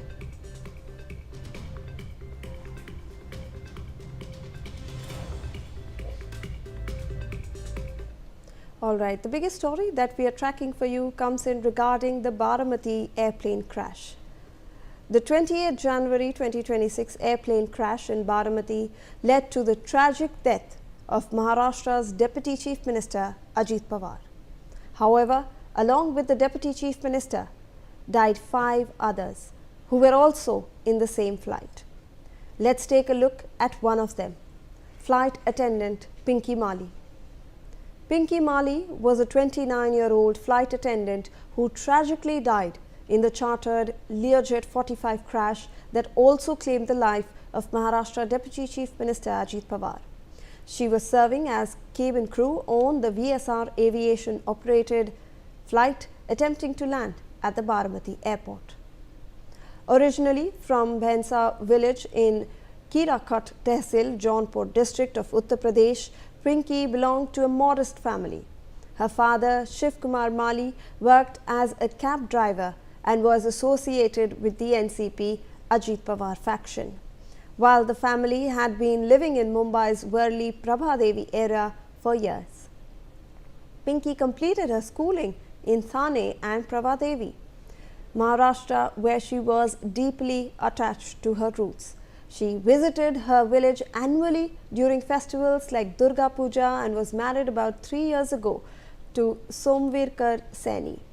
Now, with her family describing her as bright, family-oriented and culturally traditional. Pinky, however, also had dreams of being a flight attendant and reaching the sky. She joined the aviation industry around 8 years ago, starting as ground staff in 2017 and becoming a cabin crew in 2022. Pinky had worked for airlines like Akasa before joining VSR Ventures a few months prior and had flown with Ajit Pawar on at least 3 or 4 previous occasions. Her relatives say Pinky's father, Shiv Kumar Mali, had even sold his house to fund Pinky and her 2 siblings' education and supported the family by driving a tempo.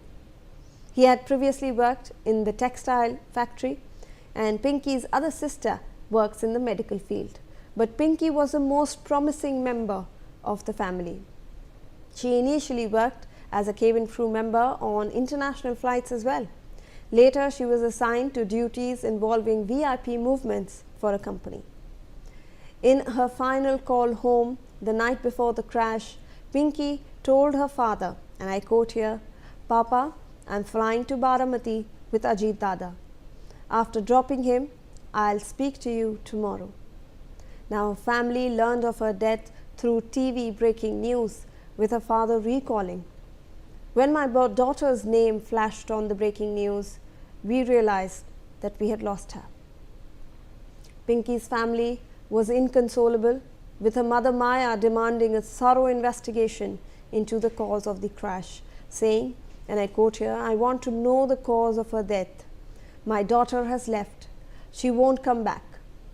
The last rites were performed on January 29, 2026 at Shivaji Park Crematorium in Mumbai, after the mortal remains were brought back from Baramati to her in-laws' home in Karigaon, Thane, and maternal home in Prabhadevi. Amid sobs, wails and emotional farewells from the family, friends, neighbors and colleagues. Now, my colleague Ajay Singh has in fact spoken to Pinky's uncle Rajkumar Mali. Let's look at that interaction.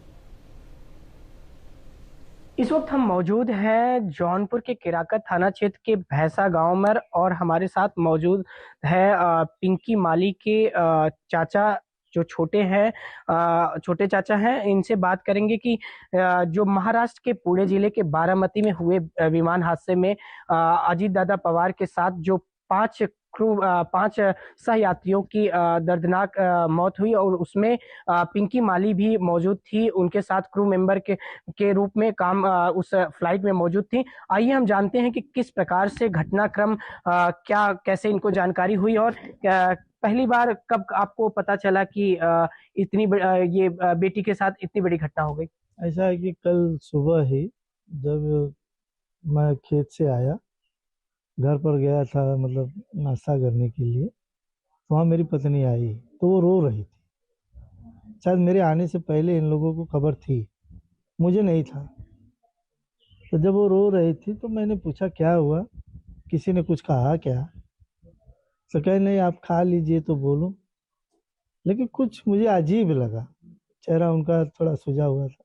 मैं कहा नहीं पहले बताओ क्या हुआ। तो बोली कि पिंकी का ऐसे ऐसे हुआ है। तो मैंने पूछा कैसे मालूम? क्या बॉम्बे फ़ोन की थी दीदी को, मतलब पिंकी की मम्मी को, तो वो ना उठा के उनकी लड़की उठाई थी, तो वही बताई कि ऐसा ऐसा बारामती में जो है अजीत दादा के साथ पिंकी जो है कि प्लेन से गई थी और वहाँ पे प्लेन क्रैश हो गया। यही बात मेरे को सुबह वही 10 साढ़े 10 बजे के लगभग मालूम पड़ा। पिंकी यहाँ की जो है पैतृक रहने वाली थी, लेकिन उनका जन्म जो है वो मुंबई में हुआ था। तो कैसे वो उनकी पढ़ाई क्या हुई थी और कैसे उन्होंने इस क्रू मेंबर के रूप में उनको कब नौकरी में आई, कैसे देखते हैं? देखिए पिंकी जो है पहले से ही पढ़ने में अच्छी थी। उसको पढ़ाने के लिए मेरे भाई ने, शिव कुमार माली ने, जब सेंचुरी मिल था, वो मिल वर्कर थे हैं, लेकिन सेंचुरी मिल बंद हो गया। तब तक तो कमा कर पढ़ाई लिखाए बच्चों को अपने, लेकिन जब बंद हो गया तो ये लड़की को बोले कि नहीं पढ़ाना ही अच्छी है, तो पैसे तो लगते ही हैं भाई। तो इन्होंने क्या किया कि अपना घर बेच दिया, जो सरकार की तरफ से SRA में मिला था। ये घर जो भी कीमत पे उन्होंने बेचा हो मुंबई में ये बेच कर अपने बच्चों का भविष्य सेटल करने के लिए, ये 9 साल पहले की बात है, तो सेटल करने के लिए बेचकर इनको जो है कि दिल्ली जो यूनिवर्सिटी होता है वहाँ पर इनको जो है पढ़ने के लिए भेज दिए। ये वहाँ से पढ़ लिख कर आई तो बोली कि पापा मैं मॉडलिंग के क्षेत्र में जाना चाहती हूँ। तो पापा बोले नहीं मॉडलिंग क्षेत्र अच्छा नहीं है, वहाँ नहीं जाना। तो फिर बोले फिर जहाज लाइन में चली जाओ। तो पापा बोले ठीक है अच्छा जहाज लाइन में जाओ। तो जहाज लाइन में जब गई तो ये पढ़ते पढ़ते इसका मतलब आज 9 साल पहले इसका ये सर्विस लगा था, तो इंटरनेशनल फ्लाइट में लगा था, ये हो गई, ये एरोस्टेट हो गई। लेकिन 4 साल पहले इनको जो है कि प्राइवेट जेट के लिए चयनित किया गया। तो ये SVR जो है कंपनी का जो प्लेन चलता है, बड़े बड़े लोग VIP लोग आते जाते हैं। अभी पिछली बार ही हमारे राष्ट्रपति मुर्मू जी आई थी, उनके साथ आई थी। हमारे राज्यपाल जो थे सिन्हा साहब, उनके साथ भी 2 बार, मतलब उसी प्लेन सेवा में अपना दे रही थी। अभी तमिलनाडु के जो फिल्म स्टार अभिनेता हैं वो चिरंजीवी जी भी आए थे, उसका फोटो भी है हम लोग के पास, भेजती थी। तो हम लोग बोलते थे इतने बड़े बड़े लोग हैं, हम लोग बात कर सकते हैं क्या? तो क्या नहीं, यहाँ प्रोटोकॉल चलता है, आप लोग बात नहीं कर सकते, मैं आप लोग को फोटो दे सकता। तो फोटो है हमारे मोबाइलों में। तो हमें भी अच्छा लगता था कि हमारी बेटी ने इतनी तरक्की किया है, ठीक है, अच्छा लगता था। लेकिन साहब, जब अजीत दादा के साथ में इनका ये 4थी बार का ट्रिप था बारामती के लिए, ये 4थी बार में प्लेन क्रैश हुआ। इतने होनहार बेटी को खोने का कितना बड़ा दर्द आप महसूस करते हैं? इसके लिए तो मेरे पास शब्द ही नहीं है, मैं किस शब्द से बताऊं। मेरे समस्त ग्रामवासी भी शोकाकुल हैं, और जो भी हमारे मित्रगण हैं और परिवार के लोग हैं, किसी के पास कोई शब्द नहीं है कि हम क्या कहें। इतनी अच्छी बेटी, एक बार अगर उससे कोई मिल लेता था तो अनजान नहीं रहता कि नहीं मेरे जौनपुर की है, मेरे जौनपुर से आए हैं। इतना वो खुश रहती थी, इतना मेधावी थी वो एकदम। अब बॉडी जो है कल क्लेम हो गई है, और कैसे आज अंत्येष्टि का कुछ कार्यक्रम आज संपन्न हो रहा होगा, कैसे क्या जानकारी है आपको? ऐसा है कि उनकी तो शादी हो गई थी, उनके हस्बैंड गए थे बारामती, तो जो भी वहाँ का प्रोटोकॉल था उन लोगों ने उसको फॉलो किया। इसके बाद रात में ही, मतलब 4-5 बजे उनको वो सब जांच करके बॉडी दिए थे। तो सुबह बॉम्बे में, जहाँ हम रहते हैं वर्ली में, वहाँ उनको लाए थे। 11 बजे से उनकी अंतिम यात्रा शुरू हुई थी। बाबा साहेब चैतन्य भूमि जो है, ठीक उसी के बगल में शिवाजी पार्क शमशान भूमि भी है, वहीं पे उनका अभी तक मतलब अग्नि लगी है। हम लोग देख रहे थे लाइव व्हाट्सएप पर कि बेटी मेरी जल रही थी वहाँ। क्या परिवार बहुत भावुक है, और ये पल जो है एक तरीके से जो है बहुत ही मतलब गमगीन करने वाला, क्योंकि एक होनहार बेटी को परिवार ने नहीं, पूरे जौनपुर ने नहीं, एक देश ने भी खो दिया है। तो कहीं ना कहीं जो है परिवार तो शोकाकुल में है ही, और ये इनका जो है यही पैतृक आवास है, जहाँ पर यहाँ लोग जो है मौजूद है, और यहाँ महिलाएं भी हैं। और आप देख सकते हैं कि परिवार के लोगों के जो जितने आसपास पड़ोस के लोग हैं, जो रिश्तेदार हैं, वो भी यहाँ पर आ रहे हैं और अपने जो शोक संवेदना प्रकट कर रहे हैं। तो कहीं ना कहीं ये परिवार के लिए जो है बहुत ही भावुक क्षण है, और परिवार की क्षति नहीं, पूरे जौनपुर सहित पूरे देश की क्षति है। इतने होनहार बेटी को पढ़ा लिखा कर एक तरीके से उसे इतने बड़े मुकाम पे ले जाना, और फिर उसके बाद ऐसे अपने बेटी को खो देना, ये कहीं ना कहीं पूरे परिवार सहित पूरे देश की क्षति है। कैमरामैन आलोक के साथ Ajay, India news, Jaunpur. In fact, we have some more inputs regarding this entire Baramati plane crash story. The Maharashtra Crime Investigation Department, or CID, has started its probe into the plane crash in Baramati that killed Deputy Chief Minister Ajit Pawar and 4 others. The state police have issued orders about the CID probe into the accidental death case registered at Baramati in Pune district following the January 28th crash.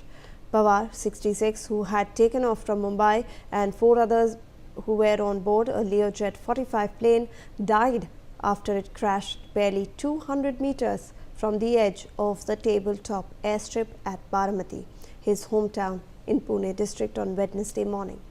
The others killed in the tragedy were Captain Sumit Kapoor, who had a flying experience of 15,000 hours, co-captain Sambhavi Pathak, with 1,500 hours of flying experience, Pawar's personal security officer Vidip Jadhav, and flight attendant Pinky Mali.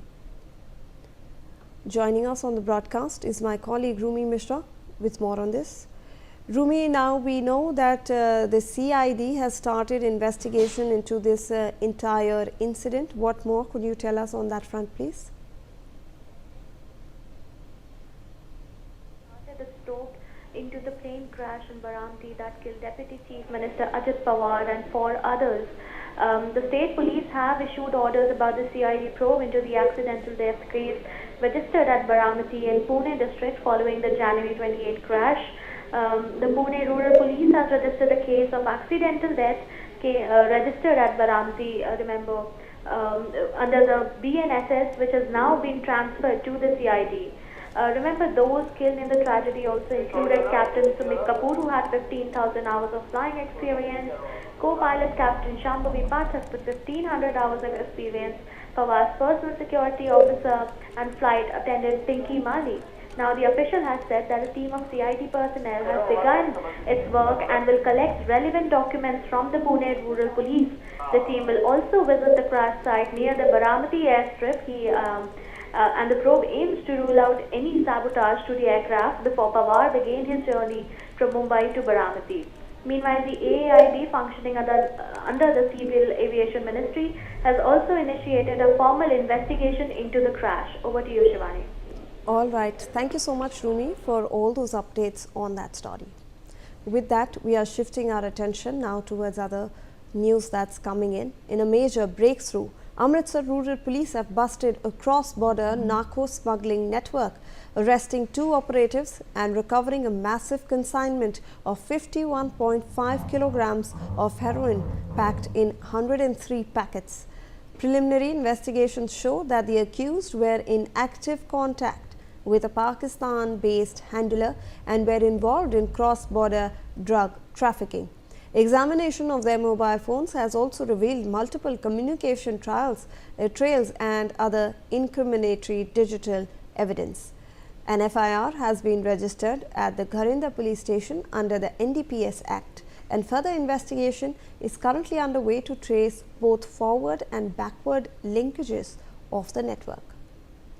So, this is a major breakthrough that for the Amritsar Rural Police, because they have busted a cross-border narco smuggling network. Remember that in Punjab, drug smuggling is a very big problem, and over here this is a major breakthrough because they have arrested 2 operatives and they have also recovered a massive consignment of 51.15 kilograms of heroin that was packed in 103 packets.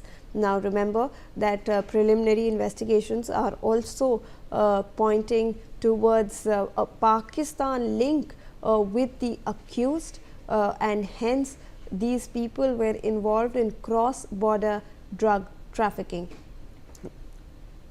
My colleague Sakshi Sharma is joining us on the phone line for more on this. Sakshi, could you help us understand this major breakthrough for the Amritsar police?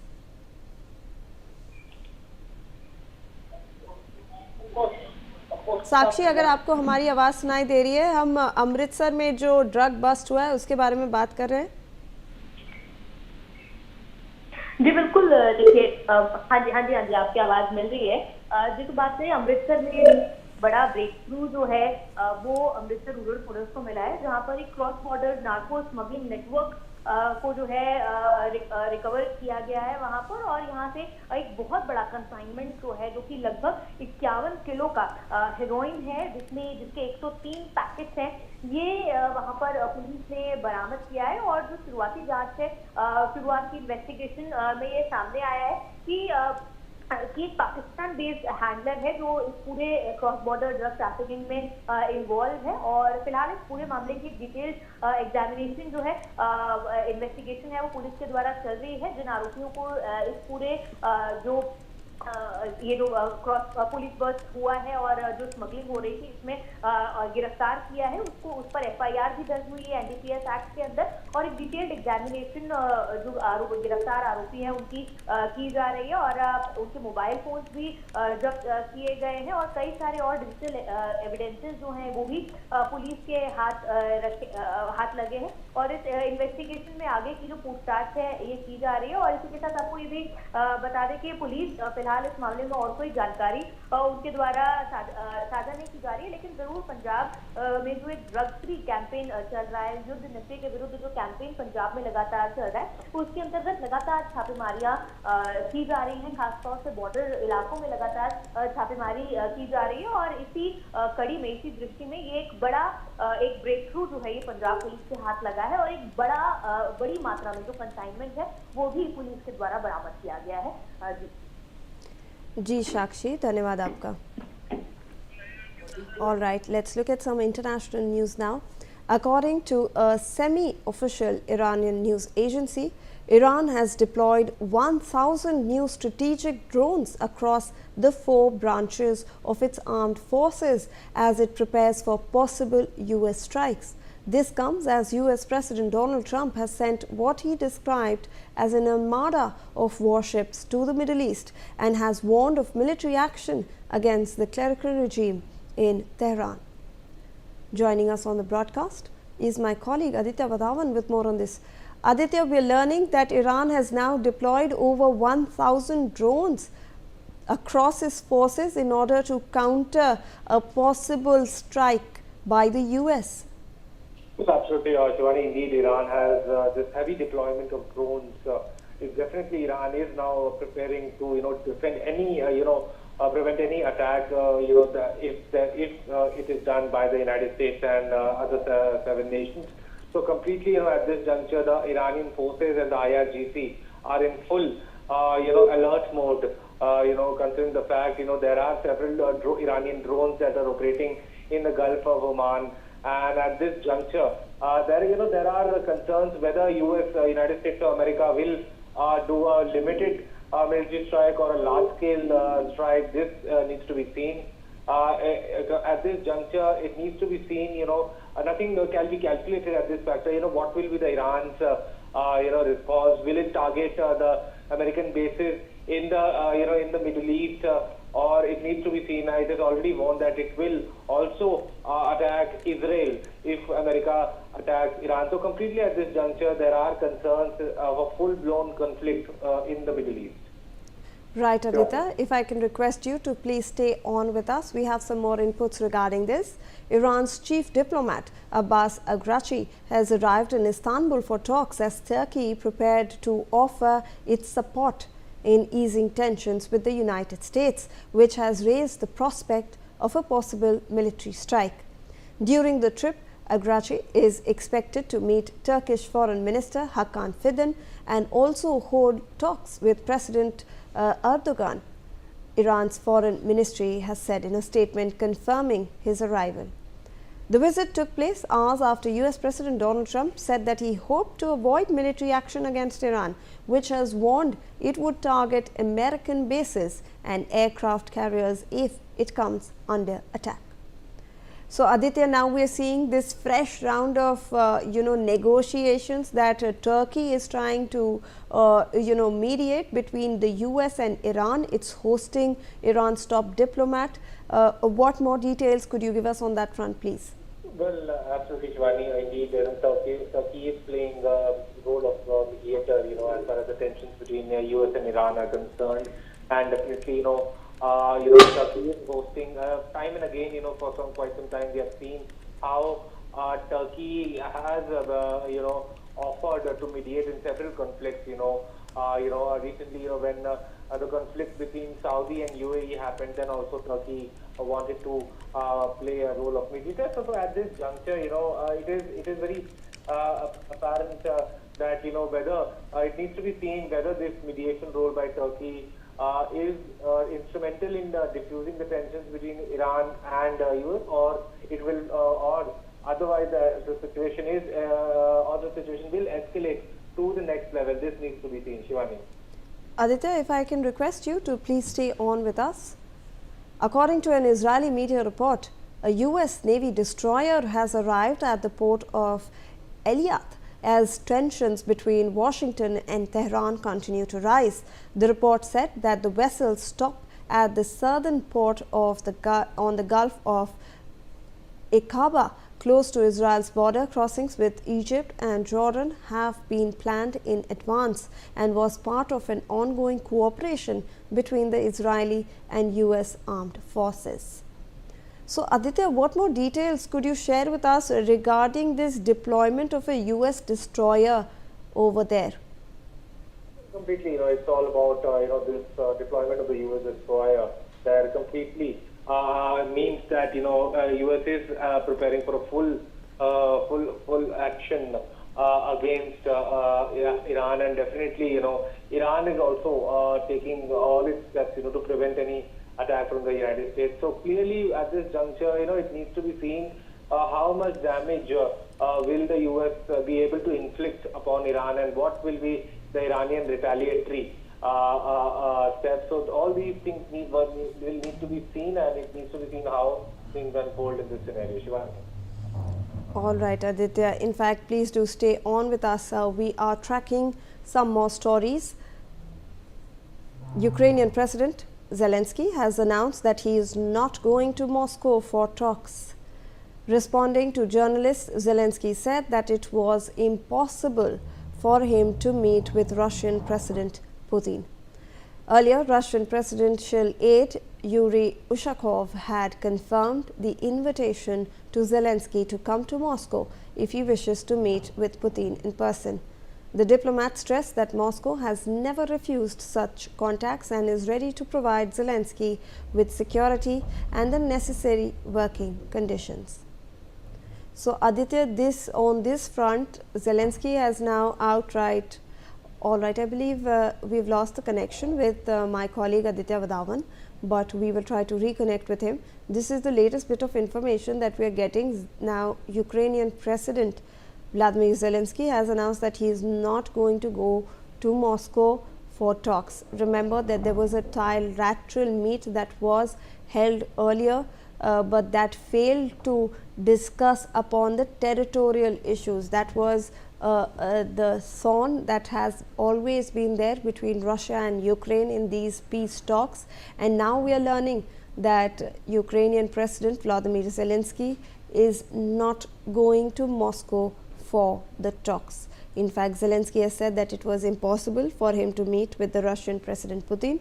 And earlier we had heard that there was an open invitation by the Russian presidential aide, who had confirmed that they had invited Zelensky to come to Moscow.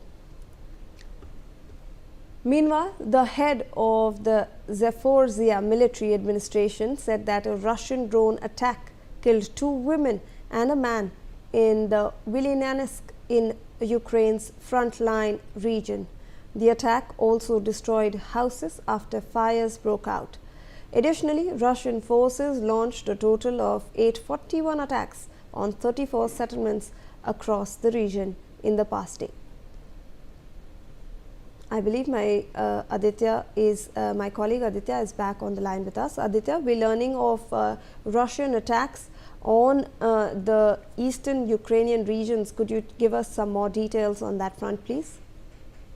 Russia has attacked eastern Ukrainian region with drones and missiles, and completely nowhere it is to be seen that Russia-Ukraine war is coming to an end. However, things are escalating as the day progresses, and recently we have seen the statement by US President Donald Trump that that everything that he hopes that both Russia and Ukraine will stop attacking each other and take the path of peace. But this in the actuality, this doesn't look what it is. So completely now the situation as far as the Russia-Ukraine war is concerned is escalating, and it needs to be seen how things unfold in this scenario. Shivani. Right, Aditya. If I can request you to please stay on with us. All right. Thank you so much, Aditya, for all those updates on that front. With that, we are wrapping up this bulletin and slipping into this commercial.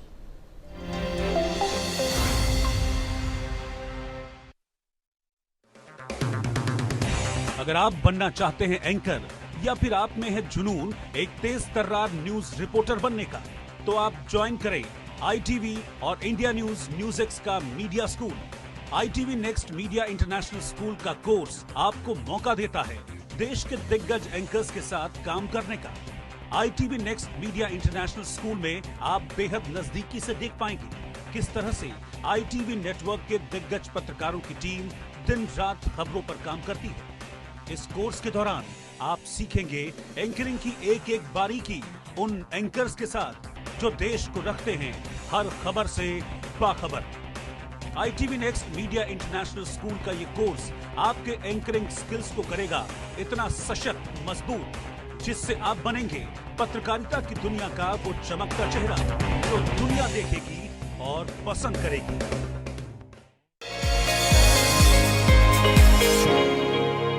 Hello and welcome to a very special edition of We Women Want. I'm in conversation with Lakshmi Puri, who's come out with her next book.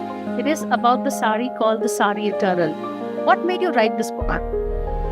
Well, I wanted to express through this how the sari is India wrapped in its folds, how it is Indian womanhood expressed in all her magnificence and resilience and fluidity and intelligence and creativity. It's not a book, it's a work of art. It really is. And the first thing it did, it made me want to wear a sari immediately. So I really do suggest you read the book, but first watch our show.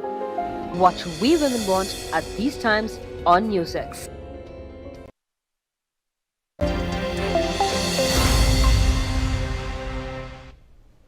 Hello and welcome. You're watching Newsx and I'm Shivani Singh. We're looking at the top headlines at this hour. Delhi SWAT commando's brother recalls chilling phone call with accused brother-in-law, says he was asked to record the phone call as evidence for murder.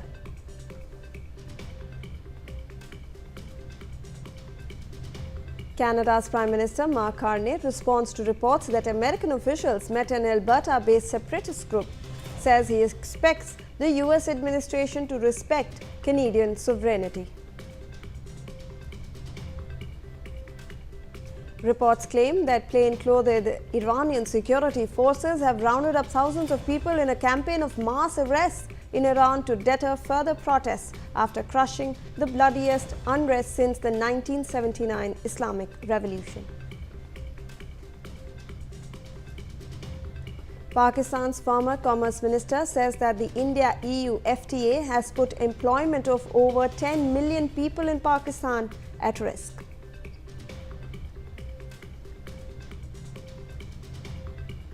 Two affected by Nipah virus in West Bengal's North 24 Paranganas, WHO confirms low risk, says no travel restrictions required.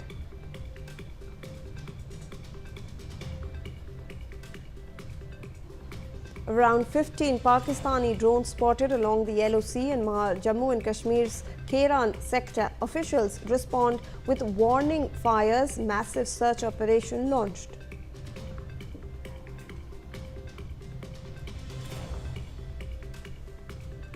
Anti-terror operation intensified in Jammu and Kashmir's Kishtwar. Mobile internet services remain suspended.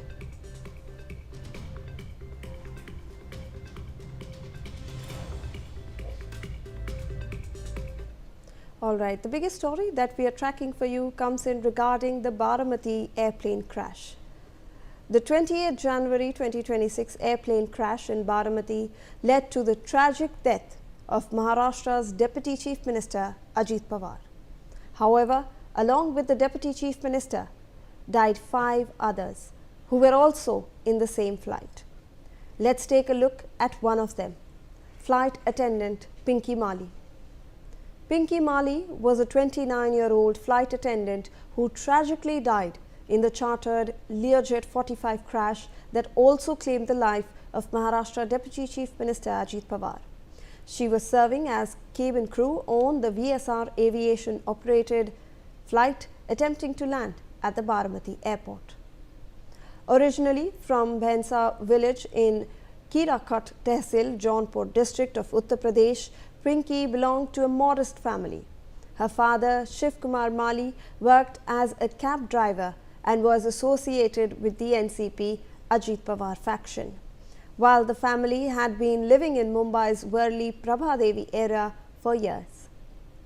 Pinky completed her schooling in Thane and Prabhadevi, Maharashtra, where she was deeply attached to her roots.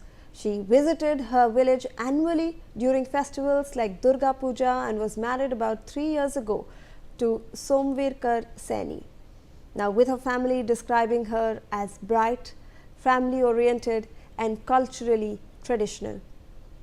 Pinky, however, also had dreams of being a flight attendant and reaching the sky. She joined the aviation industry around 8 years ago, starting as ground staff in 2017 and becoming a cabin crew in 2022. Pinky had worked for airlines like Akasa before joining VSR Ventures a few months prior and had flown with Ajit Pawar on at least 3 or 4 previous occasions. Her relatives say Pinky's father, Shiv Kumar Mali, had even sold his house to fund Pinky and her 2 siblings' education and supported the family by driving a tempo. He had previously worked in the textile factory, and Pinky's other sister works in the medical field. But Pinky was the most promising member of the family. She initially worked as a cabin crew member on international flights as well. Later, she was assigned to duties involving VIP movements for a company. In her final call home the night before the crash, Pinky told her father, and I quote here, "Papa, I'm flying to Baramati with Ajit Dada. After dropping him, I'll speak to you tomorrow." Now, family learned of her death through TV breaking news, with her father recalling, "When my daughter's name flashed on the breaking news, we realized that we had lost her." Pinky's family was inconsolable, with her mother Maya demanding a thorough investigation into the cause of the crash, saying, and I quote here, "I want to know the cause of her death. My daughter has left. She won't come back." The last rites were performed on January 29, 2026 at Shivaji Park Crematorium in Mumbai, after the mortal remains were brought back from Baramati to her in-laws' home in Karigaon, Thane, and maternal home in Prabhadevi. Amid sobs, wails and emotional farewells from the family, friends, neighbors and colleagues. Now, my colleague Ajay Singh has in fact spoken to Pinky's uncle Rajkumar Mali. Let's look at that interaction.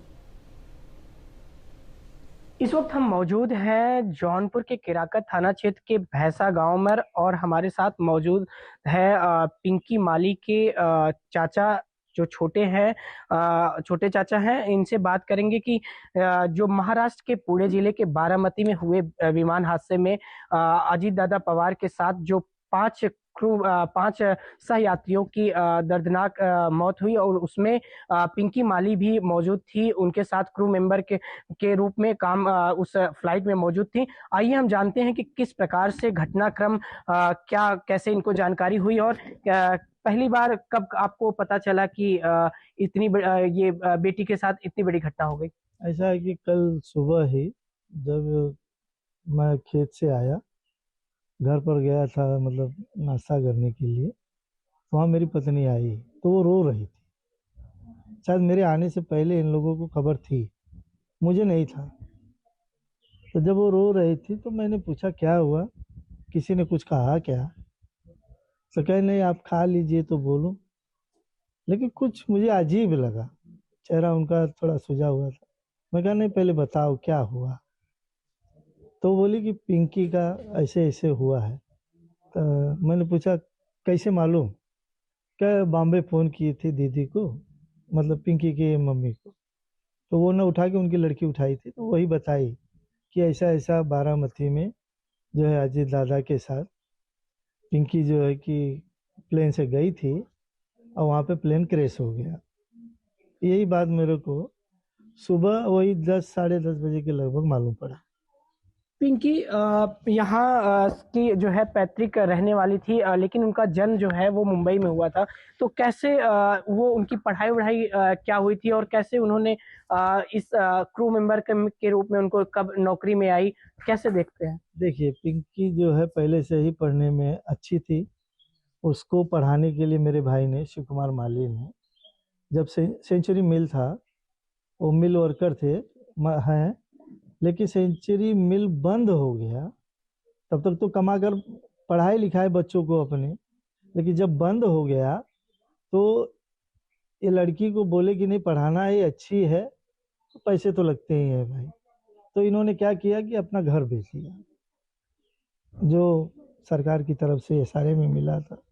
ये घर जो भी कीमत पे उन्होंने बेचा हो मुंबई में ये बेच कर अपने बच्चों का भविष्य सेटल करने के लिए, ये 9 साल पहले की बात है, तो सेटल करने के लिए बेचकर इनको जो है कि दिल्ली जो यूनिवर्सिटी होता है वहाँ पर इनको जो है पढ़ने के लिए भेज दिए।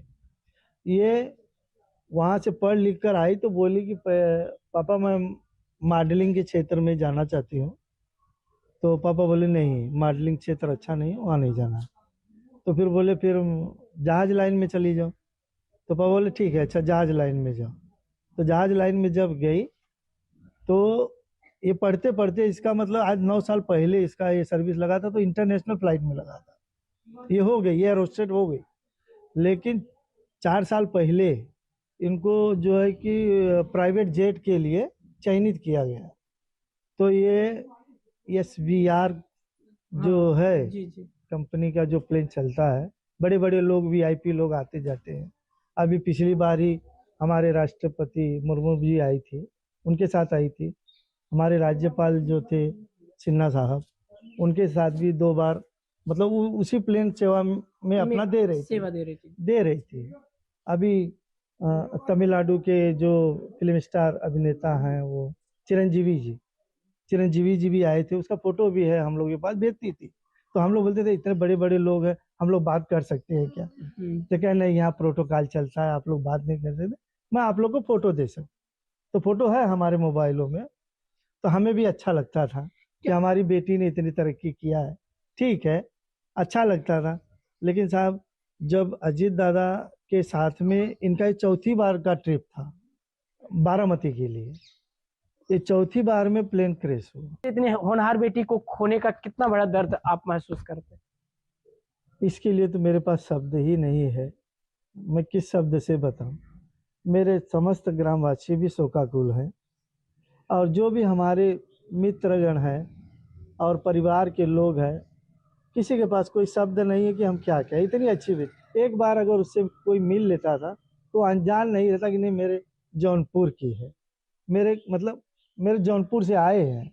इतना वो खुश रहती थी, इतना मेधावी थी वो एकदम। अब बॉडी जो है कल क्लेम हो गई है, और कैसे आज अंत्येष्टि का कुछ कार्यक्रम आज संपन्न हो रहा होगा, कैसे क्या जानकारी है आपको? ऐसा है कि उनकी तो शादी हो गई थी, उनके हस्बैंड गए थे बारामती, तो जो भी वहाँ का प्रोटोकॉल था उन लोगों ने उसको फॉलो किया।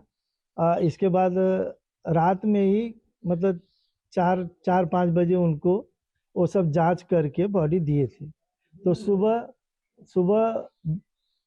बॉम्बे में, जहाँ हम रहते हैं वर्ली में, वहाँ उनको लाए थे। 11 बजे से उनकी अंतिम यात्रा शुरू हुई थी। बाबा साहेब चैतन्य भूमि जो है, ठीक उसी के बगल में शिवाजी पार्क शमशान भूमि भी है, वहीं पे उनका अभी तक मतलब अग्नि लगी है। हम लोग देख रहे थे लाइव व्हाट्सएप पर कि बेटी मेरी जल रही थी वहाँ। क्या परिवार बहुत भावुक है, और ये पल जो है एक तरीके से जो है बहुत ही मतलब गमगीन करने वाला, क्योंकि एक होनहार बेटी को परिवार ने नहीं, पूरे जौनपुर ने नहीं, एक देश ने भी खो दिया है।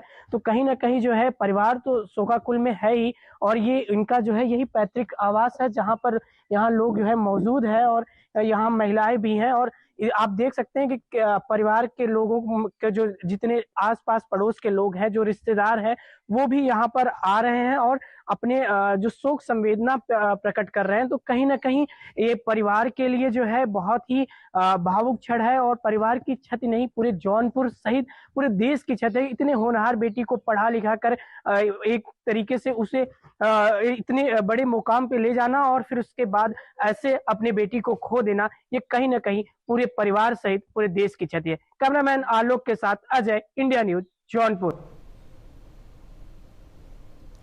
In fact, we have some more inputs regarding this entire Baramati plane crash story. The Maharashtra Crime Investigation Department, or CID, has started its probe into the plane crash in Baramati that killed Deputy Chief Minister Ajit Pawar and 4 others. The state police have issued orders about the CID probe into the accidental death case registered at Baramati in Pune district following the January 28th crash.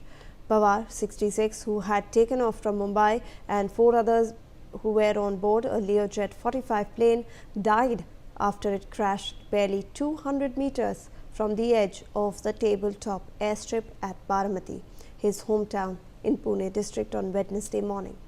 The others killed in the tragedy were Captain Sumit Kapoor, who had a flying experience of 15,000 hours, co-captain Sambhavi Pathak, with 1,500 hours of flying experience, Pawar's personal security officer Vidip Jadhav, and flight attendant Pinky Mali. Joining us on the broadcast is my colleague Rumi Mishra with more on this. Rumi, now we know that the CID has started investigation into this entire incident. What more could you tell us on that front, please?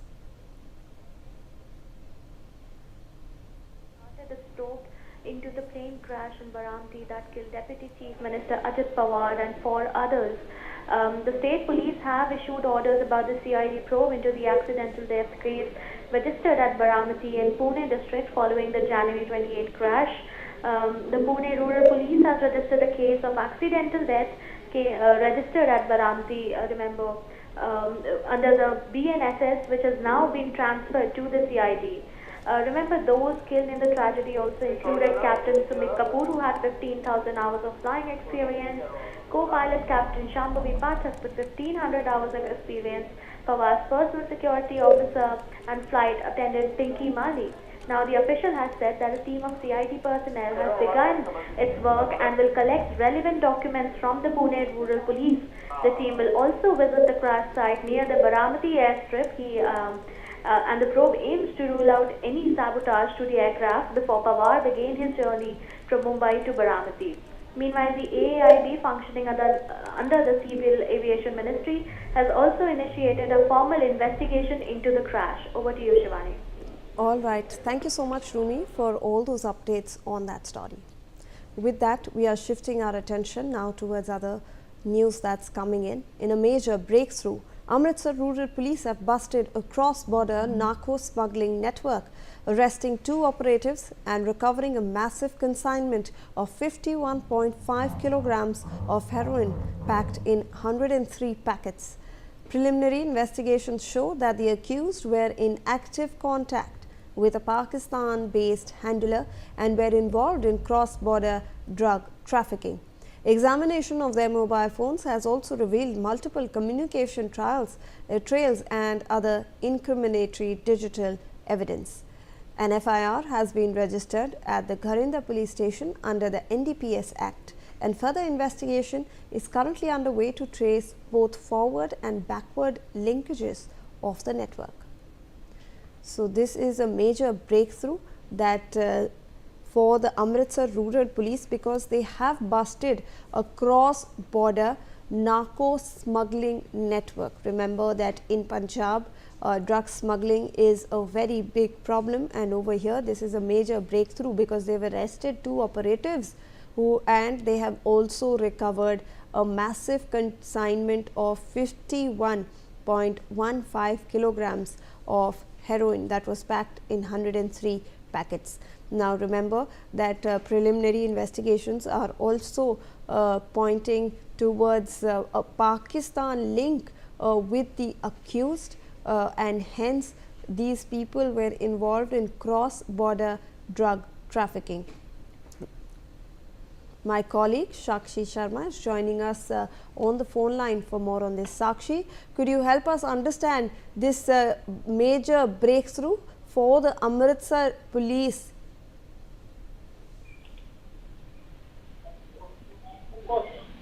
साक्षी, अगर आपको हमारी आवाज़ सुनाई दे रही है, हम अमृतसर में जो ड्रग बस्ट हुआ है उसके बारे में बात कर रहे हैं। जी बिल्कुल, देखिए हाँ जी आपकी आवाज़ मिल रही है। जी तो बात करें अमृतसर में बड़ा ब्रेक थ्रू जो है वो अमृतसर रूरल पुलिस को मिला है, जहाँ पर एक cross border narco smuggling network को जो है रिकवर किया गया है वहाँ पर, और यहाँ से एक बहुत बड़ा कंसाइनमेंट जो है जो कि लगभग 51 किलो का हेरोइन है, जिसके 103 पैकेट्स हैं, ये वहाँ पर पुलिस ने बरामद किया है। और जो शुरुआती जांच है, शुरुआत की इन्वेस्टिगेशन में ये सामने आया है कि एक पाकिस्तान बेस्ड हैंडलर है जो इस पूरे क्रॉस बॉर्डर ड्रग ट्रैफिकिंग में इन्वॉल्व है, और फिलहाल इस पूरे मामले की डिटेल्ड एग्जामिनेशन जो है इन्वेस्टिगेशन है वो पुलिस के द्वारा चल रही है। जिन आरोपियों को इस पूरे जो ये जो क्रॉस पुलिस बस्ट हुआ है और जो स्मगलिंग हो रही थी इसमें गिरफ्तार किया है, उस पर FIR भी दर्ज हुई है NDPS एक्ट के अंदर, और एक डिटेल्ड एग्जामिनेशन जो गिरफ्तार आरोपी हैं उनकी की जा रही है, और उनके मोबाइल फोन्स भी जब्त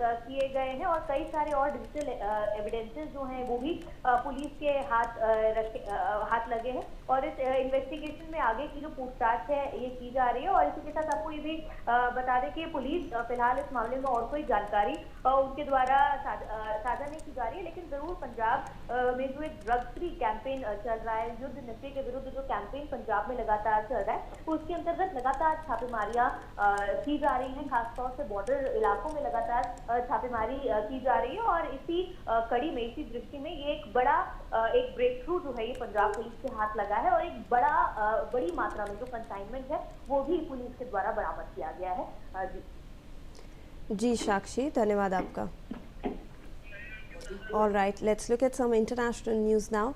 According to a semi-official Iranian news agency, Iran has deployed 1,000 new strategic drones across the 4 branches of its armed forces as it prepares for possible US strikes.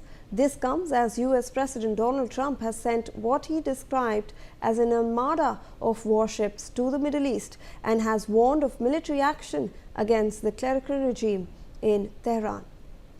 Joining us on the broadcast is my colleague Aditya Vadhavan with more on this.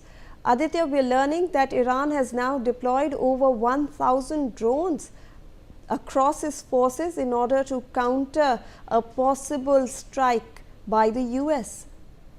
Absolutely, Shivani. Indeed, Iran has this heavy deployment of drones. Definitely, Iran is now preparing to, defend any, prevent any attack, if it is done by the United States and other 7 nations. So completely, at this juncture, the Iranian forces and the IRGC are in full, alert mode. Considering the fact, there are several Iranian drones that are operating in the Gulf of Oman. And at this juncture, there are concerns whether United States of America will do a limited military strike or a large-scale strike. This needs to be seen. It needs to be seen. It is already warned that it will also attack Israel if America attacks Iran. So completely at this juncture, there are concerns of a full-blown conflict in the Middle East. Right, Aditya, if I can request you to please stay on with us. We have some more inputs regarding this. Iran's chief diplomat Abbas Araghchi has arrived in Istanbul for talks as Turkey prepared to offer its support in easing tensions with the United States, which has raised the prospect of a possible military strike. During the trip, Araghchi is expected to meet Turkish Foreign Minister Hakan Fidan and also hold talks with President Erdogan. Iran's foreign ministry has said in a statement confirming his arrival. The visit took place hours after US President Donald Trump said that he hoped to avoid military action against Iran, which has warned it would target American bases and aircraft carriers if it comes under attack. So Aditya, now we are seeing this fresh round of negotiations that Turkey is trying to mediate between the US and Iran. It's hosting Iran's top diplomat. What more details could you give us on that front, please? Well, absolutely, Shivani. Indeed, Turkey is playing the role of mediator, as far as the tensions between the US and Iran are concerned. And definitely, Turkey is hosting time and again, for quite some time. We have seen how Turkey has, offered to mediate in several conflicts. Recently, when the conflict between Saudi and UAE happened, then also Turkey wanted to play a role of mediator. So at this juncture, it is very apparent that whether it needs to be seen whether this mediation role by Turkey is instrumental in diffusing the tensions between Iran and US, or it will, or otherwise the situation will escalate to the next level. This needs to be seen, Shivani. Aditya, if I can request you to please stay on with us. According to an Israeli media report, a US Navy destroyer has arrived at the port of Eilat as tensions between Washington and Tehran continue to rise. The report said that the vessel stopped at the southern port of on the Gulf of Aqaba, close to Israel's border. Crossings with Egypt and Jordan have been planned in advance and was part of an ongoing cooperation between the Israeli and US armed forces. So Aditya, what more details could you share with us regarding this deployment of a US destroyer over there?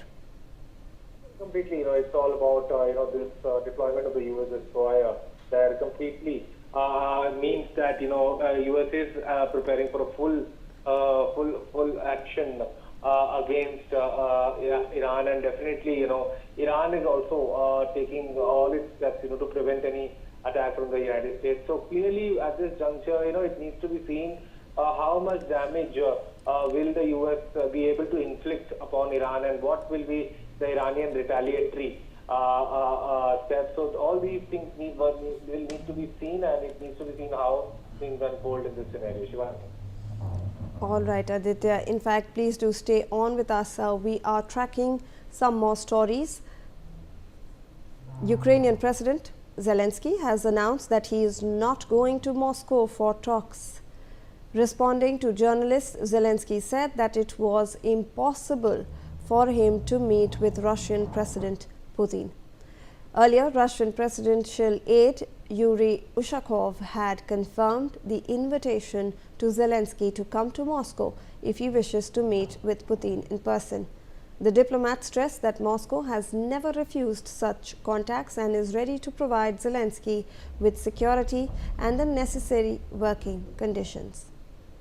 So Aditya, on this front, Zelensky has now outright, all right, I believe we've lost the connection with my colleague Aditya Vadavan, but we will try to reconnect with him. This is the latest bit of information that we are getting now. Ukrainian President Vladimir Zelensky has announced that he is not going to go to Moscow for talks. Remember that there was a trilateral meet that was held earlier, but that failed to discuss upon the territorial issues. That was the thorn that has always been there between Russia and Ukraine in these peace talks. And now we are learning that Ukrainian President Vladimir Zelensky is not going to Moscow for the talks. In fact, Zelensky has said that it was impossible for him to meet with the Russian President Putin. And earlier we had heard that there was an open invitation by the Russian presidential aide, who had confirmed that they had invited Zelensky to come to Moscow.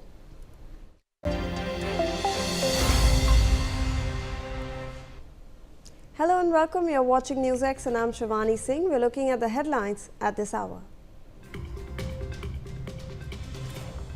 Delhi SWAT commando's brother recalls chilling phone call with accused brother-in-law, says he was asked to record the phone call as evidence for murder. Canada's Prime Minister Mark Carney responds to reports that American officials met an Alberta-based separatist group, says he expects the US administration to respect Canadian sovereignty. Reports claim plainclothed Iranian security forces have rounded up thousands of people in a campaign of mass arrests in Iran to deter further protests after crushing the bloodiest unrest since the 1979 Islamic Revolution.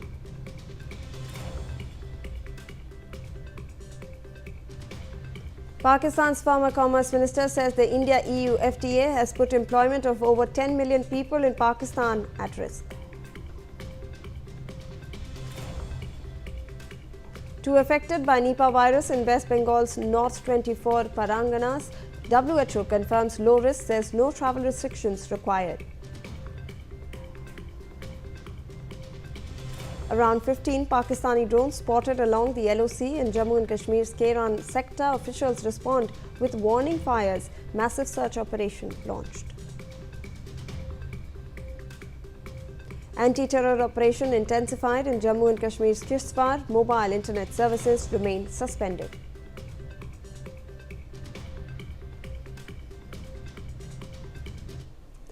In a witty jibe, Union Minister Piyush Goyal has responded to Lok Sabha LOP Rahul Gandhi's dead economy remark.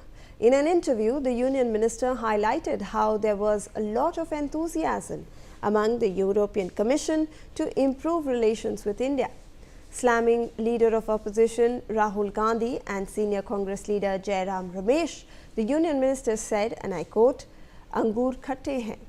He also stated that the Congress party's negative mindset will no longer hold the country back. Let's in fact listen into that.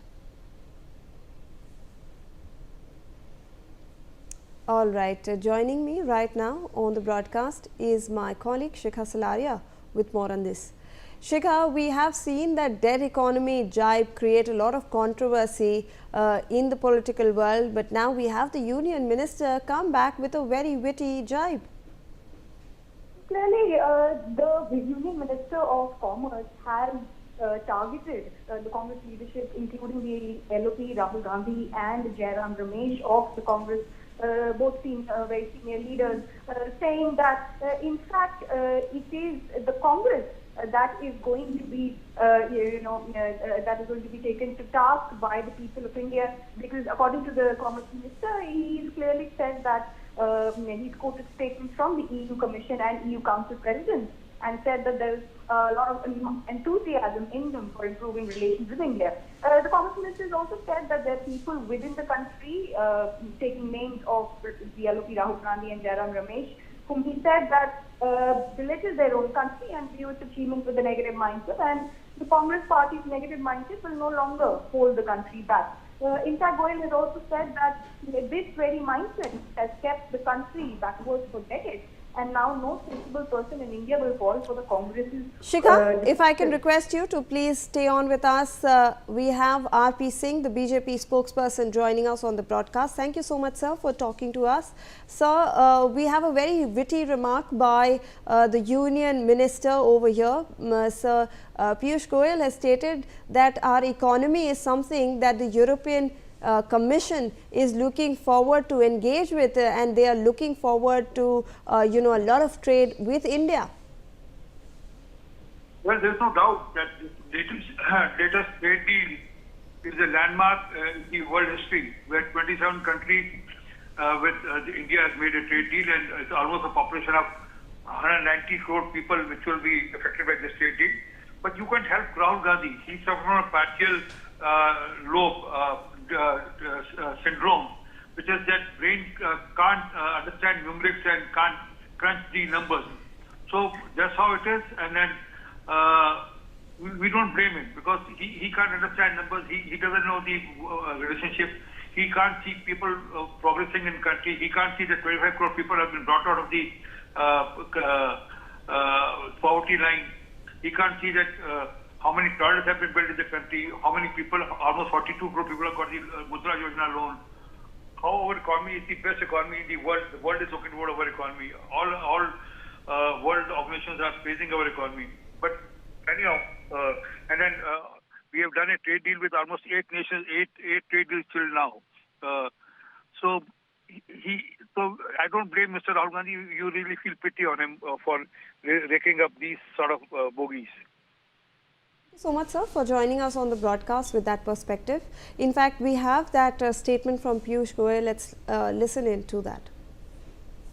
Fastest growing world economy, आपने EU commission के president, EU council के president के वक्तव्य सुने, कितना उत्साह था उनमें भारत के साथ संबंध सुधारने का। आज 7-8% पे तो दुनिया की कोई और इकोनॉमी ग्रो नहीं कर रही है भारत के अलावा। आज पूरे विश्व को भारत के साथ संबंध बढ़ाने के उत्साह है।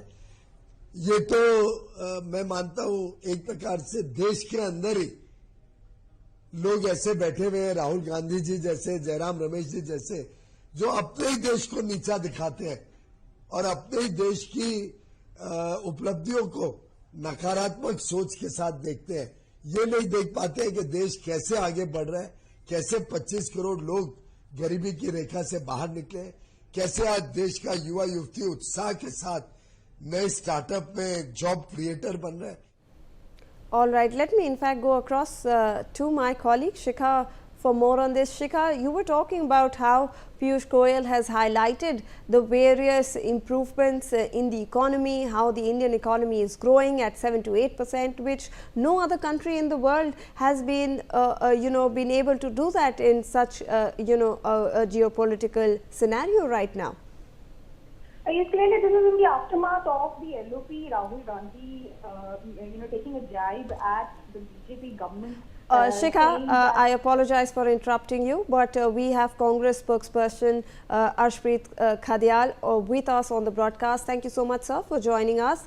Sir, when we are looking at this entire controversy, Rahul Gandhi has mentioned the dead economy, remark.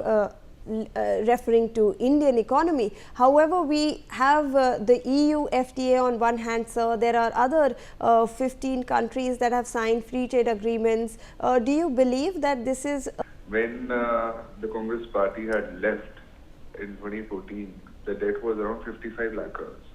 Today, it is around 200 lakh crores. 200 lakh crores. Who is responsible for it? The BJP government.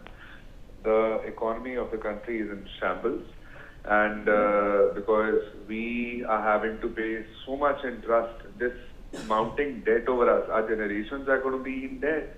So many coming generations, they will have to suffer for it, they will have to pay for it. And the Bharatiya Janata Party's government has been selling one thing after another, one thing after another. The only thing that the BJP has done in the last 11 years is name changing. Our request to the BJP is, Mr. Modi, is, number one, please do a press conference. None done in the last 11 years. Second, please answer the following questions. That you did, ab ki baar Trump